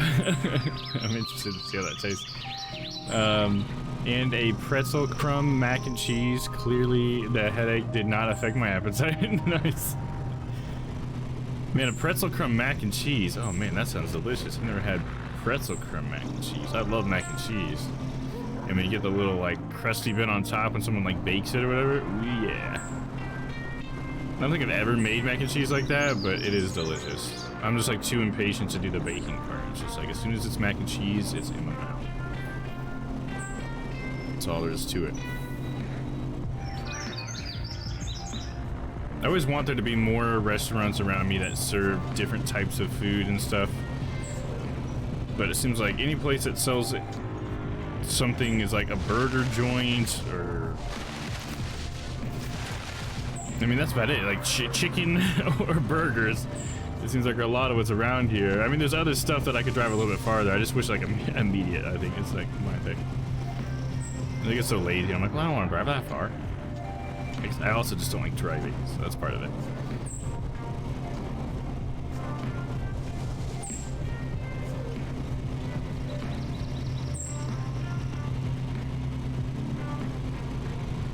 Yeah, so you know how to describe something to make it sound delicious. You give us all those little ingredients and everything. That was funny the other day. I was thinking about that when Dan asked me what burger I got, and I was just like, what's on my burger? And I'm like, I don't know, fucking cheese and shit. I was just like, he wants me to sit there and be like, fucking perfectly caramelized onions on top of a Angus beef, 100% Angus beef patty or something, you know, like go into all this great detail. And it's like, fucking cheese, I guess? Fuck, I don't know, I'm eating it.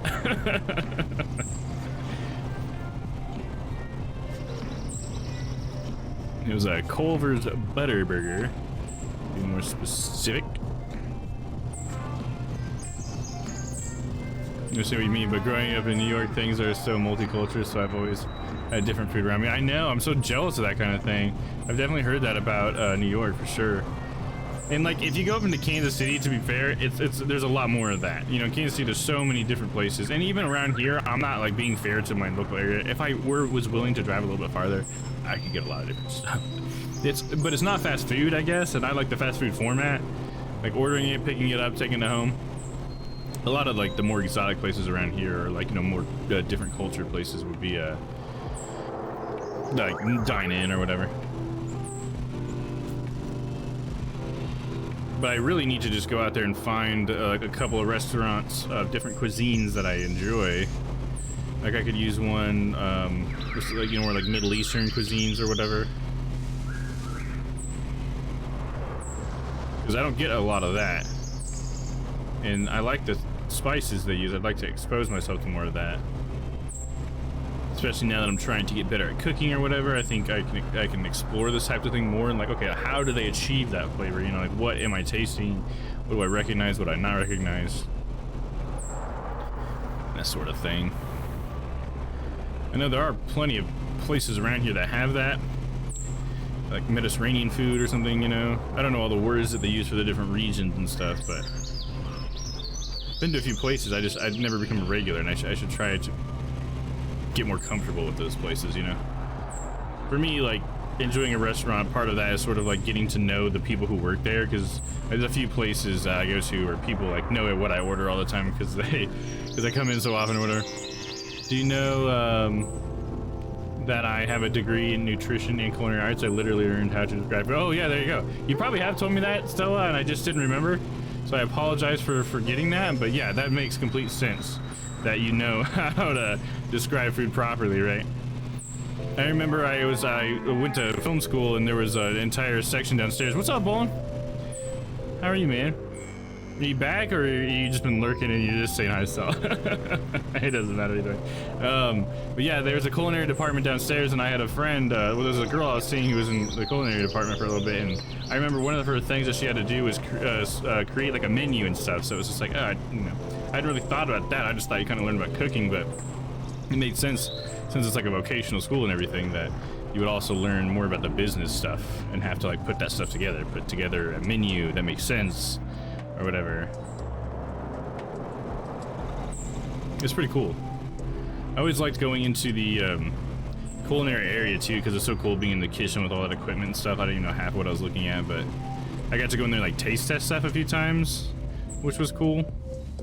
Every once in a while they'd put on like a lunch for the school, and it was like they were like probably being tested in some way, but it was just like free lunch for all of us, which was pretty tight. I remember that shot.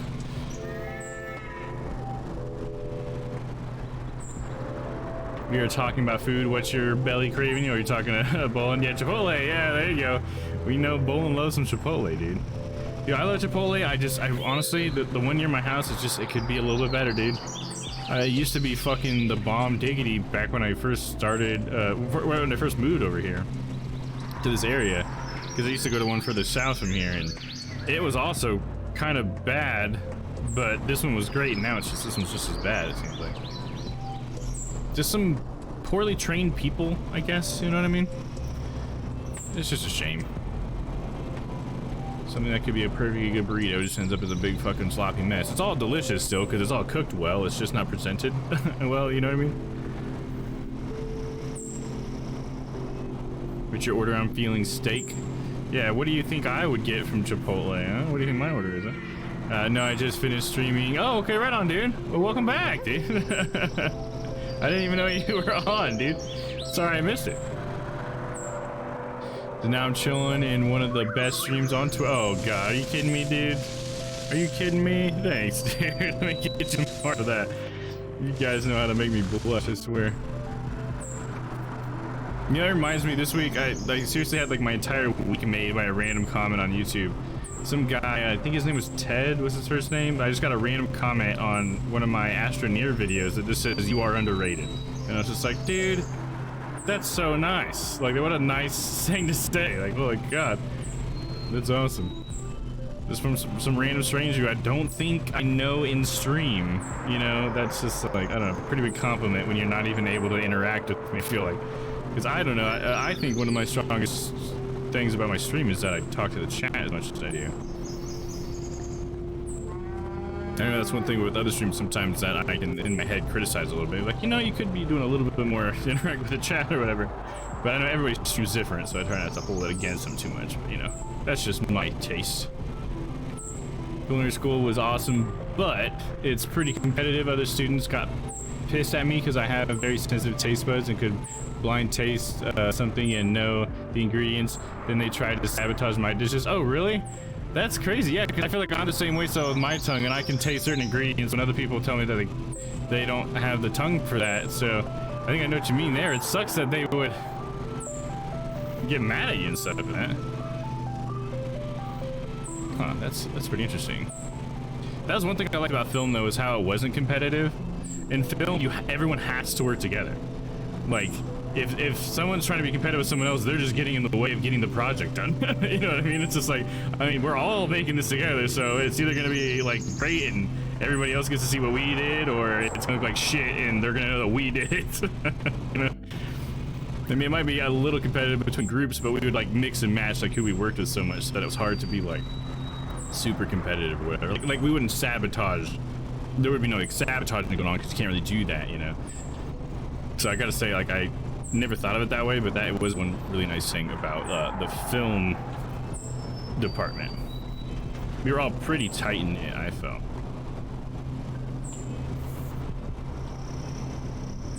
Actually ordered some thigh stop. Oh, interesting. Thigh stop? I've heard of wing stop, but thigh stop? Tonight though, since there's no Chipotle in my town yet. Oh, are they bringing one to your town yet, Bolin? Did you say something about how they had plans for one or something? I've never heard of thigh stop though. Is that like a chicken type thing, or? I think I've heard of wing stop. This is a place, isn't it? Oh, hey, what's up, Dan? Your stream's just so chill, I love it. Oh, thanks, Bolin. I appreciate that, dude. Hey, brother, just off showing Dizzy some love to you. What a miss, man. Oh, yeah, no problem. That's cool. I'm glad that you're in Dizzy. I didn't know Dizzy was on. I didn't even check to see who else was online. I was just watching you earlier, Dan, and we went straight into this. Mowing's been good, dude. We got a new lawnmower. I'm getting much better at mowing lawns much faster. Although maybe part of it was talking, too, because I'm going much slower with this one. I mowed this exact lawn in 20 minutes. The last job I had was just literally the same lawn, and now it's 18 minutes and I'm halfway there. But I'd rather have you guys here to talk to. Don't let that sound like a negative thing. I think I want to sell this thing. I literally always have a good time in your streams, both of you, honestly. When you're a good human and combine that with the production of streaming, it shows in the end result. Well, thank you, Stella. Gosh, you guys just bombarding me with all these compliments. I don't even know what to do. Is it because the hearts are up? Lenny Boy Cash Money wants me to do a donut? Okay, I'll do a donut. Okay. I'm gonna do a good old circle here in the middle. I like that donut, Lenny. Is that donut? There's that donut hole for you, brother. I do like to keep straight lines, but you know, I'll do the occasional donut for you, Lenny. What's up, Lenny? How you doing? Yeah, Bolin, you beautiful bastard. Exactly, Dan. I'll echo that. You sexy fuck.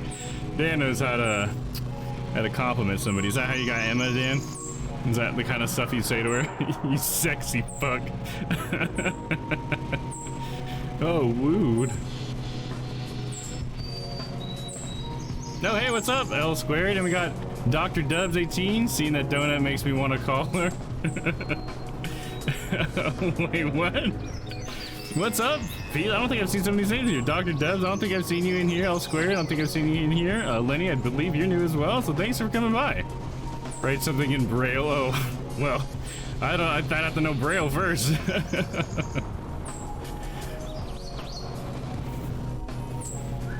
Aggressively compliment people. Yeah, exactly, Dan. And that's your style, dude. That's why we love you, man. For sure.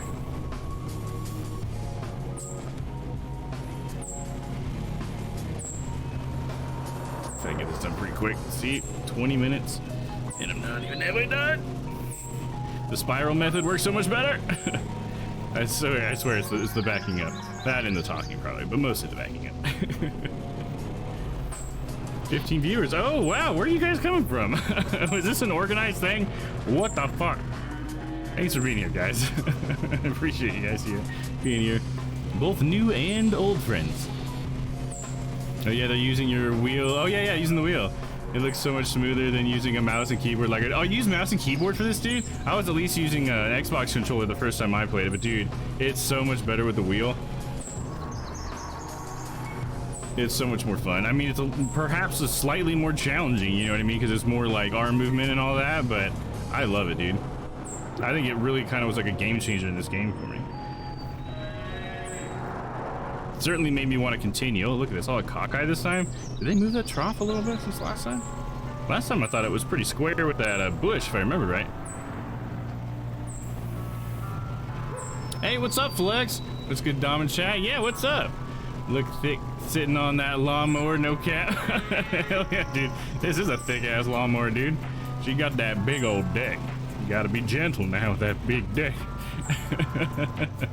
Let's see. Lenny says, got a question for Chad. What's a more realistic movie franchise, Star Wars or Fast and Furious? Oh, that's a good question. I would have never have thought that you were gonna put those two together. That came out of nowhere. Which one's more realistic?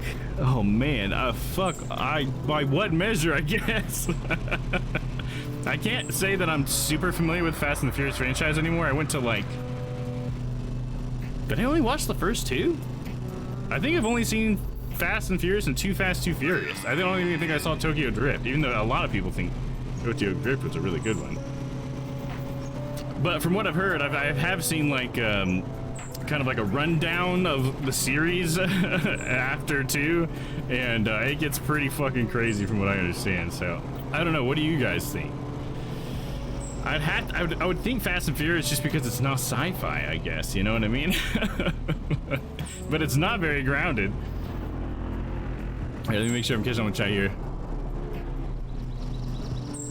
All right, oh yeah, I love seeing you guys talking to each other, by the way. I think that's great. Hell yeah, hell yeah. Star Wars for sure, says Flex. Yeah, okay. Yeah, I think there's definitely a good argument for Star Wars being there. Facts, Flex. A Lambo on the ice with the turret on my ass. That's funny.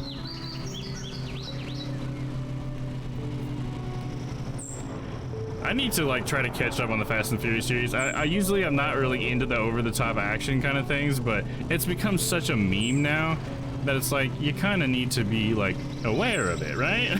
Don't we all want to be aware of all the memes, like being in on the joke? You know what I'm saying? Based off my voice, could you see a future with us? Is that a line or something? From the movie? Hey, Godlike, what's up? Tokyo Drift, and I've been tapped out since. Yeah, it's you too then. Exactly, Godlike. For sure. I didn't even get to Tokyo Drift, dude. But I feel like I should watch Tokyo Drift because I feel like I've met so many people that said that one was their favorite. And so it's like, okay, and even I think these people had seen other ones, like, you know, past Tokyo Drift, and still said that. And it's just like, okay, well, maybe it's worth a watch then, dude. I don't know. I enjoyed the first two as a young lad. Who's to say I can't enjoy Fast 5? I just think it's hilarious that it's still going, right? I'm taking a lightsaber over that any day. Yeah. Dude, yeah, lightsabers are pretty badass. You know, for me, with lightsabers, I always thought it would be cooler. I know it's like not the canon, but I say this all the time, so maybe some of you guys have heard me say this before, but for me, I think lightsabers would be cooler if only Jedi could use them, and the reason why was because they used the Force to make it a blade, like a saber. You know what I mean? Other than that, if you were like a non-Jedi and you turned it on, it would just be like a blast of super dangerous light or something. You'd probably kill people or something on accident.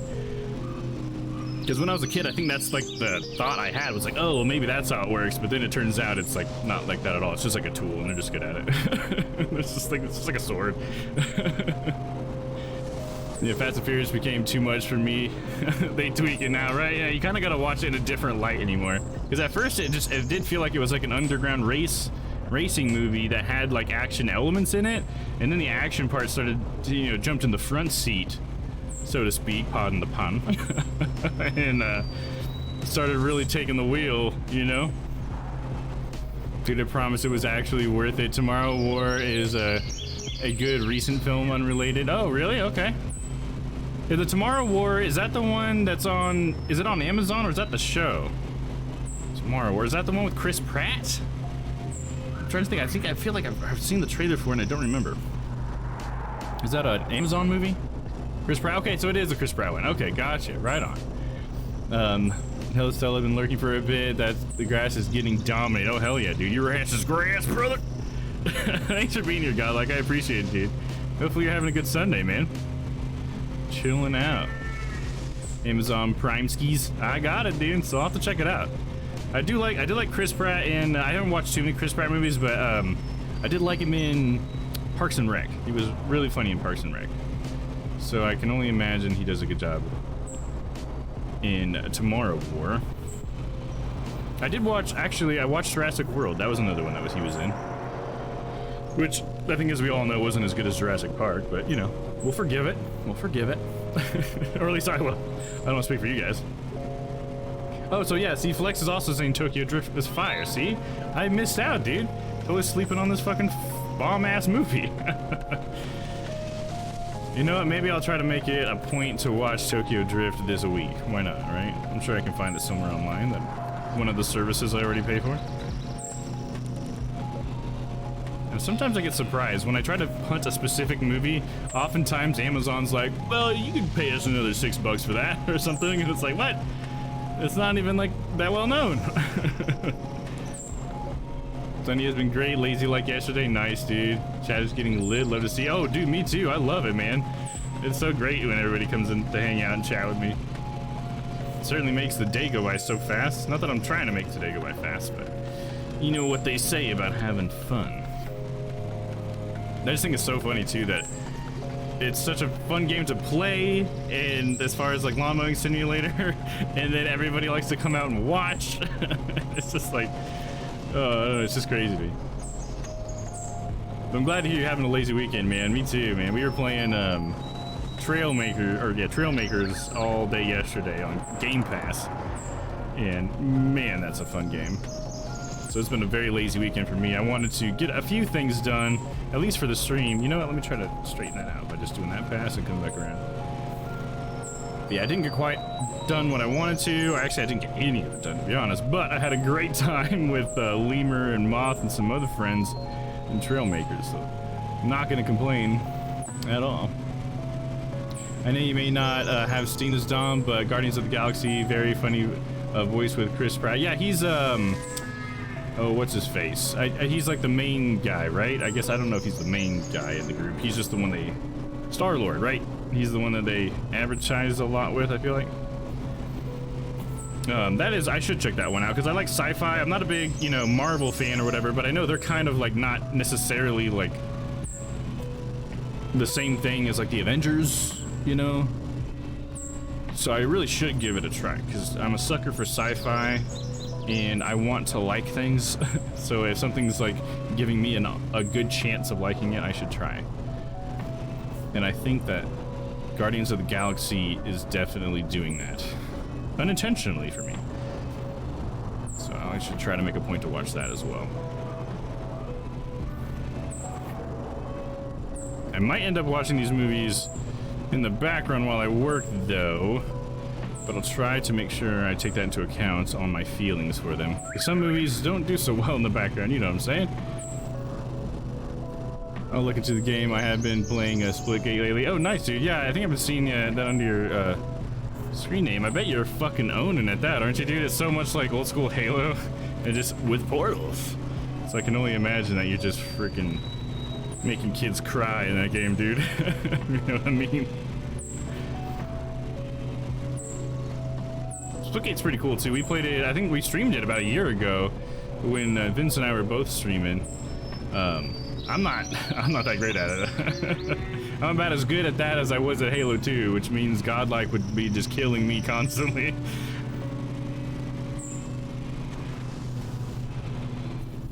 Tomorrow we're definitely sci-fi. Yeah, right? See, it's got the the ingredients to make me like it. It's like sci-fi is like my catch-up for movies in a way. It's like or like stories in general. If it's got sci-fi, it's pretty good chance I'm gonna like it if you just smother it in sci-fi. You know what I'm saying?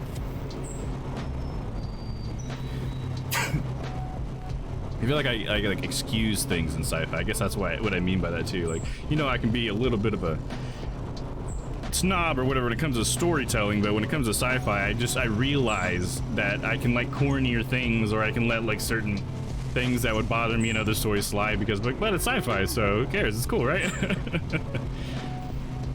Which is part of what lets me know that I can like things that I tend to not necessarily like if I just like try to come at it with the best possible attitude, you know what I mean? If I go into it trying to like it, you know, I'm more likely to like it.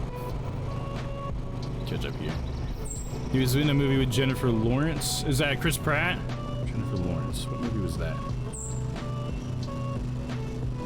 I don't know. What movie would that be? If we were talking about Chris Pratt? I am Groot, so cute with baby Groot too. Yeah, Groot seems like, I've never even seen the movies, but Groot seems like the best character, to be honest.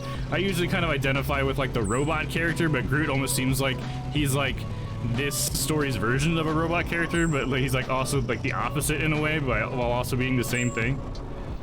Like serving a similar purpose, I think, as robot characters do, you know? The simple character that doesn't really understand, I guess, humans very well. They did an interview with, where him and Jennifer had to say like crazy things about filming the movie that weren't true, but like the first person that breaks loses. Oh, huh, that's interesting. She goes, when we had our sex scene, I had to take a Pepto-Bismol. He goes, when we did out our sex scene, I could feel your dick rub against me, and she just burst out laughing. That's funny. Oh, wow. That's silly. This is like some interview show or whatever. It's a fun little game to do, for sure.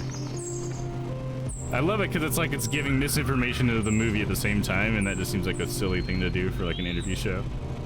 Cool idea. And then my KD is like 1.8 after 4 days. It's great. Hell yeah, dude. It sounds about right. Well, if I ever do play it again, I think I want you to be on my team. God, like, I don't think, you probably don't want me to be on your team if you need my KD. I'm good at other games. I feel like I choke so often when it comes to PvP games, you know? Keep an open mind. Exactly, Flex. Facts, dude. Exactly. Gotta keep an open mind, and like one thing like from Community that I've always liked, it's a thing that always comes back to me when I think about stuff. It's in the Glee episode of Community, everybody's like shitting on Glee because they don't want to join Glee even though the Glee club got killed in a bus accident or something like that. But then Abed, the character Abed, says to Troy once, because Troy's like, Abed, we hate Glee. Like, we're not gonna join Glee because we hate Glee. Because Abed was the first one to actually try to join in on the whole thing. And he just said, well, I guess I just like liking things. And I just thought that was such a cool line, and it just made a lot of sense to look at it that way. Like, liking things is more fun than hating things. You know, I should try not to find fun in hating things, you know? Because it's just not a positive thing to do, you know? So I was just like, that's cool. And ever since then, I've tried to like focus more on that. Like, I want to be more like Abed and understand that I'm looking to like things. I want to like it. I'd rather like it than hate it. I'd rather feel nothing about it than hate it, you know? I think that helps me keep an open mind a little bit. Just like, you want to try to like it, you know? You might have a few things that you're thinking in your head like, I don't know if I'm going to like it because XYZ, but just if you just let XYZ sit off to the side, you have a much better chance at liking it. And you have the ability to do that yourself. Probably Google it, it's so silly. Oh, then you post it to YouTube. There you go. Nice. Can we put links in the chat? Yeah, you can. I know VIPs can. I think there are certain people who I have that can. I think I have it set to where regulars, VIPs, and mods can. And I get to decide who's like a regular, I guess. But like if a new person came in and tried to like post some shitty link, you know, like that can't happen. They'll still get done there. Reaction video, yeah. You guys want me to do a reaction video to this YouTube video? Definitely need you on the team. The smoke screens or an underlying support system that you created. Yeah, you know me. I like to be fucking goofy, dude. It's like part of my role play. All right, yeah, let's do a reaction video then. Why not? Here, let me. First of all, we'll finish the contract. Here, and then I'll tab out. Let's check this out. Let me mute the music. Hello, I'm Scott Mills from BBC Radio 1. And I'm Chris Stark. And today we're here with Jennifer Lawrence and Chris Pratt, about to play another game of Playground You guys can hear it and Insults. everything, Now, Jennifer right? and Chris already here, sat opposite each other, very tense, staring each other out. Don't Look hold at back. this. What's said in this room is just a She's game. got, like- Don't take the insults personally. Like the gays insults going will on. leave the room when you do. All you gotta do is try and make one another You laugh. get So the reactions to sillier the things. That's insult, why the YouTube better shorts for are us. great. And remember, Thank the you, game so. ends Yeah. when someone absolutely Here we loses go. it. Good or audio, delivers sweet. the killer Awesome. insult. I think today, Jennifer Lawrence to serve. Let's go. You are so falsely strong that if I was given a choice of you or your wife She's like about to cry. to protect me, I would choose Anna. Why did they call it joy?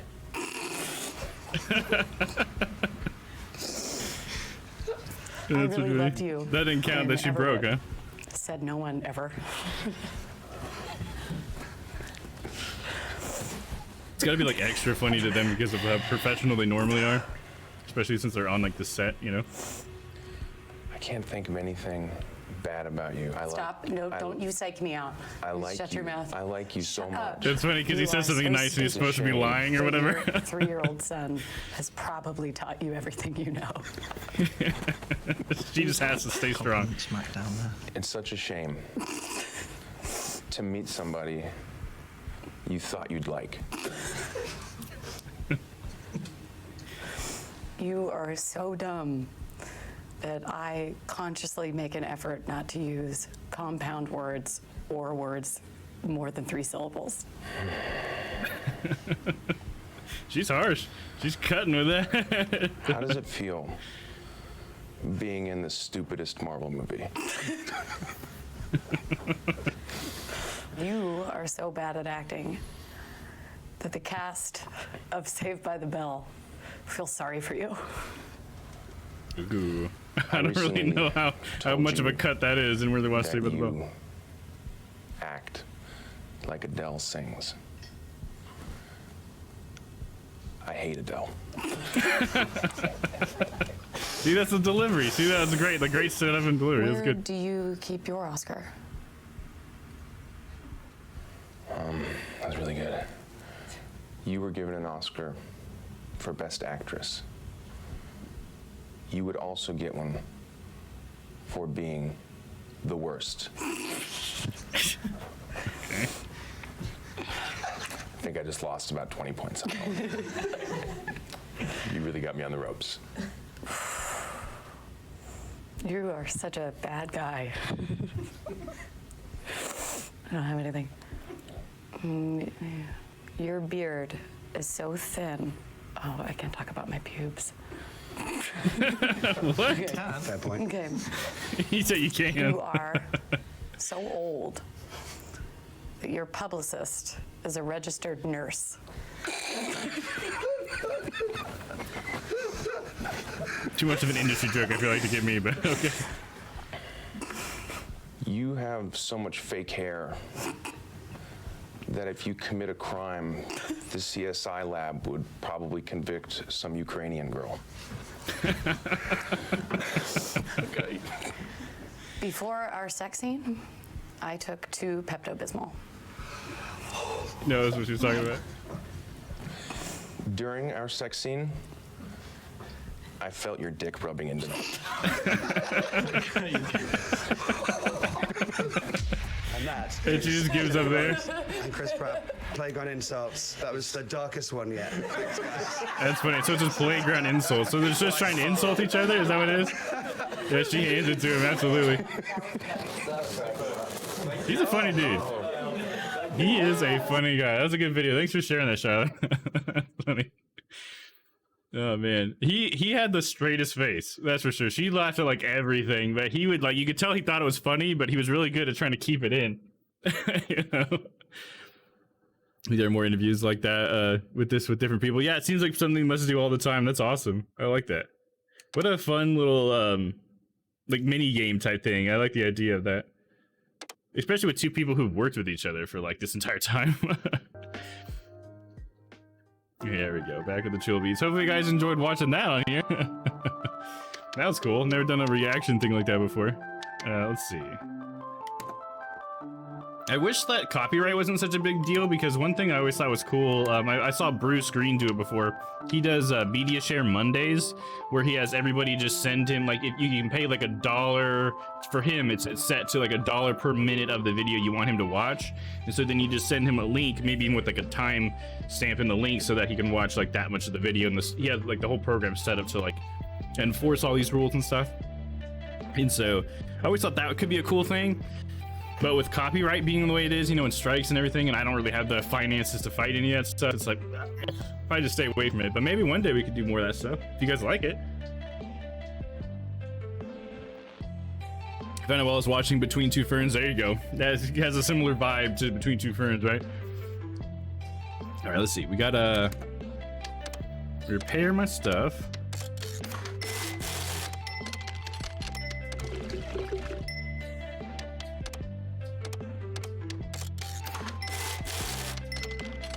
It's all like barely damaged. I don't know if I need to bother doing that every time.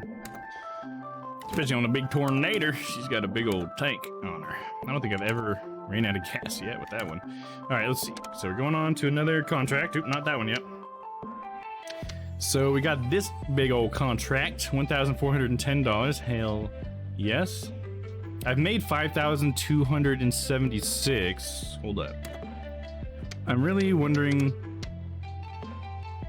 I still don't have enough to make the difference here.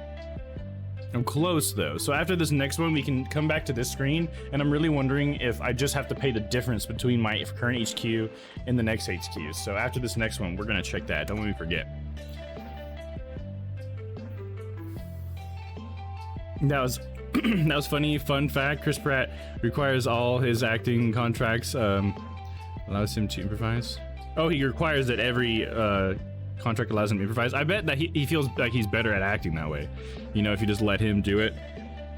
I assume there's probably actors out there that would not want to improvise too, you know what I mean? But he's really good with his comedy, I feel like. That's what I've liked him most in. I feel like one of the weak things of Jurassic World was like that they didn't really use him as a comedy character, and he does really good because his deliveries are good. I feel like that's what he's really good at. Like, I mean, he did that whole setup and payoff in there in the middle of that I thought that was like really well done. I pay this guy for reactions on YouTube. Oh, really? And most of the time, he has to play live music because of copyright. But it's a way around it. I'm addicted to reaction videos. I really do. Yeah, there's a couple of people I watched who kind of react. I watched like H3 for a little bit. He with his reaction videos, and then he started doing his podcast, and I kind of fell out of it or whatever. But I definitely know what you mean, and it could be cool to do something like that. I think for like doing a full video like that for me would just be too much work because I had to edit it. You know what I mean? But yeah, if one day if I could like afford to like have someone else do it, I would try that. Because reaction videos are some of like, well, it depends on how you do the reaction videos, because there's certainly people who do reaction videos and they don't do a good enough job at like critiquing or responding to what they're looking at, because it's easy to like, if you don't do that, apparently you're breaking copyright law, because you need to critique whatever you're looking at to some degree, and that will help you in court. You know, because you have to be adding a commentary to it or whatever, and some reaction people don't do that necessarily. Yeah, I'm just always so cautious, you know, when it comes to doing something new like that. What are the unintended consequences that are going to happen from this action that I'm making, you know? Oh man, again, we can't do the paddock again. I don't want to do the paddock again.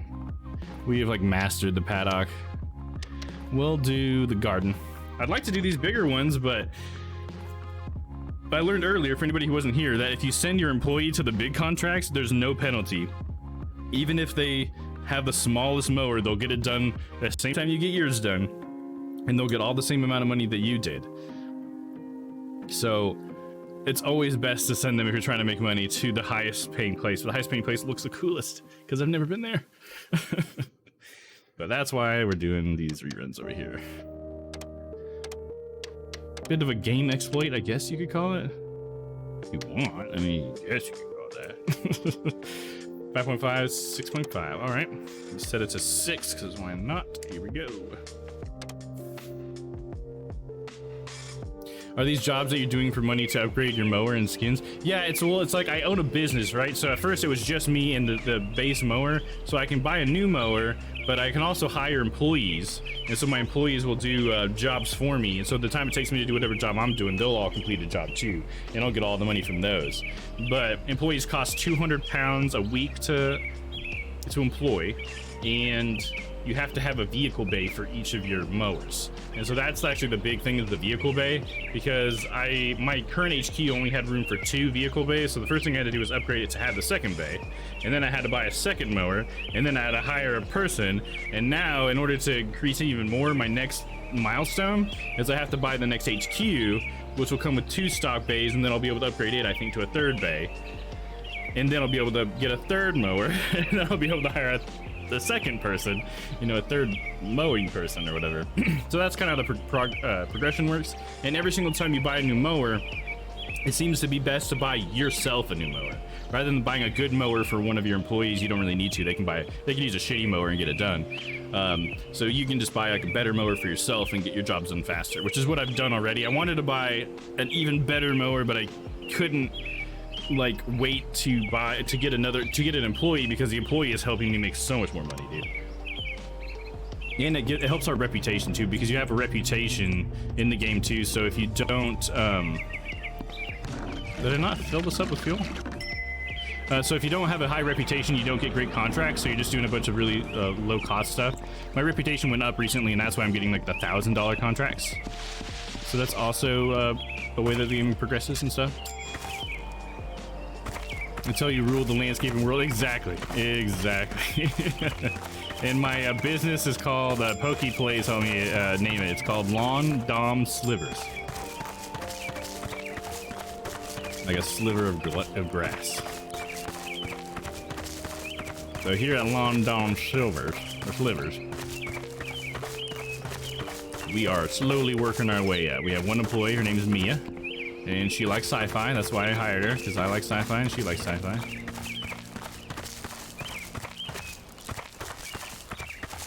I love it in this game when you hire somebody, they have like weird quirks about them.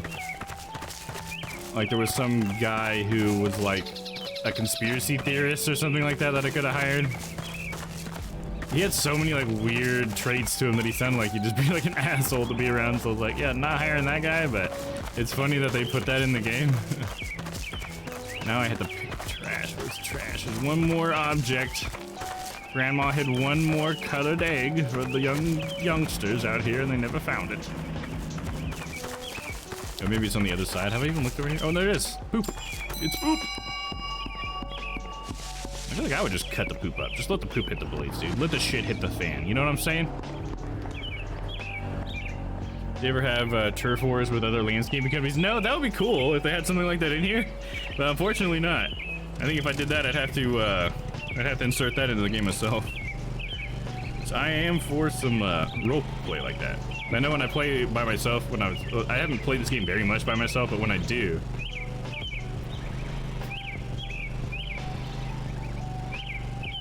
wait, what's going on? Sorry. My gas pedal's not working. What the fuck?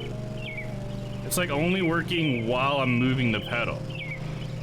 And then it just stops. What the fuck is happening? Damn it. E-brake on, right? That's what I'm thinking. It's like, this is what it feels like. But the throttle it's all the way up. There's no e-brake that I remember. Got the deck set to the right height. The blades aren't on yet. Now they're on. Now they're off. What the fuck? Let me try restarting the wheel. I'll unplug it and plug it back in. We'll see if that helps.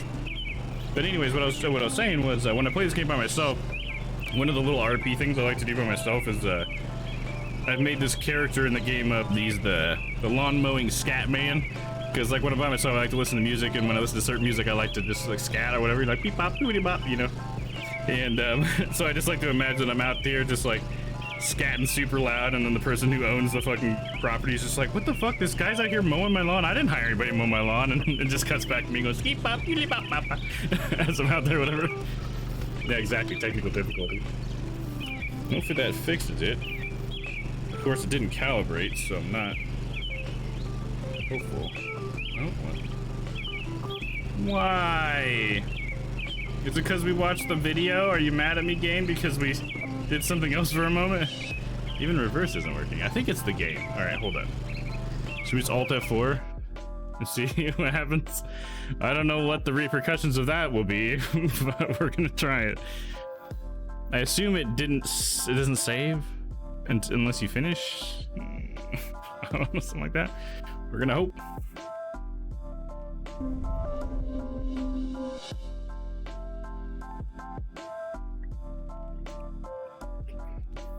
So that's all the one employee, 2 garages. That's good. Oh man.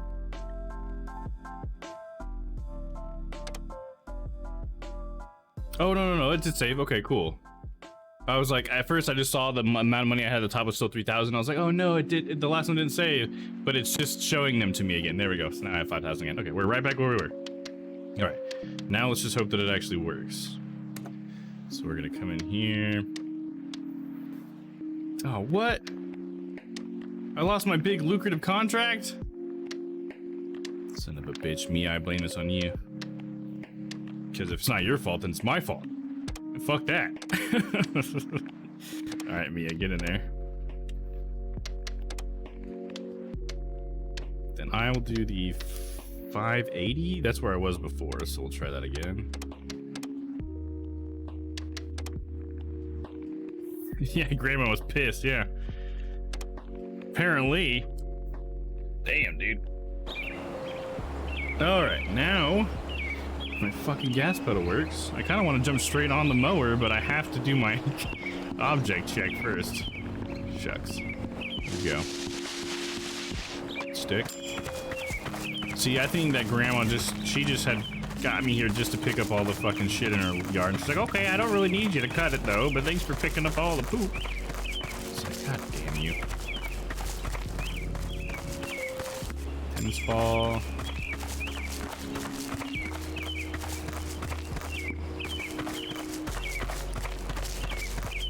Two more objects. Come out, wherever you are. I think I saw one over here a second ago. Diligence, there it is. Was that a ladle? What are you doing out here, lady? And the last thing is, what is this? Dirty magazine? Alright, cool.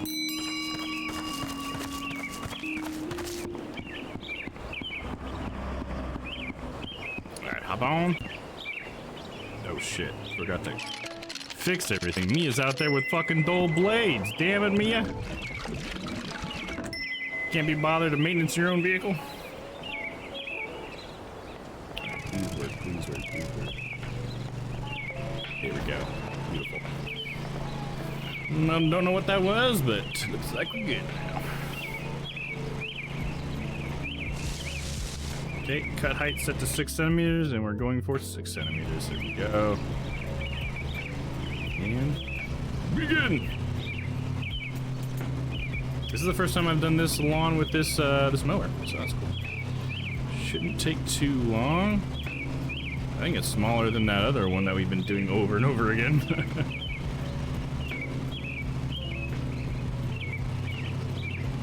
I kind of wonder what the plans for this game are, you know? Like, are they gonna add more lawns to mow? Are they gonna... Is a DLC gonna bring weed eating in? You know? Be interesting to talk to the dev team to see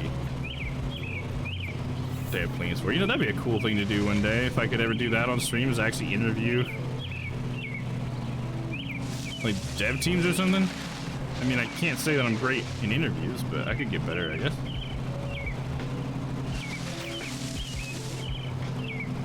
I just think it'd be cool to talk to him. It would just be a reason to do it if it was an interview.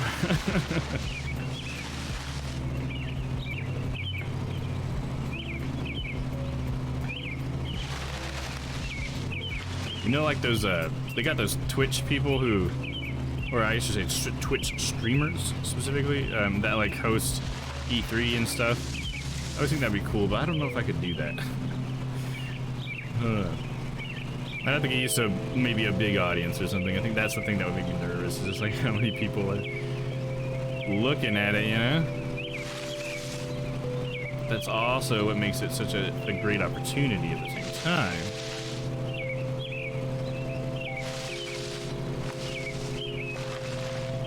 Hey, Bones back, what's up? Just had dinner? Hell yeah, dude. Sounds good, man. Have some of that thigh stop you were talking about? What do you get at thigh stop? Is it like a fried chicken thing or something? Oh shit, destroyed a flower. Fuck. Sorry, Grandma. You sure she can notice that flower? It's just one flower. Just lie and say we didn't run over him? Yes, sir. Hell yeah, dude. Sounds good, dude. I have to decide what I'm gonna get after the stream today. Might just get a burger, I guess. I had Taco Bell earlier.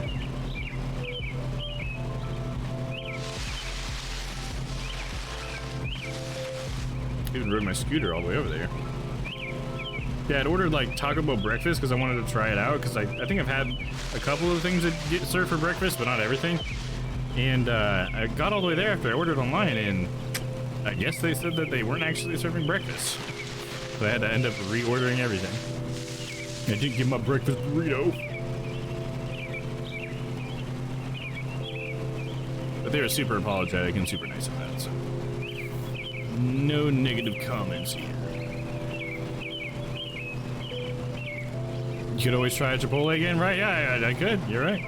I just had some the other day, but it's definitely always, it's always good food, man. It's just the quality of the presentation, you know? That's the only thing I ever say that's negative about it. Yeah, I guess the only time that I'd say it's tasted bad has been when, for me, you know, like I'm really sensitive to the spicy stuff, but sometimes they'll just get like a little bit of like the spicy salsa accidentally, like maybe on the other salsa spoon, and then it'll get in my burrito, and that can ruin a burrito for me sometimes, because it's so spicy that I can't taste anything for a little bit. And it's just like, damn it, now I'm in the middle of my burrito. Better than that, dude. It's always cooked so beautifully. I had a big old burrito from the grocery store. The premium. Oh, nice, dude. Nice, man. That sounds good. I do love me a big burrito anytime. Like, not Taco Bell anytime. I do like Taco Bell quite a bit, but if you get like some more like authentic Mexican burritos, oh yeah, always good. The thing I like about burritos is I feel like it's just like less greasy than a burger, I guess, for me. There's something about burgers that I just feel like the heart attack coming on. You know what I mean?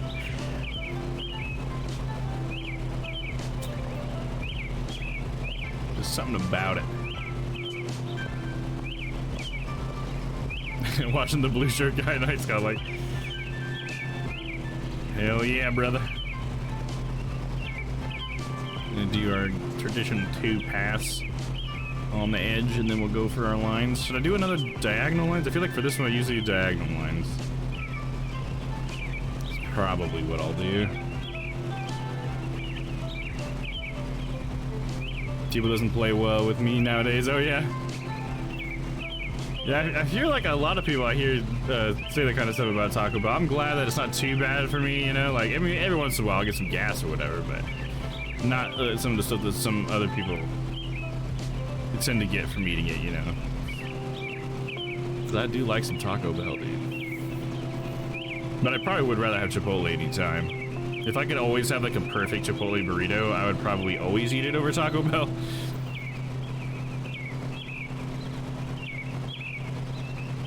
But people around here don't know how to do it very well. I even like tell them to double wrap it with another tortilla, because I feel like, I mean, I get a lot in my burrito, so it's like, oh, you know, give them another tortilla and they'll be able to get it wrapped nicely. Nah. Nah, dude. No way. Same, I had T-Bell the other day. It didn't end well. Oh no. Not good, not good. Maybe I just ate T-Bell enough as a young man that I'm a little bit immune to that. Dude, I used to eat Taco Bell all the time in college. It was like the only thing I ate. It was cheap and it was delicious. You know, I'd always get full off of just a couple dollars worth of stuff. You grung there when you're fucking broke all the time. Wendy's breakfast is so yummy. You know, I should try Wendy's breakfast. I forget there's a Wendy's around me and I just never think to go there because it's like tucked up, like down the street that like I never go down. And like, no, there's really hardly any traffic on the street. It's a horrible place to put a fast food restaurant, but it does exist. And I should try that out.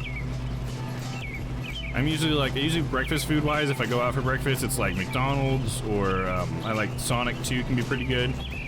So if I went to Sonic yesterday and oh my God, whoever made that burrito doesn't know what a burrito is. Dude, like half of like the egg was outside of the burrito and it was just like, I don't even know. Like, do you feel good sending that out of the kitchen, dude? Like, I was just so surprised by how horribly it was wrapped. There's like, yeah, half the egg was outside of the fucking burrito. And it was just like, what, dude? Like, they just threw it all in the foil and just like rolled up the foil and they're like, there, whatever, I'm having a shit day or something, you know? It's like, damn dog, this is my breakfast, dude.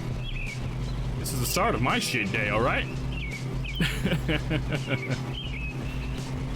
Chance always gave me a pound of sour cream on Chipotle burritos. Yeah. Dude, the sour cream can be pretty damn good, though. That's for damn sure. Sonic is a drink-only establishment, in my opinion. Or LMAO, gotcha. Dude, drink-only establishment will get this godlike. That same burritos that I got, I also ordered a root beer, and it was fucking carbonated water. Nothing but carbonated water, dude. I was just like, God damn it. I mean, it like looked like root beer, you know, because the color was there, like the dye was in it, but there was like hardly any syrup in it, and it just tasted so horrible. I was just like, this entire meal is ruined. At least I can still eat the burritos, but I could not drink that carbonated water. I hate that. So gross. So they can fuck both of them up, right?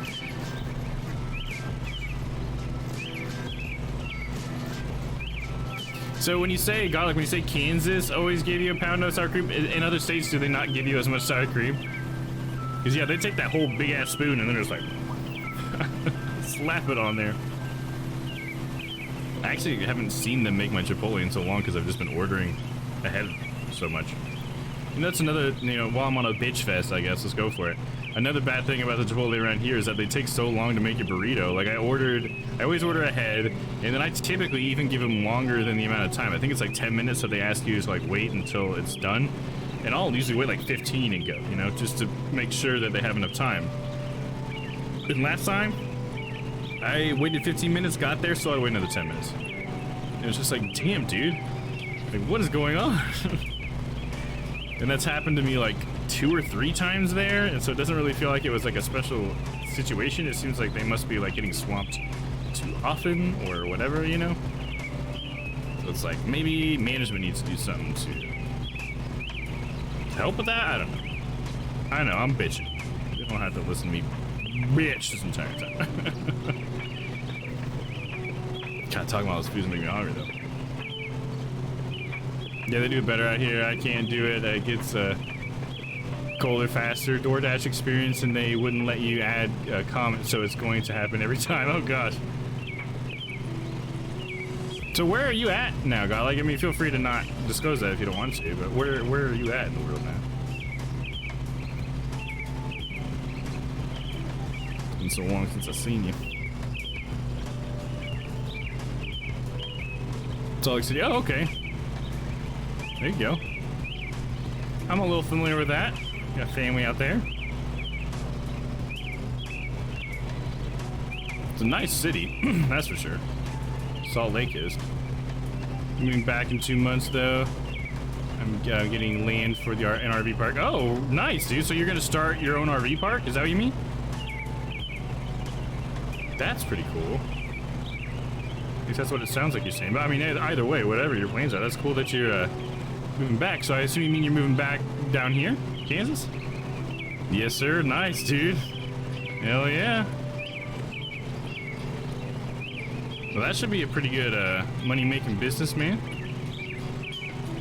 I mean, as far as being like a landlord, wouldn't that be like the optimal situation? Because it's like, it's their trailer, right? Like they just bring the trailer and you have the land and the lots and stuff and the hookups or whatever. So then you're just like landlording the land rather than their like actual residence or something. I mean, maybe I'm misunderstanding how that works, but it sounds like you're setting yourself up for a pretty sweet deal, man.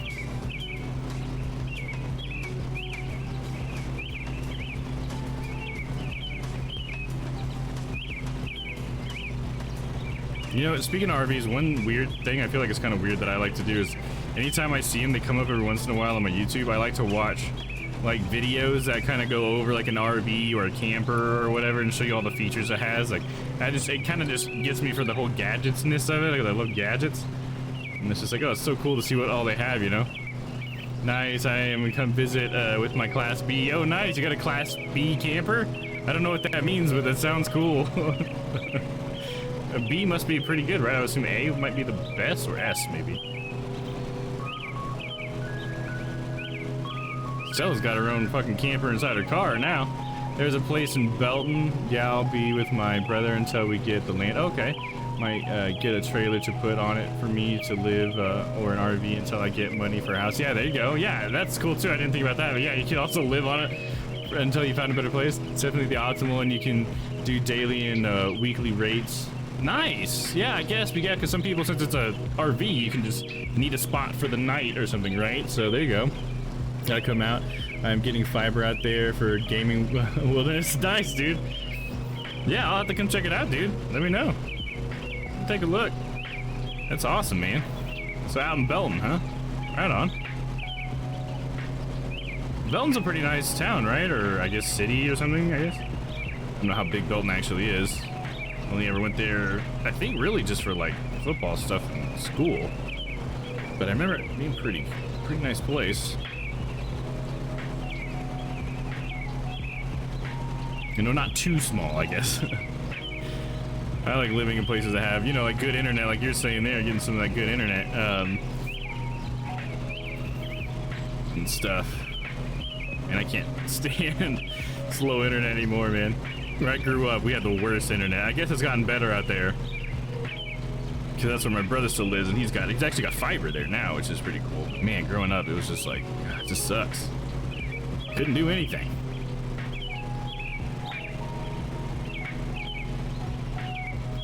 Barely play Xbox Live without fucking lag.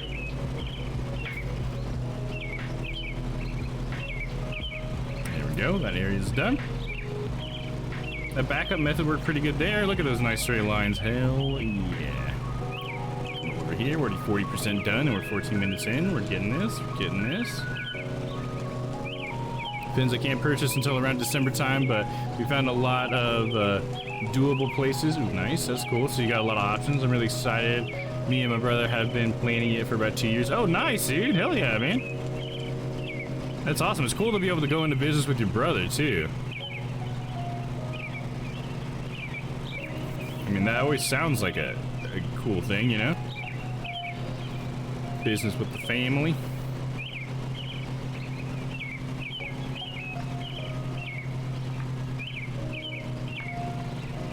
Depends on Belton if it's still available. Oh, gotcha. Yeah, somebody might scoop it up on you. But if you got a couple options, that's good, man. For sure. So you guys have to do any prep work for that too, or? So like, is it, okay, maybe here's the question. Is it just land that you're just getting and you're gonna turn it into an RV park, or is it already like hooked up or whatever you need for RVs and stuff? Like, are you gonna have like a bunch of construction get done so that you have, I mean, I have no idea what I'm talking about here, but like, so you have hookups and stuff for like power and stuff, and like the city water hookups? I assume maybe you have to install that kind of stuff. Very, very cool. My husband and I are building out a 136 WB, I don't know what WB stands for, high roof Pro Master. Whoa, nice. Have you told us about that, Stella? I feel like most of what I remember hearing you talk about recently has been your car and all that crazy stuff you're putting in your car. But that's awesome. It's awesome. My brother builds these as well. Oh, nice. There you go. Hell yeah, dude. It's probably a pretty good business because it's like, you know, a lot of people who can afford those fancy campers are pretty well off, right? A lot of good money in them. Water, sewer, permits, electricity, and fiber for the gaming center. Hell yeah, dude. I love the idea of the gaming center.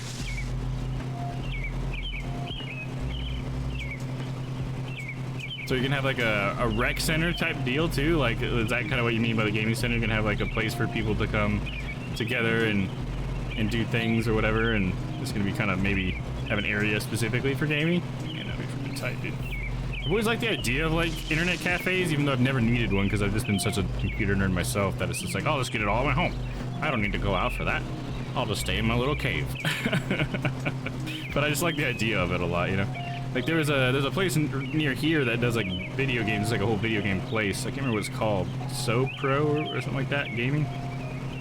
But it just sounds cool, you know, to have like a place that you could go and other people who are also gamers, you know, come around. You can play like some couch co-op games perhaps or something. Nice facility. The van is taking a long time because it's only when we have downtime. Oh gosh, yeah, kind of like a side project thing. And when we do have it, we like to go hiking, but it's a work in progress. Nice. Well, it's probably even more gratifying too, since it's like something you're doing yourself, right? Being a work in progress. So every new little step towards getting it the way you want it is that much more exciting, you know what I mean? And hell, it's like in Trail Makers over the weekend, like every time we got a new brick after we've been playing for an hour trying to get like another one, and it's like, oh cool, now I get to rebuild everything and I get to like celebrate this small bit of progression, and it's a lot of fun. It's passive income and the prices are crazy, $500 to $700 a month for long-termers, and per spot is in the busy spots. There you go. Nice, dude.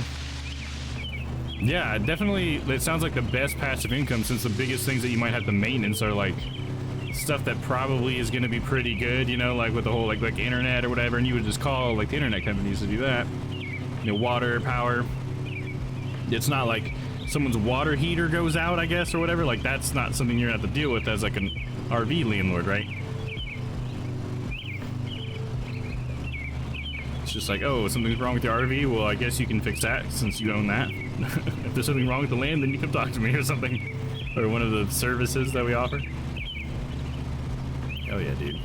Probably gonna be a big investment, but it's gonna pay off so much, I imagine. Some money moves right there, big business moves.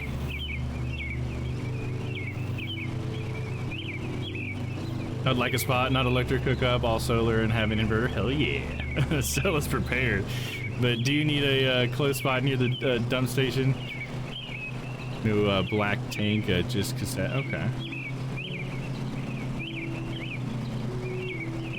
My brother takes months to do his as well. Nice. His battery he built holds 2 weeks of battery. Oh, nice. I think one of the most fun things, like speaking of what Stella was talking about, the solar and everything, about all that RV stuff, that'd probably be the most fun thing for me, is like trying to get like as off the grid as you can with the power stuff. I feel like that would be something that would be like very gratifying to do as well. Oh, it looks like I need to do a pass around this flower bed. I should have done that already. That's okay. Do the pass now.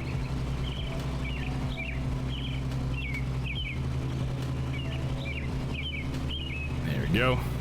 Just come up. Up it right here. Zip zop. Boondocking build. What does that mean?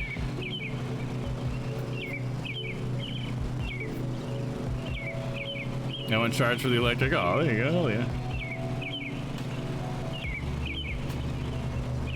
I love that you're an RVer. It's getting huge, right? My mom was talking about doing it too. Got like, she was talking about her and my stepdad like selling their house and just living in an RV and like traveling around and stuff.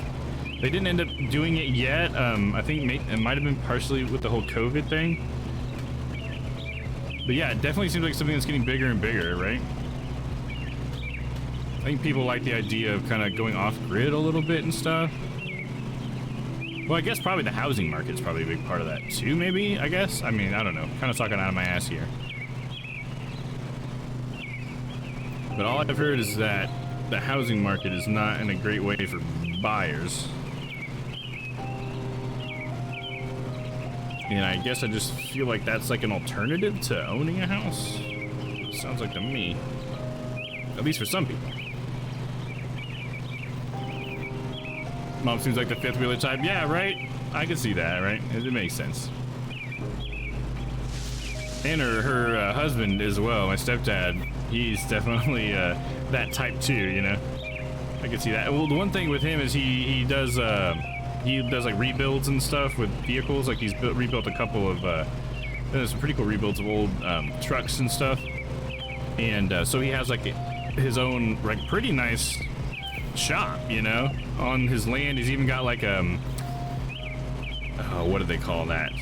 The water cutting things for metal. I feel so stupid because I know what there's a call, but I can't think about it.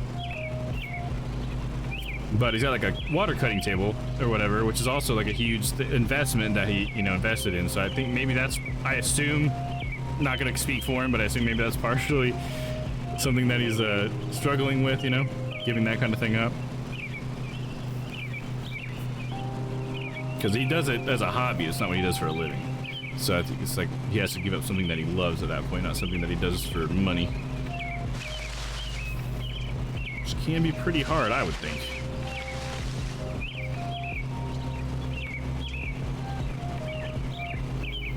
Most of the things I bought / built are for off-the-grid living. Hell yeah, there you go. Okay, I did get a Wii Boost. Oh, what's a Wii Boost? What is that? And Domm, boondocking is a term that means being off the grid and not needing hookups. Oh, okay, self-reliant. Okay, interesting. I've only known the word boondock from the Boondocks. That cartoon that was on Adult Swim. Which I think was just their last name. So that's interesting. I guess that now gives me a little bit of insight into why they named the show that, right? Perhaps. I mean, maybe it's more complex than that, but it'd be kind of cool to think of it that way. Yeah, people need a considerable or to consolidate, gotcha, because ownership is declining in houses and there is no real freedom in renting. I didn't think of the off-grid market. Yeah, there you go. Yeah, so you were thinking more like the whole housing market thing, right? Yeah, for sure. Yeah, so many rich people are buying up houses, and it's not even rich people, just people who want to be rich, I guess, just buying up houses so that they can have passive incomes, because it's like everybody wants a passive income, but to be honest, like with anything in this world, and I mean anything, not everyone can do it.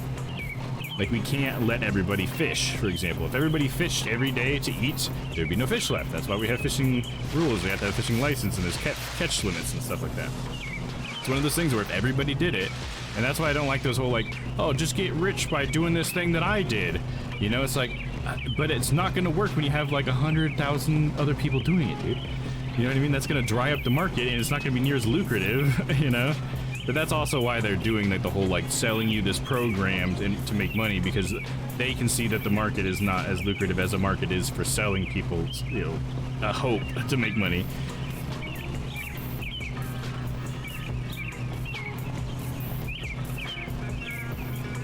Yeah, I just feel like that's part of the problem with the whole housing market thing, and people buying up houses and not living in them but trying to rent them out. It's just like they just want to have more than I think they deserve, personally. I don't even necessarily like the idea of anybody being able to own more than one house.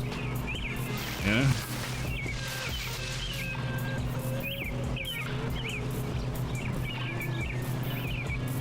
Maybe I'm just saying that because I've never had the ability to do that, but I don't even know why you'd want two houses, to be honest. I'm fine with one apartment right now. That's enough for me to handle. I wouldn't have time for another place of living.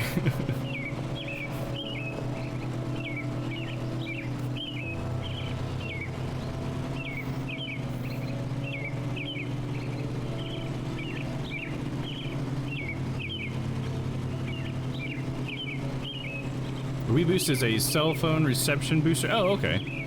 That makes sense with the name. In areas that have some but poor reception will not give help if there is no service at all. Gotcha. It's just like a relay or something, huh? So you set it where the maybe in the spot that has the best signal, like maybe on top of the camper or something, right? And that just like relays any like signal back to inside your camper, I guess, or the area. I think I've heard about those before because I was trying to use data for my internet back when I lived in that rural town where I grew up, and the internet was just so horrible. And I was like, well, if I could just get a little bit better phone signal, which I do outside but not inside, then maybe I could use data. And I remember I looked into those things. I never got one, but I looked into that technology and how it existed, and I thought that was cool. Almost done with this side of the yard. It's kind of just flown by too, to be honest. All this just chat about RVs and stuff. It's pretty cool.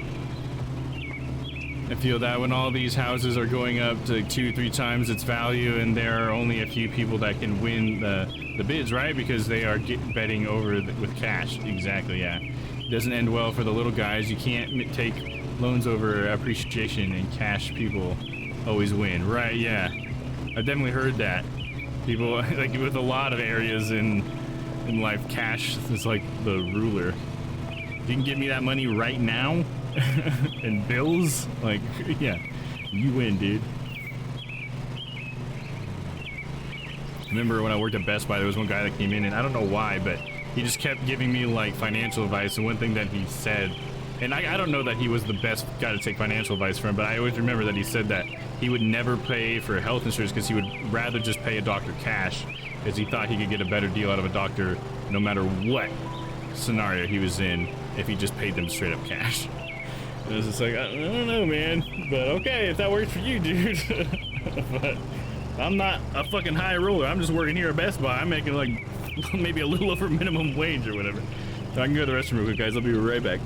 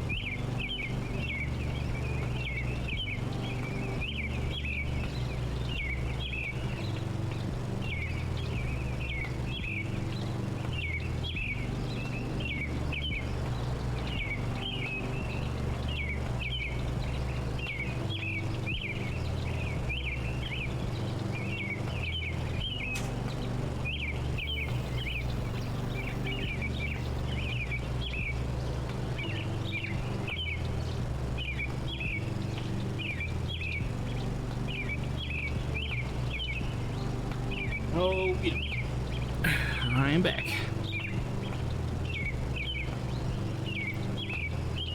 I just want to say again, thanks everybody for coming to hang out today. I really appreciate you guys being here. All right, here we go. I'm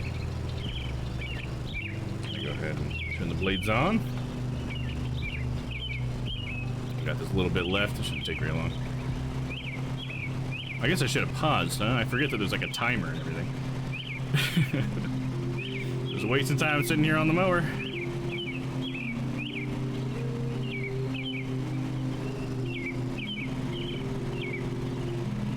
I don't think I went all the way forward on that, my bad. Just trim a little bit off the right side there. I'm gonna work my way left first. Going way too fast. I think it's funny that they have these two like movement states with his arms. Like if I barely move my wheel, you can see it like jump, you know, like doot doot doot doot doot doot. Back it up. And just back it up.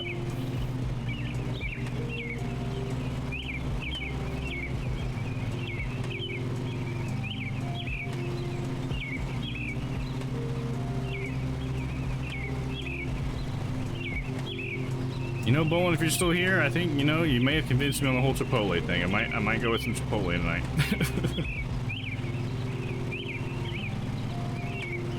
That is sounding pretty good. I always get sofritas Chipotle. I think it's that tofu stuff. It's basically like, I think it's supposed to be like chicken, and it's good. I like it. Lowering the calorie count and tastes great.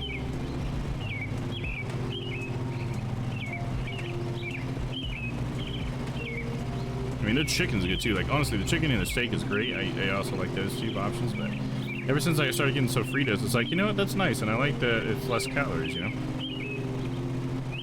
Trying to watch my figure.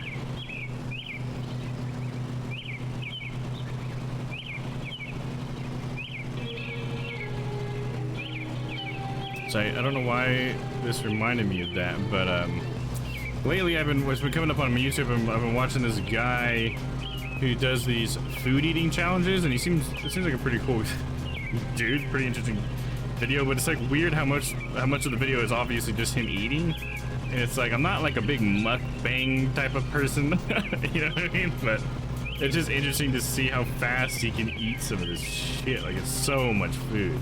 And he gets done in like 30 minutes, and he's not a huge dude. It's just like, how do you do that, man? Oh, I'd fucking vomit. You should look into this free editing software called DaVinci Resolve. I heard you didn't want to edit, but after a few YouTube videos, it's perfect and shouldn't be free, in my opinion. Oh, okay. So it's a real, okay. Well, I'll check it out, dude. Right on. Yeah, I use Premiere Pro still, which is usually my preferred editing program, because I will edit. The thing for me is, like, I just don't have time for editing because, you know, I got a full-time job and stuff. But if I was like full-time streamer, I would not have any problem editing here as often, you know what I mean? Like, I don't know if you've seen it, Godlike, but we have I just edited together a YouTube video recently of Dan, Papa Wolf, and I playing Back for Blood.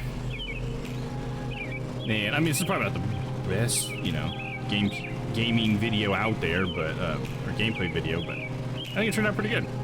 I'd recommend anybody who hasn't seen it go check it out. I'd put the link in the chat, but don't have it handy. But yeah, I'm definitely gonna check that out though, because I really like looking at free software, especially for like video editing and stuff, because I think it's crazy how shitty most of the free editing softwares are that I find. But I've certainly never heard of that one, so I'm gonna check it out. Because I love having at least something that I can recommend to other people. Because sometimes when I make like a video asset or something, people are wondering how I put it together, and it's like mostly I have to be like, well, I have Premiere Pro, so it's like I have this really nice tool that's like more than what I even need to do half the time, like for what I need to do. So I'd love to have something I could point them to and be like, oh, here's gonna be a good tool for doing what you want to do. So I'm certainly gonna check that out, dude. Let's look at it again. The DaVinci Resolve. Okay, that's what it's called. You know, let me write that down so I don't forget. I really do want to check that out.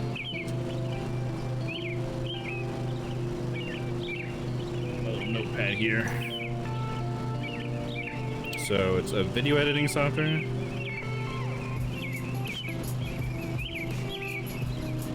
It's called DaVinci Resolve, right? There we go. I'm definitely gonna check that out later, man. Okay, you're a perfectionist. It wouldn't take long. I see that. Yeah, you know me. That stuff, especially when it comes to video editing, and like for me, like so many things that I work on, as far as like I don't know, art-wise, if you want to call it that. I'm never finished with anything, dude. It's so hard to look at any work that's finished. It's like I know it could be better. I know it could be. I'm not even sure how, but I know it could be. If I just spent more time on it somehow, I'd polish it in some way. I used to spend so much time on those videos back in high school and stuff. My entire weekend would just be like working on that video. So that's how much fun I was having, man.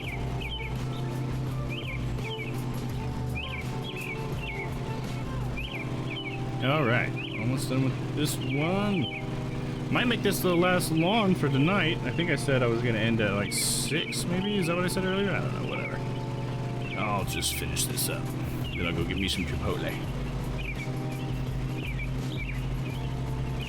As DaVinci Resolve only changes for enterprise. Oh, charges for enterprise software. Oh, cool.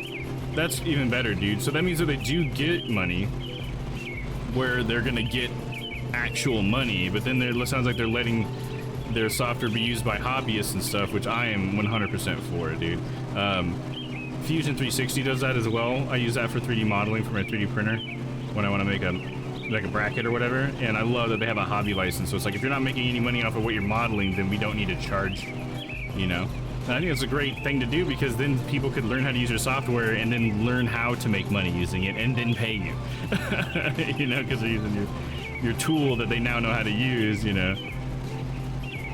I wish all art stuff was like that. I think Premiere should be like that. At least, you know, put out like a lighter version of it, because I used to have like Premiere Elements in Photoshop Elements, which would be like very light versions of it that would let you do a lot of the stuff that you would normally need to do, like the big things, but like all the small stuff wouldn't be there. The AI wouldn't be there, whatever. I like that kind of stuff. Premiere should put it out. Oh yeah, absolutely. Yeah, see, Charlie knows. See, so like collaborating is what charges, and it would be for big companies. Okay, they charge a lot for that and just make the base for free. Yeah, exactly. That's the perfect model. I love that. I mean, it makes sense to do, I think, on a real level, because it's like with Premiere and Photoshop, I feel like a lot of people end up learning it because they pirate it, and then they learn how to use it, and then they can buy the next version because they've learned how to use the pirated version. It's like, you should just build that as a part of your model, that you teach people how to use it, and then they can't use anything else because they know how to use your tool, you know? Like with Photoshop, that's a huge thing, because it's like, GIMP is a free program that you can do a lot of Photoshop in, and GIMP is a great thing, and I love that it exists, but it does not do what Photoshop does. You know what I mean? You can do anything pretty much that Photoshop does, but it doesn't do it the same way. It makes it so much harder if you're someone who's learned how to use Photoshop, like with me. Like, all I want to do is this thing, and I gotta have like 6 steps in order just to get something ready, when in Photoshop I just click once and then it works. Oh shit, fucking flower. So it's just like, let people use your program, teach them how to use it or whatever, and then charge them for it once they make money off of it. Doesn't that just make sense? And then you get like market share and everything in that way. That would help you get market share, because more people would be using your product over other products. Now they just have where you can subscribe to each month. You need, or like a $10 a piece. Oh, okay, for each one of the services. Okay, I'm just using like an older version of it, where I just own. So that's what the Creative Cloud is, I think. Is that what they call it now? Last time I looked into it, I think that's what the new one's called. There's CC, Creative Cloud. Or maybe that's just a separate service. I don't know. Fuck, I could be wrong. But that's better. You know, that makes sense too. You know, subscription fee. Like, I would do that to get all the latest tools and stuff, especially with updates with the Adobe stuff, because they have like new AI coming out all the time that makes like the latest version better, you know? Like CS6 versus CS7. So like CS7's got all new AI that helps you select stuff and do all these really cool things that are like industry standards now. So it's nice to be able to have access to that. In fact, I might look into that, because I'm using like some old versions. I think I am on like CS5, and I could probably use an update. So I might have to look into that, so I could get some of the newest stuff. I got the photography suite, Photoshop, Lightroom website, platform, and some other stuff for like $10. Nice. Like, is that like $10 a month? What you're saying is like that you're doing the subscription thing? Yeah, Lightroom's great. I remember using Lightroom back in college, and Lightroom is such a good program for photography in general, you know? It's so easy to use, it's beautiful, like it's just the way it's designed, the workflow of it I think is wonderful. It's just a good program.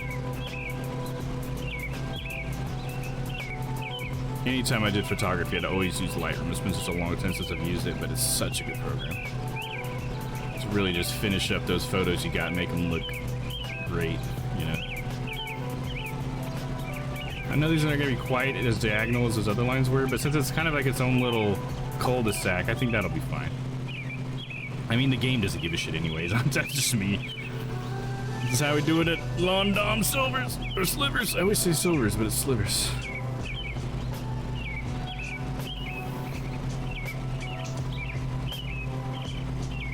And the tutorials and stuff for like $10. Oh, nice, cool. Yeah, tutorials would be great too, because again, you're doing it so that you can learn how to get the tool, right? So you can learn how to use the tool. And so tutorials just make sense. I mean, it's not like there's not like 100 tutorials out there on YouTube that you can just watch anyways, though. But I'm sure Adobe, you know, puts more time into theirs and tries. Probably would be better at it since they're the one that designed the tool. They know how to tell you to use it, right? I would hope.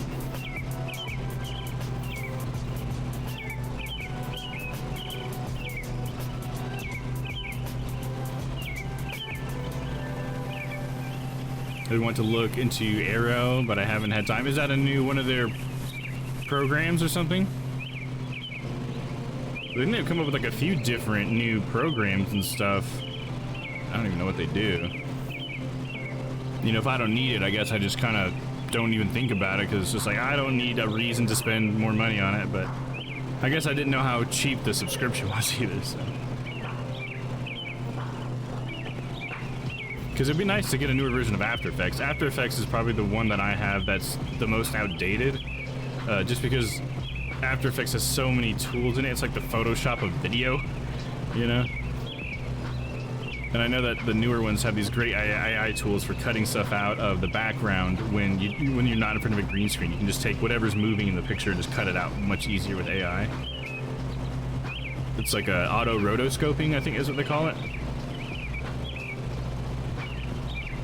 Do I have an NFT wallet by any chance? I do. I don't know what my wallet code is or anything like that, but I do. I mean, I technically have one, I believe, because of I'm on Coinbase.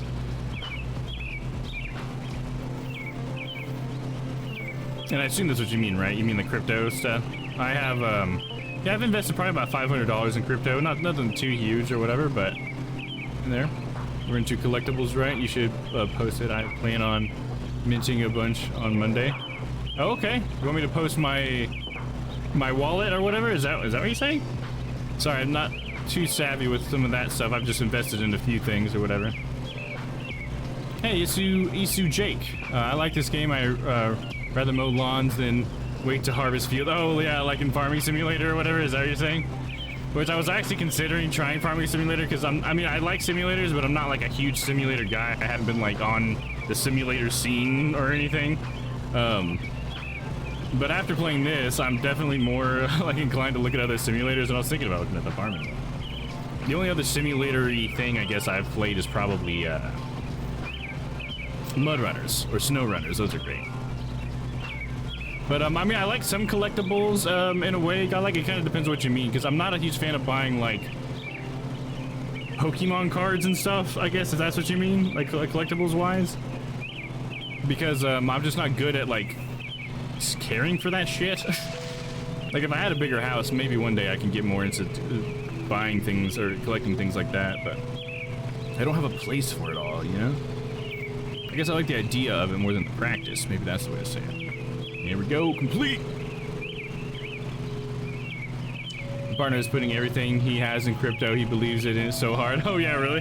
There you go. I know when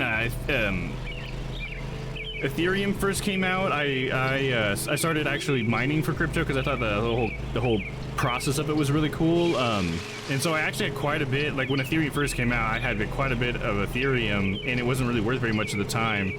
And then it started to get quite a bit of money, and that was cool. And then I had to pay my ITT loans.